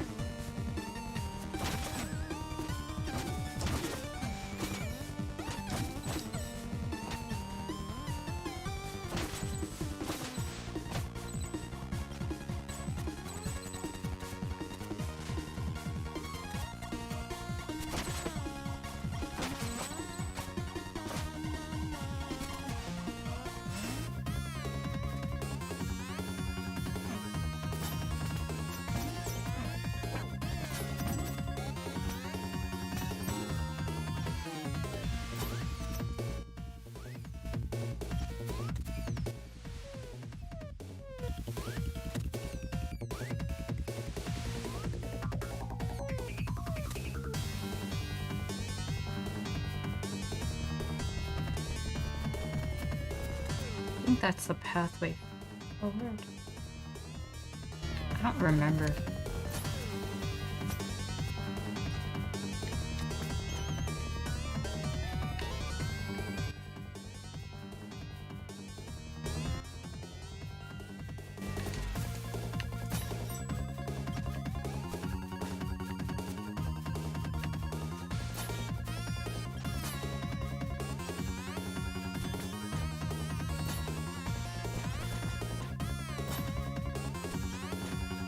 Don't know if I can get back, but I have to be able to get back to get that.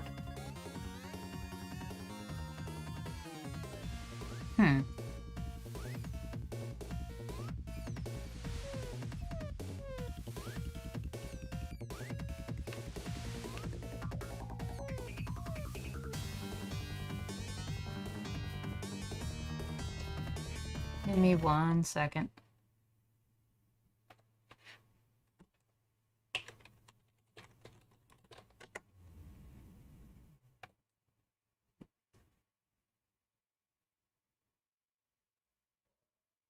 Oh, I know how to do it.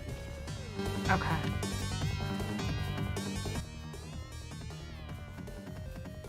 Wait, no I don't.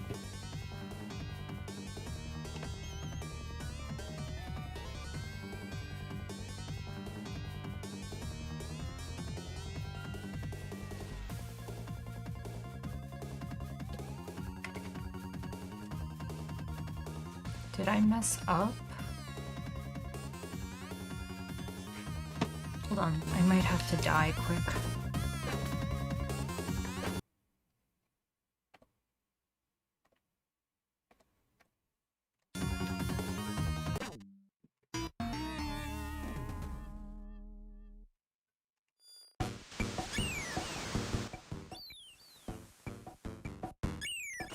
Wondering...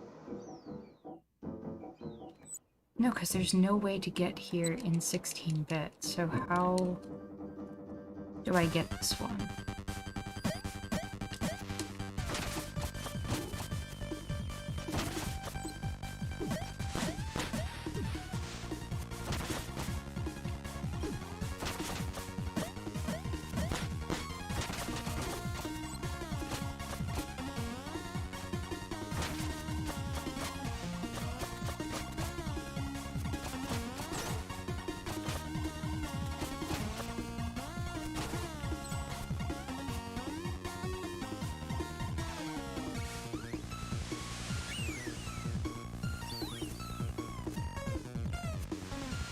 Yeah, I don't know.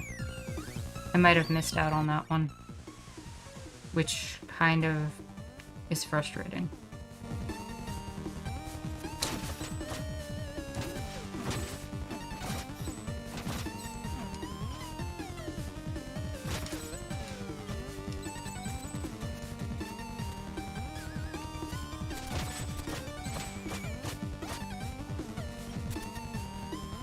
Also, I'm starting to wonder if this is going to be as short as I originally had believed. Especially if I keep dying like that.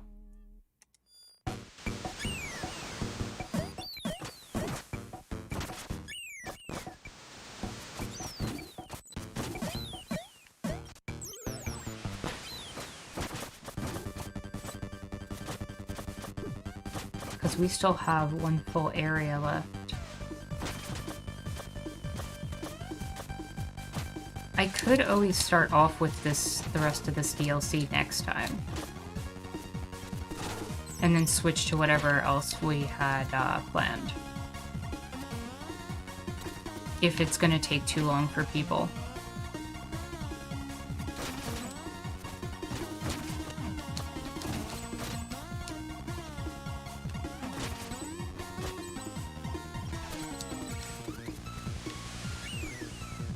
What do you all think? Should we just wrap it up today, or...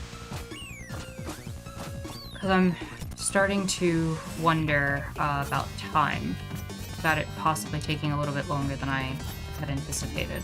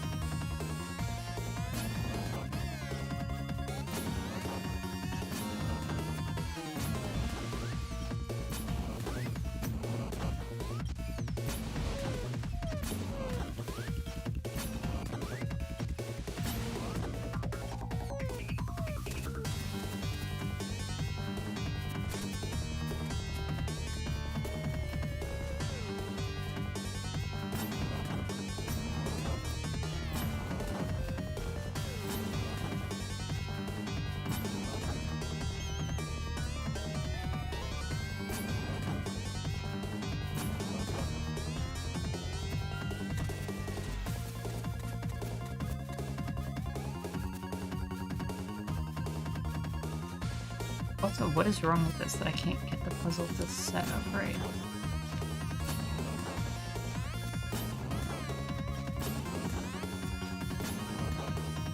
There we go.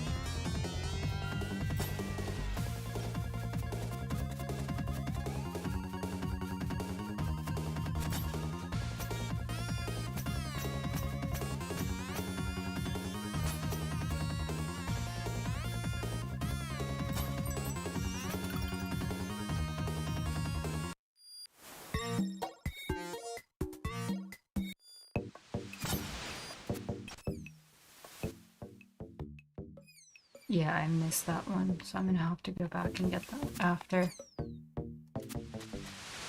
We have a boss coming up.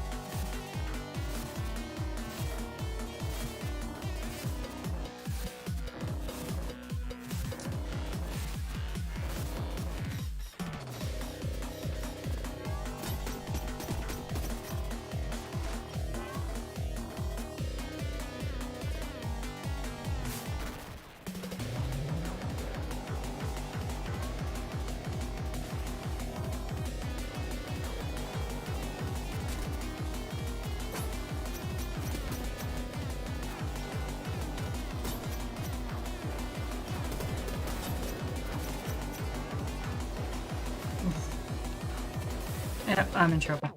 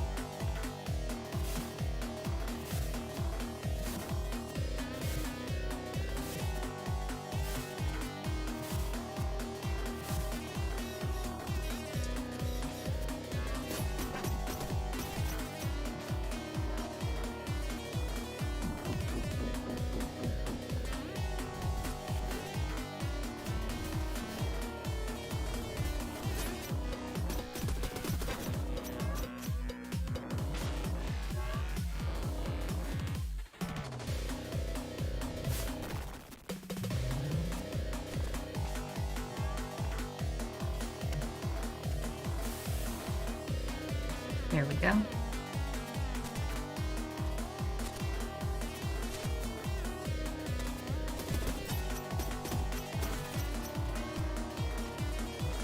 Close. And up.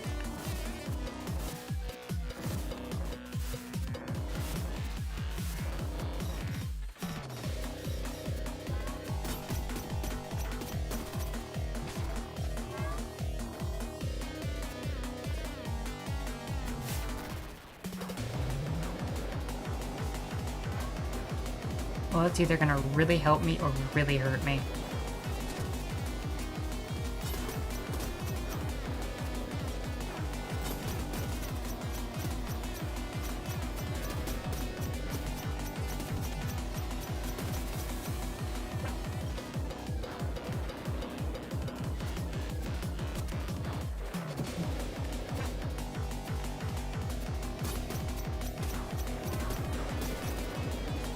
I am down to my last health point,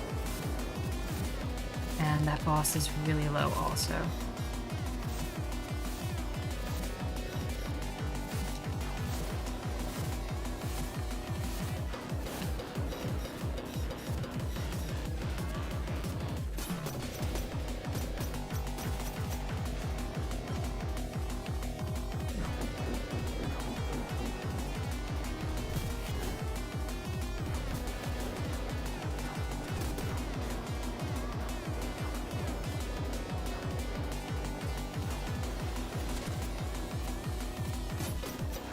Oof, that was close.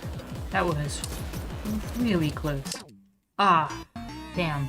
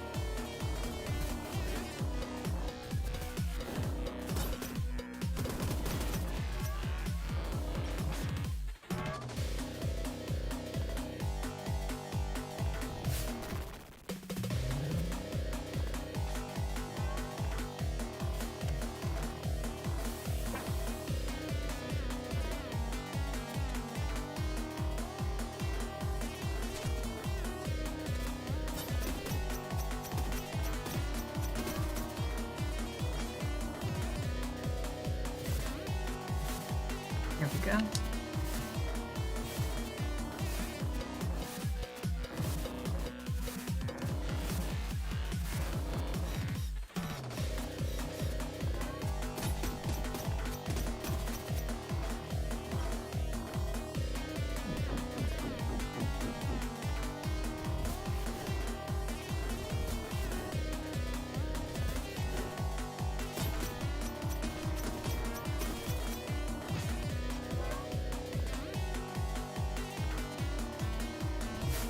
Yes, that's helpful.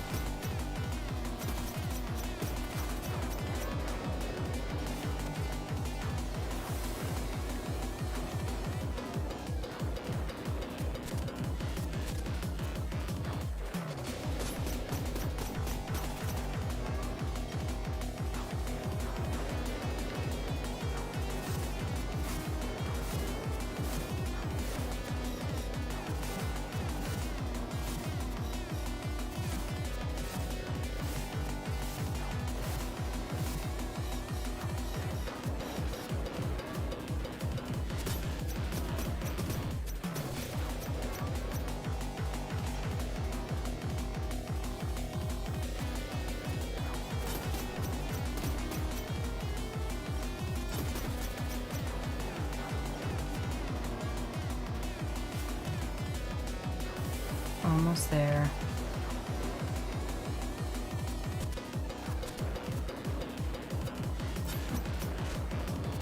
And I messed that up. Alright.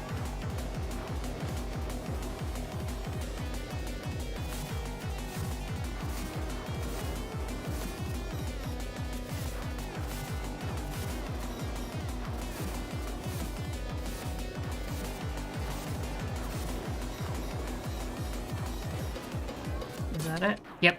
It was one hit away. Oh. Like, thanks for destroying my totem? Well, you attacked first. What are you talking about? I was doing a ritual to prevent the volcano from activating, and you just randomly engaged. No way. No way. You know what? Fair enough. I see how you could have thought I was a threat. I guess my survival instincts kicked in a little too fast. I understand. It's all good. So does this mean the volcano will activate?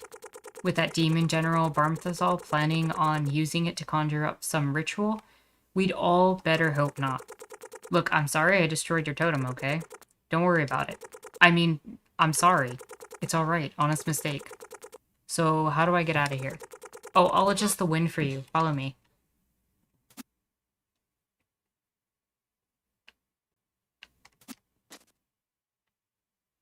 This is the same entity that in our reality had the golem that we destroyed. We've destroyed this this entity's home in two different realities.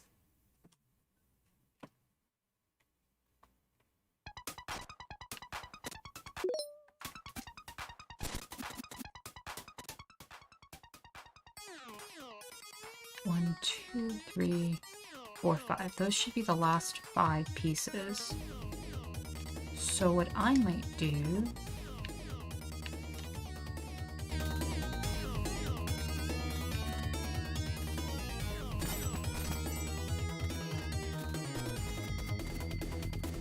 get to a save point.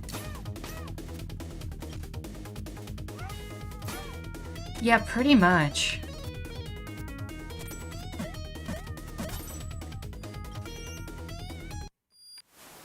Now, if I go back...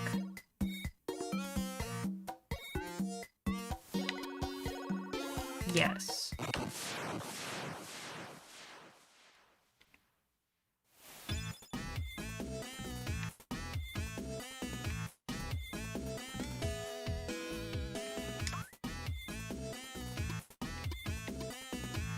Now I should be able to go here and get the item I missed.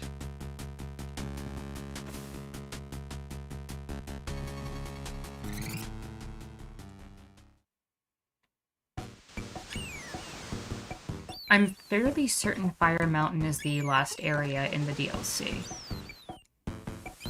So I'll get this last piece that I missed, and then... I think we can make our way through Fire Mountain to wrap up. I'd be cool with that, if everyone else would.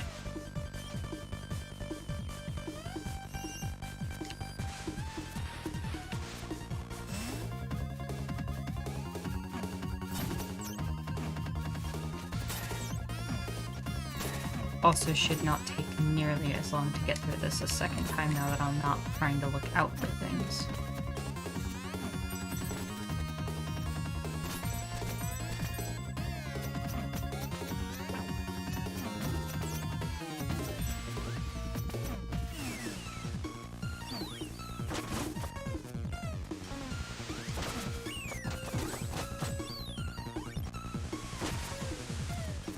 Do you think it'd be best, Mifune, to finish the game next week, then?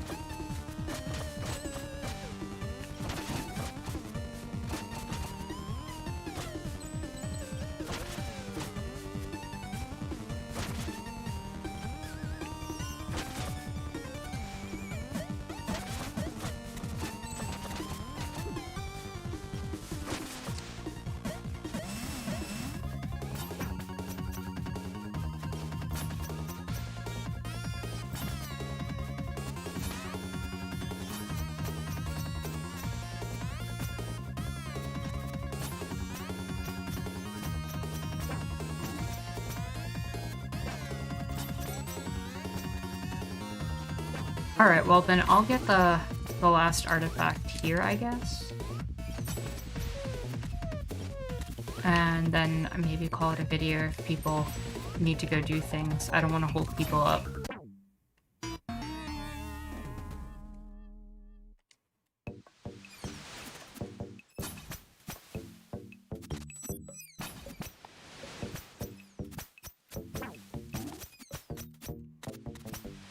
I wasn't expecting to mess up as much as I did.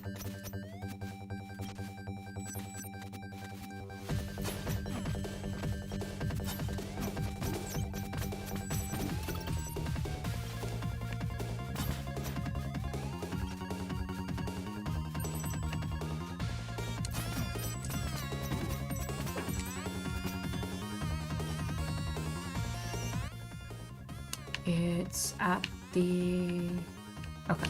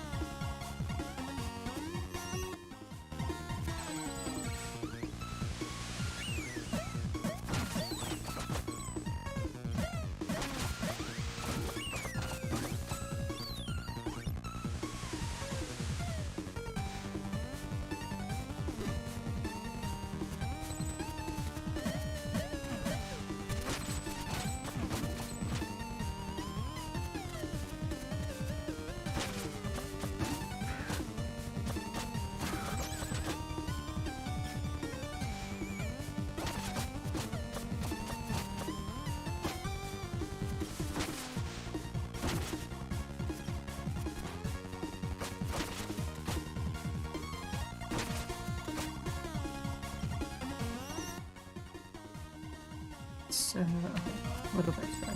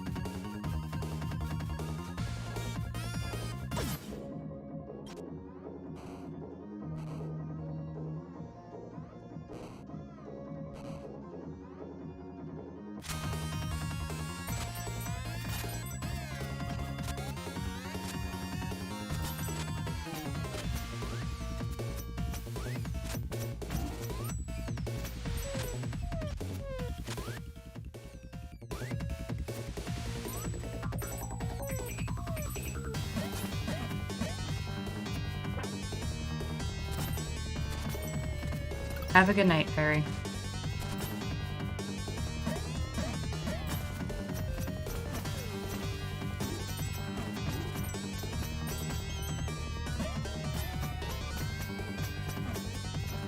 So...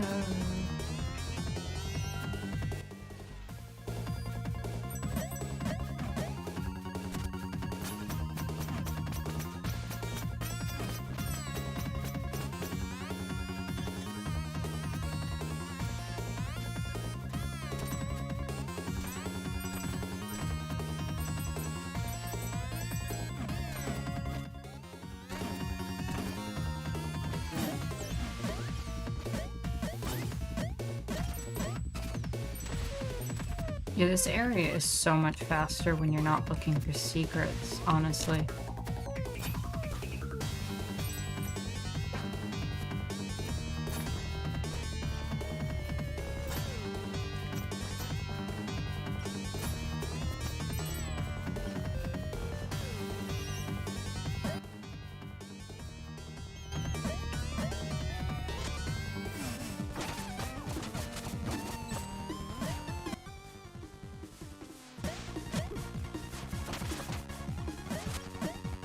How am I supposed to get there in 16-bit though?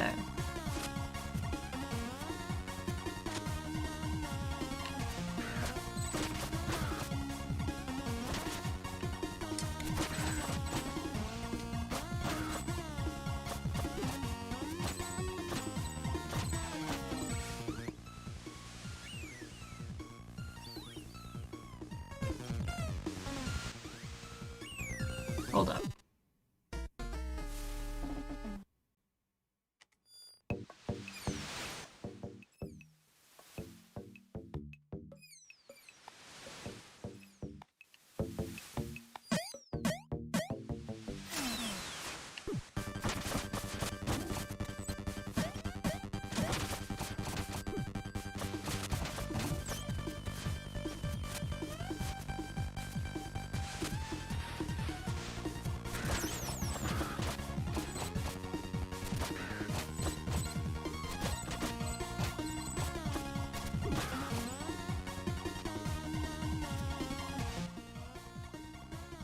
Yeah, because there's no way for me to get into 16-bit.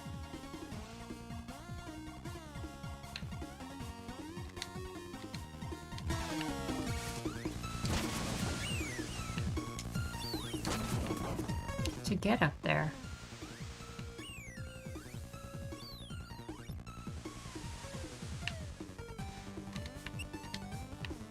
So, here's the deal. I don't want to hold people up. I've definitely gone a little bit longer than I wanted to already. That last item and the extended Fire Mountain we can do next week. And then switch into something else. And I do have an idea planned But any games that you all want to suggest, I would very much appreciate. But I think I'm gonna wrap it up there because I don't want to push too far tonight.